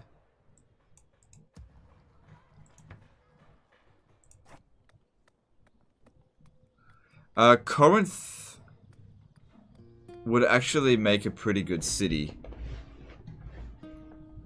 Since it's not on a frontier, I really don't need it as a castle, so I'm going to do that.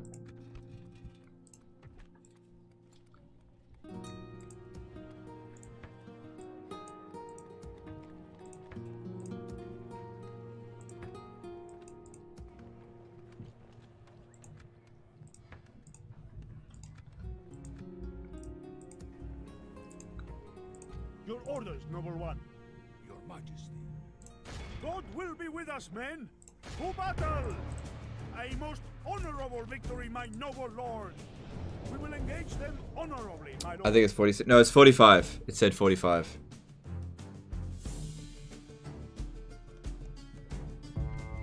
Do you sometimes move your capital? Yeah, I've moved it multiple times in this campaign.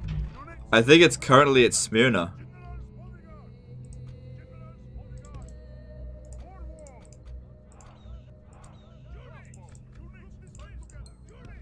Yeah. You want to put your capital wherever it's going to make sure it's going to provide the best public order.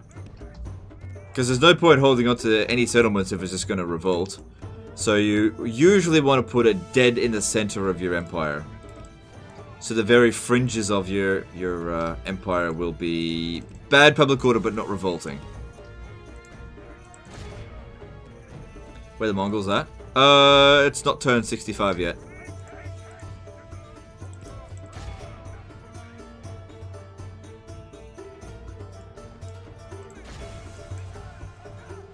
The enemy general lies dead. Good riddance to that desert dog. Pray his death will break his immense resolve.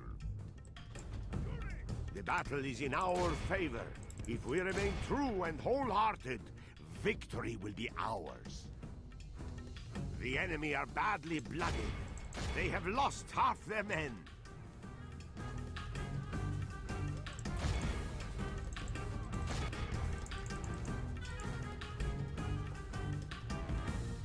It is unwise to praise the day before sunset, but our men are winning the battle and forging a worthy victory. Praise the Almighty, all of Christendom.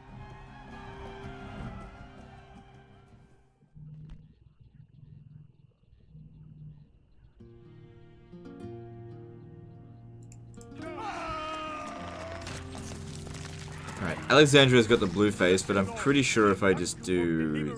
Yep. It just hadn't put in the triumph yet. Your orders, noble one. Alright, cool. Alright, we'll have extra garrison coming in here soon. We could make our way down here. It's probably owned by Egypt. Of course, my lord. We shall continue at first light, establishing a tireless watch Yes. here. Oh. Imshi, infidel, or face the might of Islam.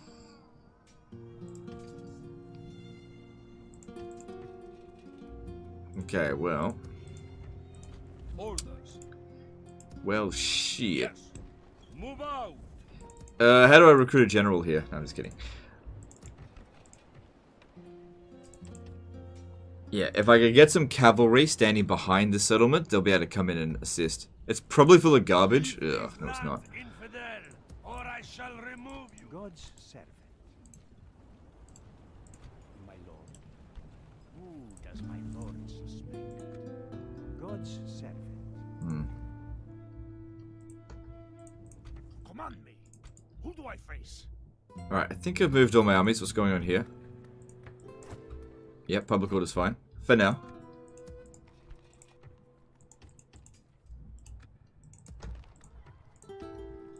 Command me.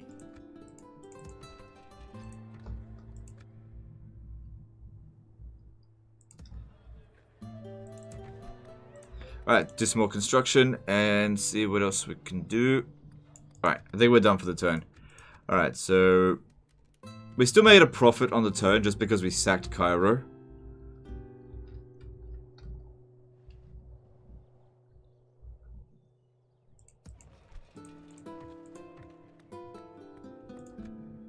Alright, let's move on. We have word for you, noble lord. Yeah, they're gonna attack anyway. So Perhaps we can. you go right ahead, Holy Roman Empire. You go right ahead. Ah, no! Bye-bye. I know what's gonna happen here. Bye, merchant. Oh, it didn't. Wow, that's lucky. They actually failed. How about that?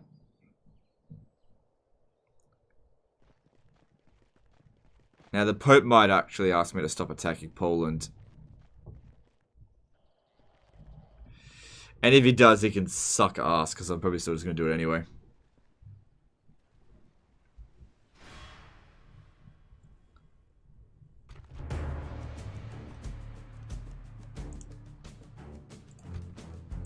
They will regret not fleeing first. Kill them all, men! Why the hell are so many forts near Venice? It was, while I was fighting Venice, we used those forts to block them.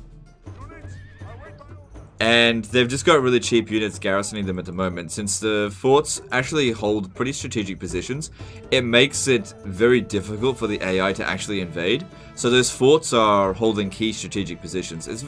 Forts in Medieval 2 are really good. The battle seems to be swinging in You our don't put a favor. huge army in From there. such tidings You just put like does one victory cheap emerge. unit, and it delays the enemy, buying you time to recruit levy troops to deal with them.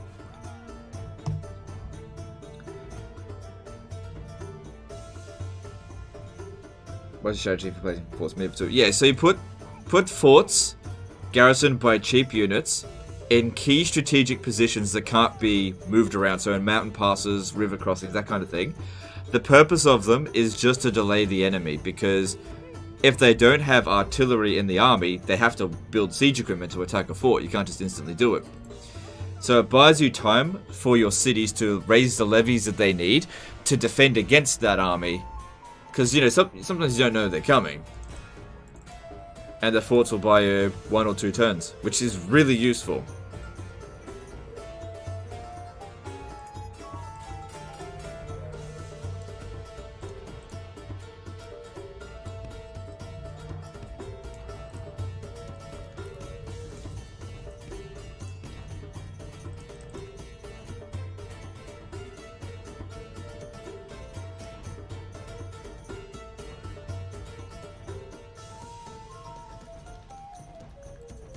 Godfrey did a $10 super chat. Yeah.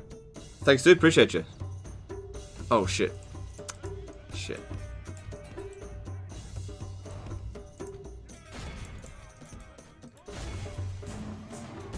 Well, we still shredded them. These guys here wouldn't have shot much. Wow, that charge is crap. Legend, how come you never use wedge formation? Wow, look at that wedge formation. When 95% of your soldiers are have a bonus versus charge, but don't actually impact the enemy.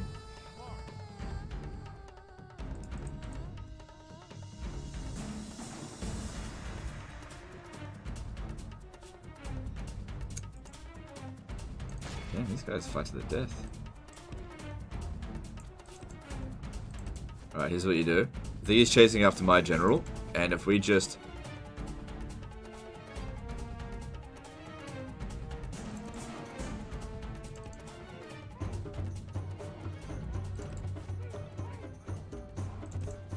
There we go. Praise to our lord. Our men have slain the enemy general. Now his men will lose heart. Hey Legend, are you more invested in Warhammer Fantasy lore than 40k, or is it even? Yeah, more invested into fantasy. I'm really not absorbing any 40k stuff at the moment.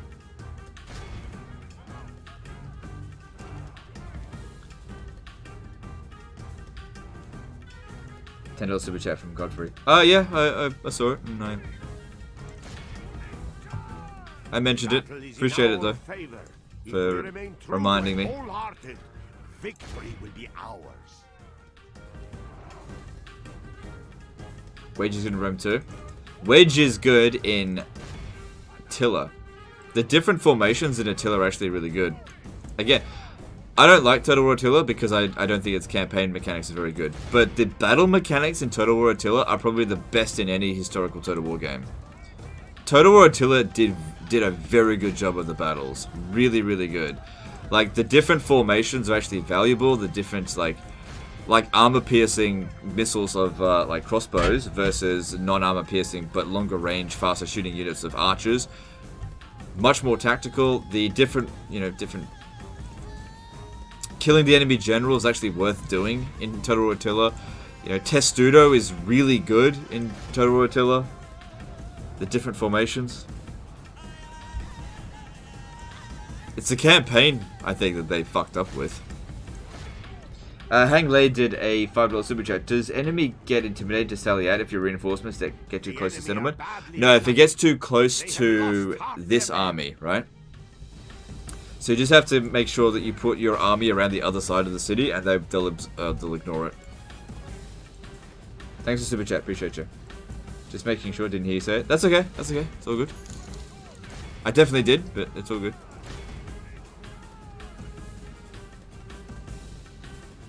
The enemy flees the battle. Run down those. This is a clear. It's all good, Gaming Dane. It's all good. We tore them apart, my lord. Victory! We marched through your enemy's streets. Victory! Sniping the enemy general in Attila is very hard. It can be. Not always. Depends on the situation. But it's definitely worth doing. Makes a huge difference, especially if you've got whistle shot. Nah. Yeah, I figured you'd say this. And I'll give you my response. Orders? Nah. Yes, my lord. This is where we shall meet the enemy. Fuck you, Pope! Prepare for battle.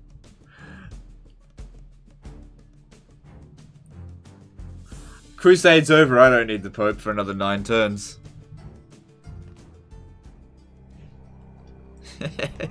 That's what I have to say about excommunication. I don't give a shit. I don't need you for another 9 turns. You can go ahead and be angry. I'll try and get a cardinal promoted in that amount of time, and then you're dead. I don't care if you're from Milan. He turned a blind eye to a lot of things, but after a while he's like, I can't turn a blind eye to this anymore. And I'm now. Oh well.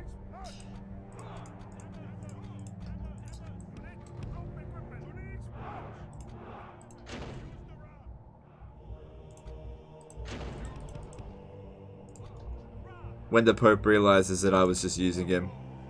Oh, I feel so violated. I didn't realize it, but I was a Milanese puppet. Yep. Always were. And he will be replaced.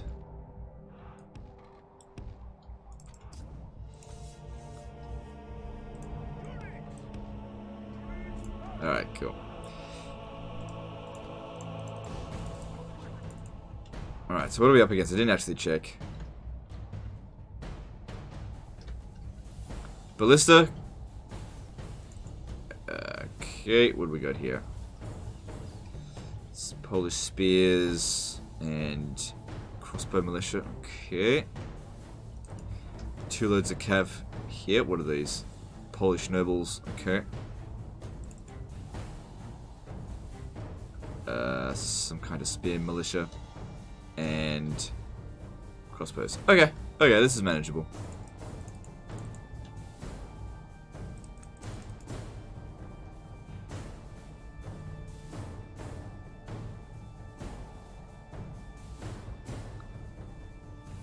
Our men have reached the gate with the battering ram. Oops. The battering ram has done its work. Now is the time for brave hearts and brave deeds. There's a replacement goldfish. We don't actually have one at the moment. I don't need a pope right now. Because we just had a crusade. So the crusade's on cooldown. So we'll worry about that later. I'm certainly not going to stop my war against Poland just because the Pope's having a bit of a wobbly about it. He can suck a lemon. Zicharu did a CLP 1000 super chat. Yeah, lol. Thanks for playing Medieval 2 again. Why Milan? No reason. Just why anyone. Thanks for super chat. Appreciate you. Like, it doesn't matter who I would have played that people would have gone, why this one? Why Byzantines? Why Turks? Why Holy Roman Empire? Why England? Gotta pick someone.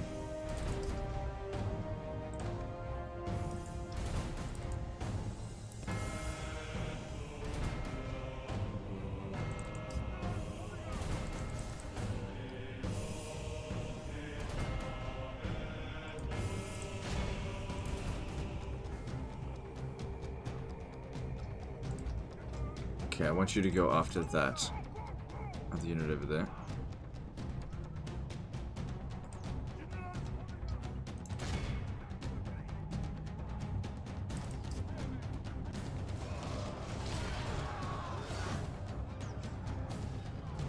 So there's 2 units of Polish nobles. It is unwise to praise the day before sunset, but our men are winning the battle and forging a worthy victory.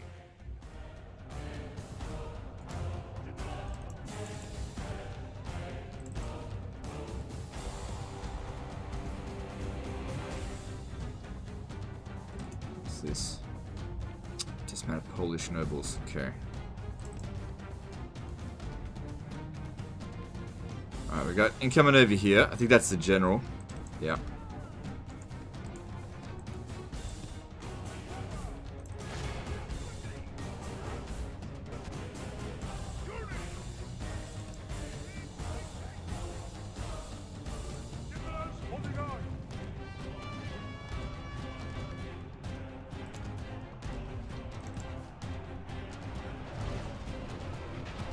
If you just crowd enough units in here, they'll just break.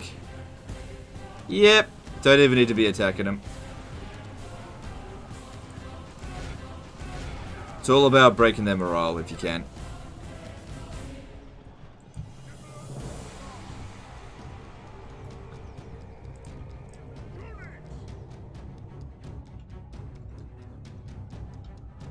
Alright, now their general, he was over here somewhere. Where'd he go?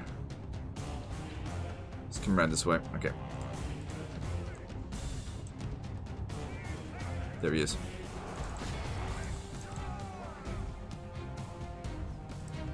Cut him off from the town square. We've also got incoming over here. Crossbow militia. Okay.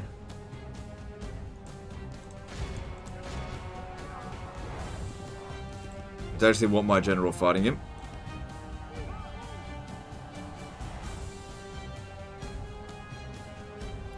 Watch it. I think he just copped it there a little bit. Is he bloodied? Yeah. Be a bit more careful.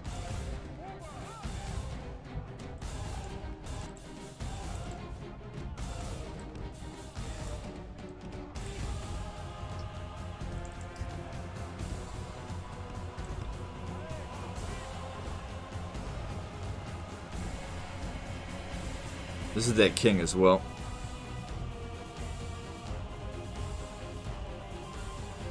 Ah, there's also another way we can get reconciled with the Pope. Kill our king. If our king dies and we're not at war with the papacy, we'll get reconciled. Because our king's actually quite old now.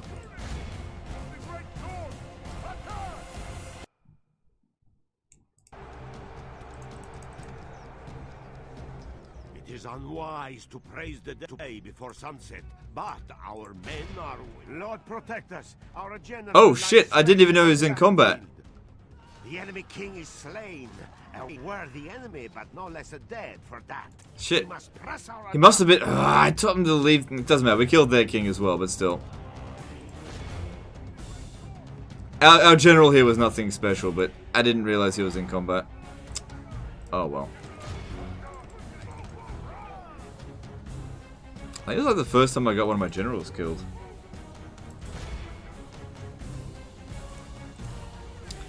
It's gonna make it difficult to keep these guys in line now. Get a TKO double kill.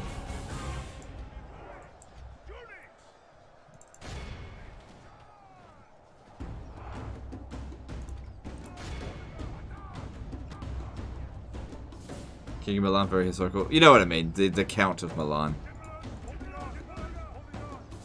The enemy are badly blooded. They have lost half their men. Well, now that he's dead, he's a useless unit, so... Yeah, they were wavering.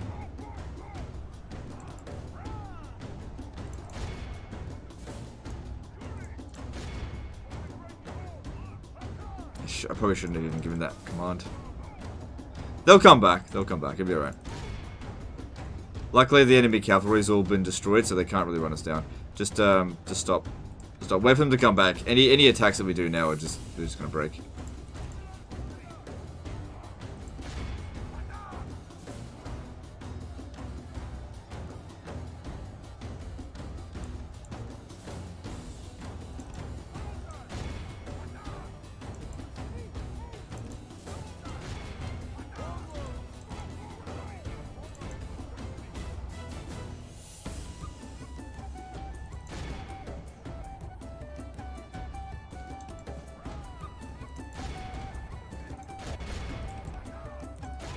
Come on. Break these spear militia here.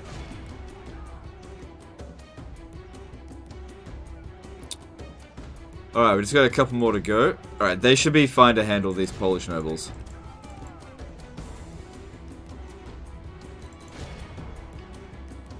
I'll just keep cycle charging their rear. Our men have taken control of the city. The battle is in our favor. If we remain true and wholehearted, victory will be ours.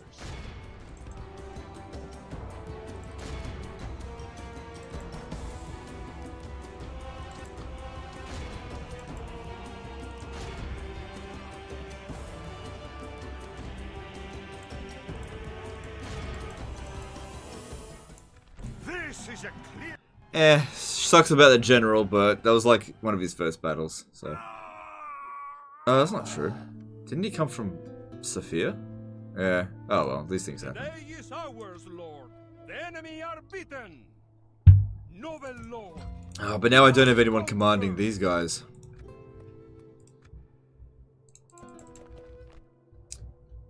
I have to figure something out for that. Let me strike, my lord. Alright, so we're up 39. If we have a look at victory conditions, we need... yeah, hold 45 regions. We got Constantinople, so we just need 6 more. Who do I face? My lord.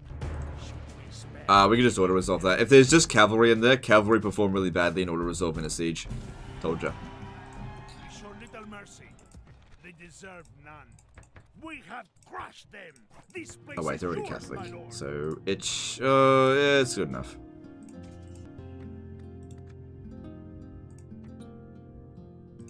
Alright, leave behind a Slav. And... I think I'll head over to Kaffa. Let me strike, my lord. Your Majesty. Yes. Camping here, my lord. Bringing these lands under your gaze.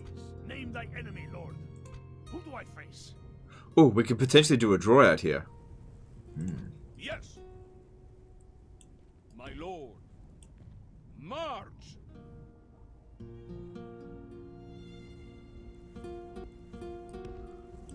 My lord.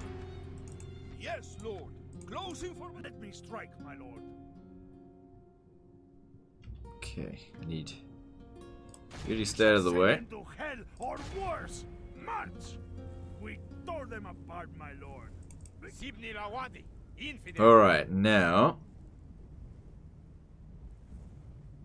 How should we go about this? Command me. Who do I face? Let me strike, my lord. Your majesty. Alright, now the trick here to do a forced raid. I think this is the first forced raid I've done in the campaign. We need to try to kill the Arab cavalry and let the spear militia leave the battlefield.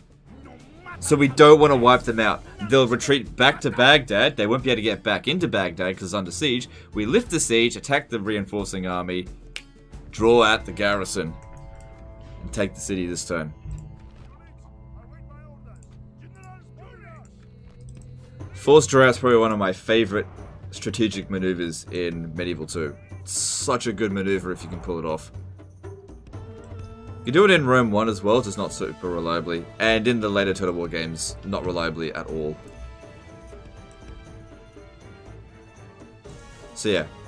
We want to go for the Arab cavalry because generally speaking, you want to clear out the cavalry first and let the infantry get away. Because the cavalry are difficult to, pursue in the next battle.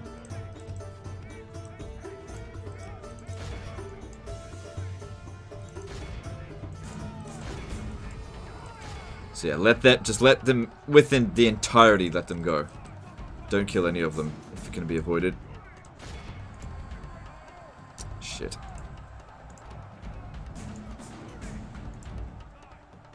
The enemy general Fuck, has we already no killed so honor. many of them. He flees the field of battle. It is unwise to praise the day before sunset, but our men are winning the battle and forging... No, let him go, let him go, let him go. Just let him go. Let him go. What are we up to? 53%, that's okay. The enemy are Let him go. blooded. They have lost half their men. It's the cavalry I'm after.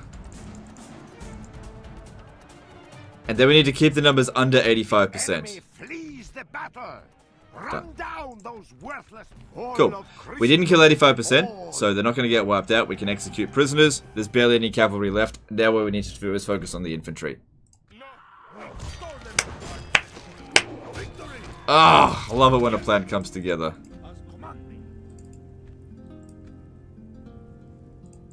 Who do I face? Yes, march. And that's how you draw this motherfucker out of hiding. Oh. Oh. 2 loads of cav. That's going to be a bit more difficult to deal with. But I think we'll just need to just completely surround them. Yeah, I'm going to have to surround them.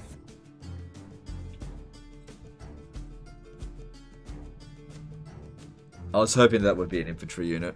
Oh well. So what we'll need to do here is... The enemy have brought up more men. They hope to make up in numbers what they lack in bravery. Yeah, focus on these guys. We'll have to surround them before we make this attack. Just ignore them. We can deal with them later. They can't leave the battlefield. Doesn't matter if we do this near the edge, because once they leave, we're not going to be able to catch them anyway.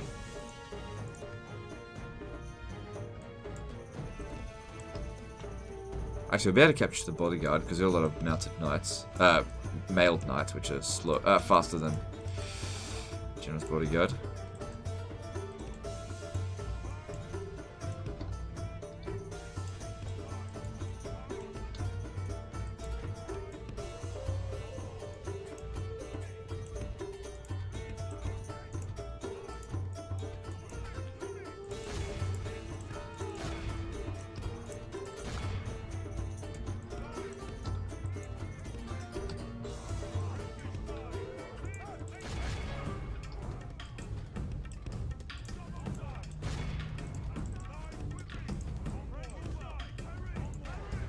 Good. The battle is in our favor. If we remain true and wholehearted, victory will be ours. There we go. Completely surrounded there. They're not getting away. Good, that one's fighting to the death. Cool.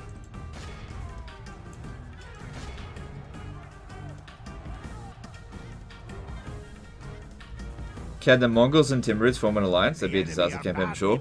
I don't know. I mean, technically, yeah, they can, but truth be told, I've always destroyed the Mongols before the Timurids ever arrived.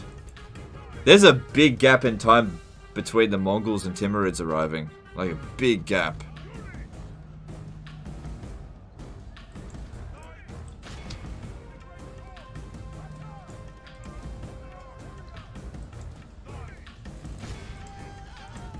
Oh, do you know what? This might actually wipe out the faction if I kill him, because that's their king, isn't it? Wait, they own Jeddah as well, don't they? I don't know, I haven't killed that many of... No, they've got an army near Jerusalem as well. The enemy general lies dead. Good riddance to that desert dog. Praise the Almighty. Our enemy has lost his stomach to fight. We must push our advantage. Smashed him. Not a single one of them escaped. Now, since there's 85 there and 6 there, well, I only need to focus on the spear militia. The enemy general flees like the coward. So they can get away, it doesn't Press matter. onward and break the spirit of his army. I got Baghdad.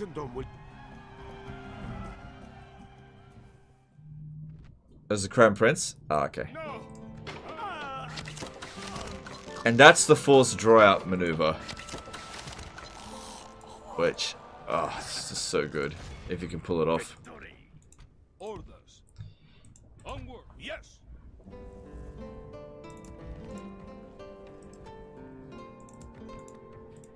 Why not? There's silk here, it's worth something. Not a lot. Yes. Alright, next up for them, Yerevan. Alright, this one here will have to stay behind. March. Name thy enemy, Lord. Yes. Alright, we should put up the monthly races because it's gonna have some problems. Strike, my lord. Your Majesty. Awesome. Virgin Army. Next up for us, yeah, Yerevan. Tomorrow. Cool. Alright, 41 settlements. Your orders, noble one. There's the Sultan. Oh, so he wants to go to Akko, huh? That's easier to defend.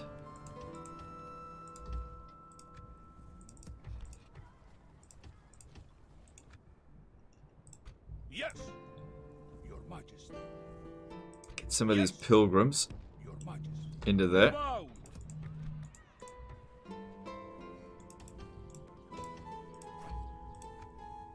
Your orders, noble one. Yes. Ah, they also own Tripoli as well. Not an important region though. Command. We shall send them to hell or That was good. The worse. second one, really helpful. When shall we attack the walls then, my lord? My lord. I didn't want to fight that manually. Your orders? Alright, next stop for them. Oh man, that's all cleared out. Next stop for them, I guess, will be Tripoli. Name thy enemy, lord. Command me. Orders.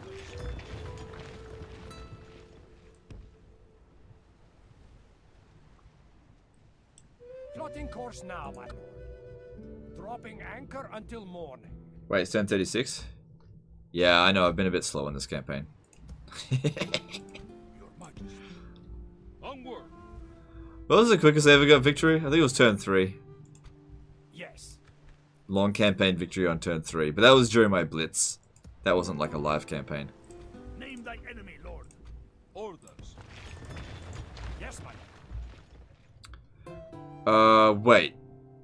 Tripoli's down here, isn't it? Yeah, that's right. This province is huge. Yes. Full sails. We shall continue tomorrow, my lord.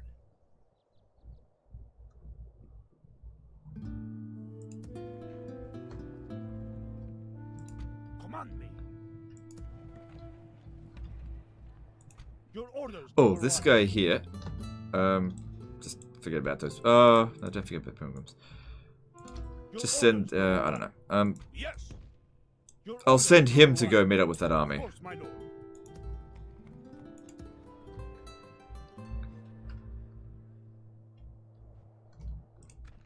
Okay, we've improved the financial situation a little bit. Let me strike, my lord. Oh, I tell you what, chances of me winning that with one general, Yes. fucking low.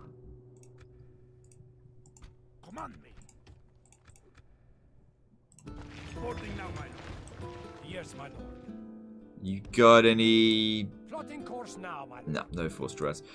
Anyway, it's their capital, so we kind of have to do this the Name thy enemy. old-fashioned way. Orders. Off the boat at That should once. eliminate them. We march on our victims.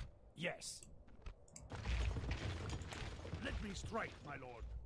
Maybe we'll check up with Tbilisi. Men, we Tbilisi, maybe I could win against 4 units. It depends on what 4 units they are. If it's just spear militia, I should be able to win. do I face? And there's Damascus over here, but I gotta sort this out. She, infidel, or face the might of Islam. Alright, let's do some construction and move on. How are we going? Let's grab this and this. Yeah, that's fine.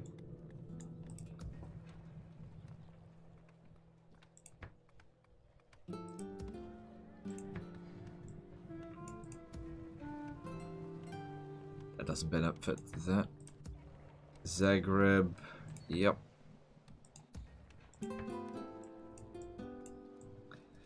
Are you having fun playing this? You've said in the past that you were bored of all non-Warhammer Total War games. Yeah, look, I enjoyed it. Look, this is the first time I've actually played Medieval 2 in like a year.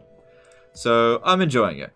I have. I think there was enough time passed since I last played it that it's fun again. Because the thing about Medieval 2 is that it really isn't any challenge for me at all. The only way for it to be challenging is if I like really goof up by just being really reckless or something. But I don't know, it's fun. It's fun. But it's really not challenging.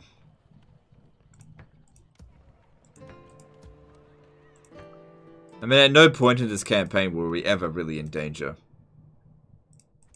There was like a little bit of cause concern at Ragasar. That was probably the biggest cause of concern when they had like a full army of cavalry right at the start. That's a little bit concerning. Ready to trade. Yes, my lord. Ready to trade. Your orders? Plotting course now, my lord. Yes. Yes. March. Hey, fuck off. Onward. Yeah, go. Onward. Hiding our forces from enemy eyes, my lord. Oh my god. I just didn't want him to come over here and interfere. Yes, my lord. Yes. Oh, fuck Ready me. to trade. Yes, my lord. Ready to trade. Leaving the ship. Yes. That shouldn't be that funny.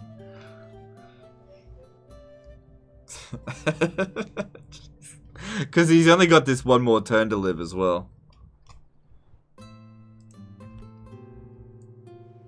Yeah, our guys were never going to beat this guy. Look how much finance he has. It was a miracle he didn't get killed.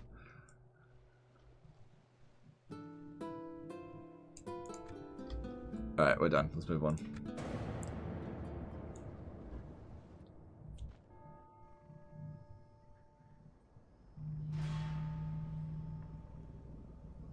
My lord, the enemy lays siege. What shall we do?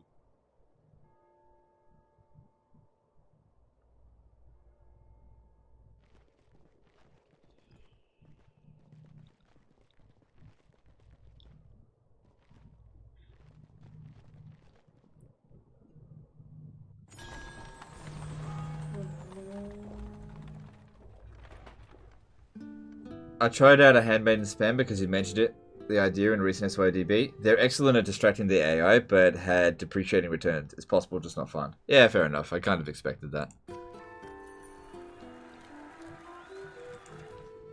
Did you try them on horses, though? I reckon if you take them, like, don't put them on foot. What's this? On Cairo? Oh. We'll get Cairo back. I reckon if you put them on steeds, so they're so fast that nobody can catch them, that could be pretty useful. Your orders, number one. They essentially would just become one horse archer unit that have really high damage.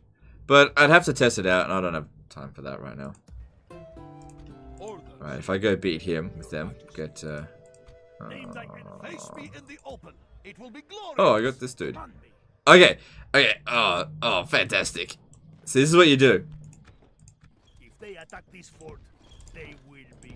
I will see you brought to justice in a So now he can't cross. It buys us time. Buys us time. That's all. Let me strike, my lord. Yes, marching. Come be here. Command me. That's what I love about forts in this. Your orders? Full sails. Probably could potentially do a force draw out, but I'm not going to bother. Moving ashore, my lord. Name thy enemy, lord. We shall send them to hell or worse. Your orders, number one.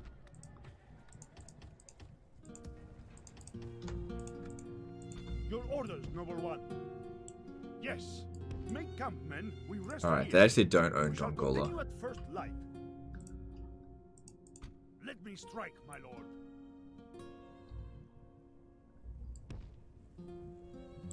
Approaching, my lord. Yes. Command me. Alright, bye-bye, Byzantines. We march on our Since it's all cavalry. Yep. Told you. Cavalry defending settlements perform like garbage in order resolve. Bye, Byzantines. Gone. This place is yours, my lord. No, not the Roman Empire in the year 1152. Oh, well.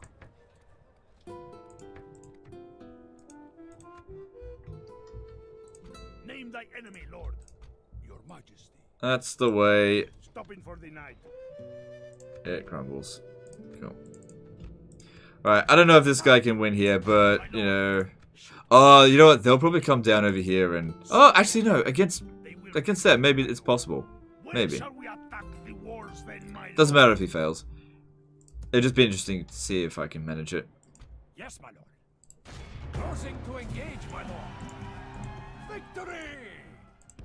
Your orders? Yes, my lord. Plotting course now, my lord.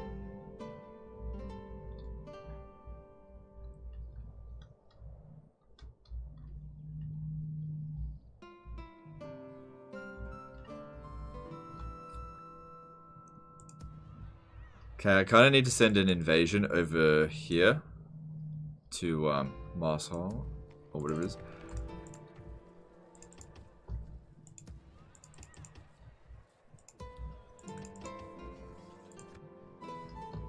And get a couple of ships so we can just sail around, hit that. Cool.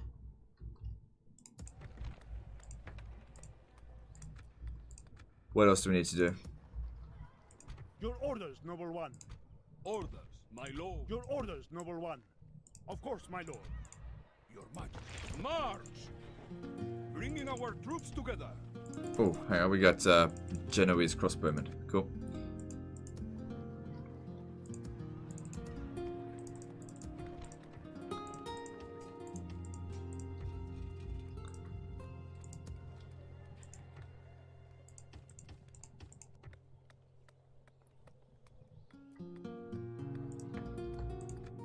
Alright, so some construction, and I think we've made all of our movements already this turn. We get a lot less done now that the Crusade's not going. You can get a lot done with the Crusade.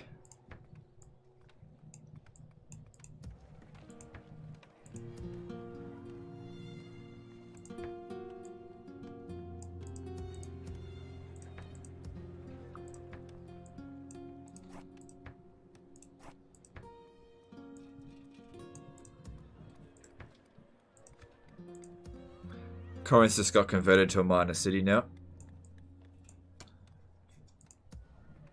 So it should make more money.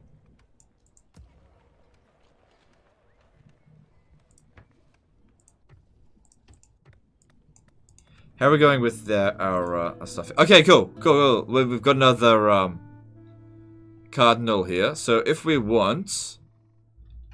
Like, I wouldn't do it right now, but if we wanted to, we could kill off this Pope. Sorry. And put up another Pope. And this guy here, he's probably like really young. Yeah, he's only 29 years old. And he is there. Okay, cool. This is not possible, I'm afraid. My lord.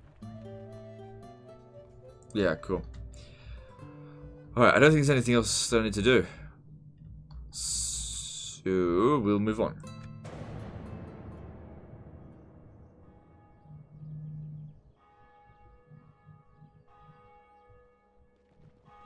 If they asked for peace, I would have accepted it. Kind of done beating down on Poland for now.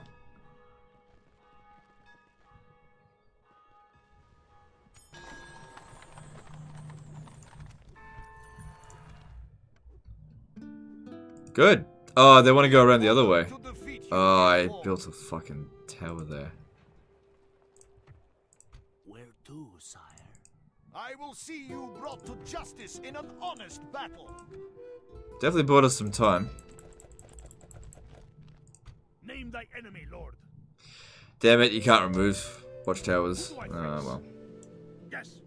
Come be here, my lord. Like, I don't really care. I'll do what I can, though. Oh, they didn't even sally out. Holy shit. Okay. Who do I face? Name thy enemy, Lord. We shall send them to hell or worse. March!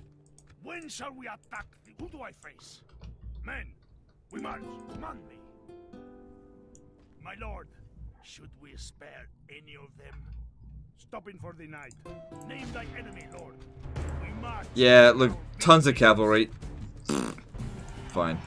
We tore them apart, my lord. Victory! They stood no chance. I have silenced them. Who do I face?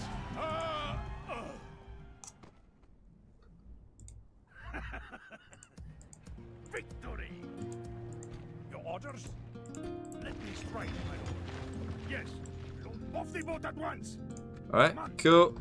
Bringing these lands Oh, under shit. your What do we got? 44 settlements. Just need one more. Number one. Yes. God will be with us, men. To battle! Without question, we shall begin the siege. Besieging forces Yes, supported on by horses like an elite unit. Huh? I know what you mean. How are we going with public order? Okay, Baghdad's the worst. That'll help. A little bit. But yeah, they're about to get a bunch of extra public order, so it should be fine. These guys here are really dicking around. Make sure we really buff up the defenses here. Do you think a fort stance in Warhammer 2 that needs full movement but is a better encampment with a large zone of control would be interesting? Yeah. Yeah, that would be interesting. Yes, my lord. Full sails. Move out! Back to land, men. Your orders, number one. Orders. It is an honor to lead these armies. Yes. Yes. Your Majesty. March!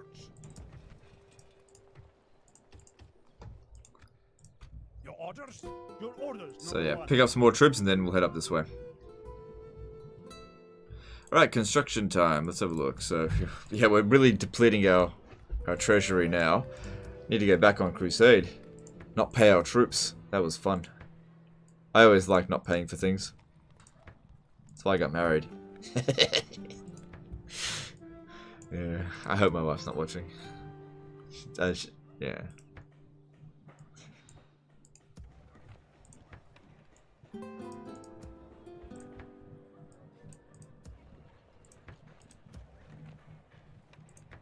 She knows I'm just joking. I paid. Okay. Enough of that. Let's move on.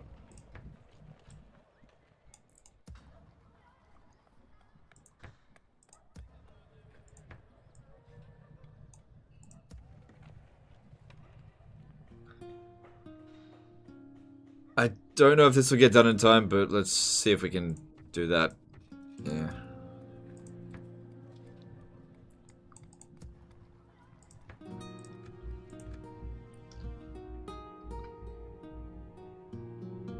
Oh, they backed off. Okay, cool. They're just leaving. Will be most pleased at your demise, Yeah, they do a tiny little bit of attrition damage and then they bug it off. Totally fine by me. God's servant, my lord. Oh, these are not bloody good. Name the heathen I must bring to trial. Ready to trade. Opening trade lane.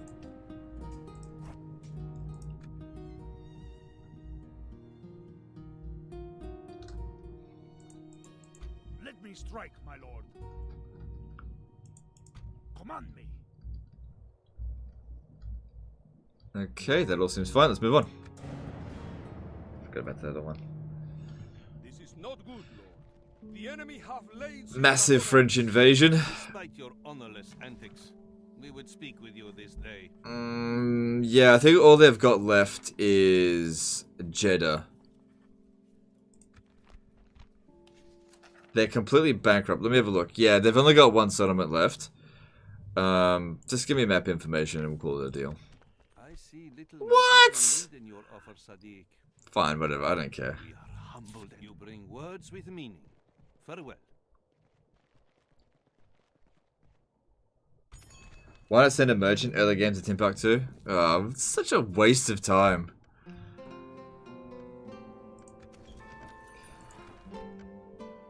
Because by the time they get there, they're like 50 years old and they just die. So it's such a waste. Yes. And, you know, the money's not even that good anyway. It's like, what, even 1,000 a turn? I couldn't be fucked. Such a noob strategy. Name thy enemy, lord. Order the bones at once. Alright, Moving ashore, my go lord. through that. Command. Oh, actually, you're still probably better off going by sea. Name thy enemy, lord. Yes, loading up the men. Do you think that Warhammer needs watchtowers? I've always found line of sight to be a problem. No, it doesn't need watchtowers. You actually get a lot of line of sight. You just need to get the public order up. Let me strike, my lord. Yes, lord. Creating a huge fighting force. We march on our big day. We tore them apart. Victory! We are crushed. This place is yours, my lord.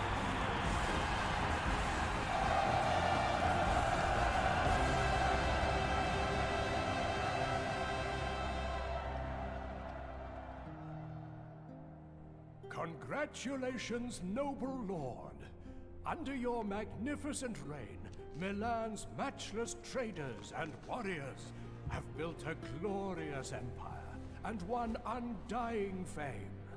From upon your splendid throne, all history does unfold.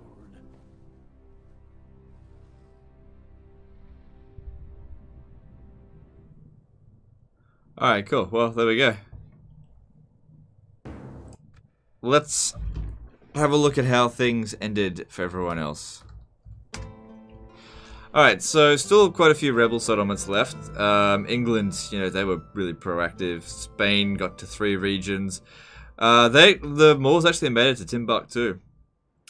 I wonder what the Aztecs are up to. Aztecs don't activate until a certain year anyway. Holy Roman Empire. Poland actually got a lot more territory than I thought. I thought I had nearly finished them off. Novgorod, I don't know how they ended up being the richest faction in the game at one point with just these 2 settlements. Danes, yeah, the thing is with Medieval 2, the AI really doesn't get much done a lot of the time. Like they're only now 39 turns into it, sending a small army to go and take Oslo. Like they're probably going to fail. They haven't taken Wales yet. Look at these guys. They haven't taken Inverness. France has done a little bit. They actually managed to get to Bern. But yeah, this is on the hardest difficulty as well. But yeah, there we go. That's the end of this one. I mean, we could keep playing, but I'm auto-resolving battles. There's no real challenge. Nobody is going to defeat me now. I mean, that was the case at the beginning of the campaign anyway. But yeah, I think we're done here today. So we're at 4 hours and 50 minutes into the stream. I think we'll have just a shorter one today. Yeah. I did thoroughly enjoy this particular campaign. It was good to come back to Medieval 2. Yeah, it was good. I'll try and come back to it a bit more often. Well, we'll see. We'll see. It just depends on the situation, I guess. Maybe next time we'll do one of the mini campaigns. But on Saturday, I will be returning to Total War Warhammer. I don't know what I'm going to do yet. Don't forget to follow me on DLive, guys. For those of you who are interested in Total War Warhammer stuff, I will be continuing the Norska campaign. There's Mongols. Oh, pfft. Mongols don't show up for another nearly 30 turns. Pfft. As if the Mongols will ever do anything. No. I've never had any trouble with the Mongols. Come on, Mongols. In 30 turns, I will have so many forts built here, they'll never be able to do anything. I've already showcased how to deal with the Mongols before. Basically what you do is, let's just say they show up from here. You build loads and loads of forts, and when they besiege the forts, you sally out and let them capture the fort, and then you attack the fort while they're still in there, and they scramble trying to get out while your archers shred them. It's hilarious watching the Mongols get stuck in your own forts. You just trap them inside forts. Like, when I deal with the Mongol invasion, they usually never even capture a single settlement. So the Mongols are not a threat. Same thing with the Timurids. Yeah, just not a problem. You just have to watch out for elephants, but you get better units and more of them by then. Because, like I'm making hella good money, and yeah, they're not gonna... I don't know why anybody thinks that the Mongols would do anything at this point of the campaign. Anyway, that's the end of this one. Appreciate all the support. Let's chuck someone a host. So, let's see. Nobody's gonna be playing Medieval 2, so I'll chuck a host to Warhammer 2, whoever's playing it. Let's have a look.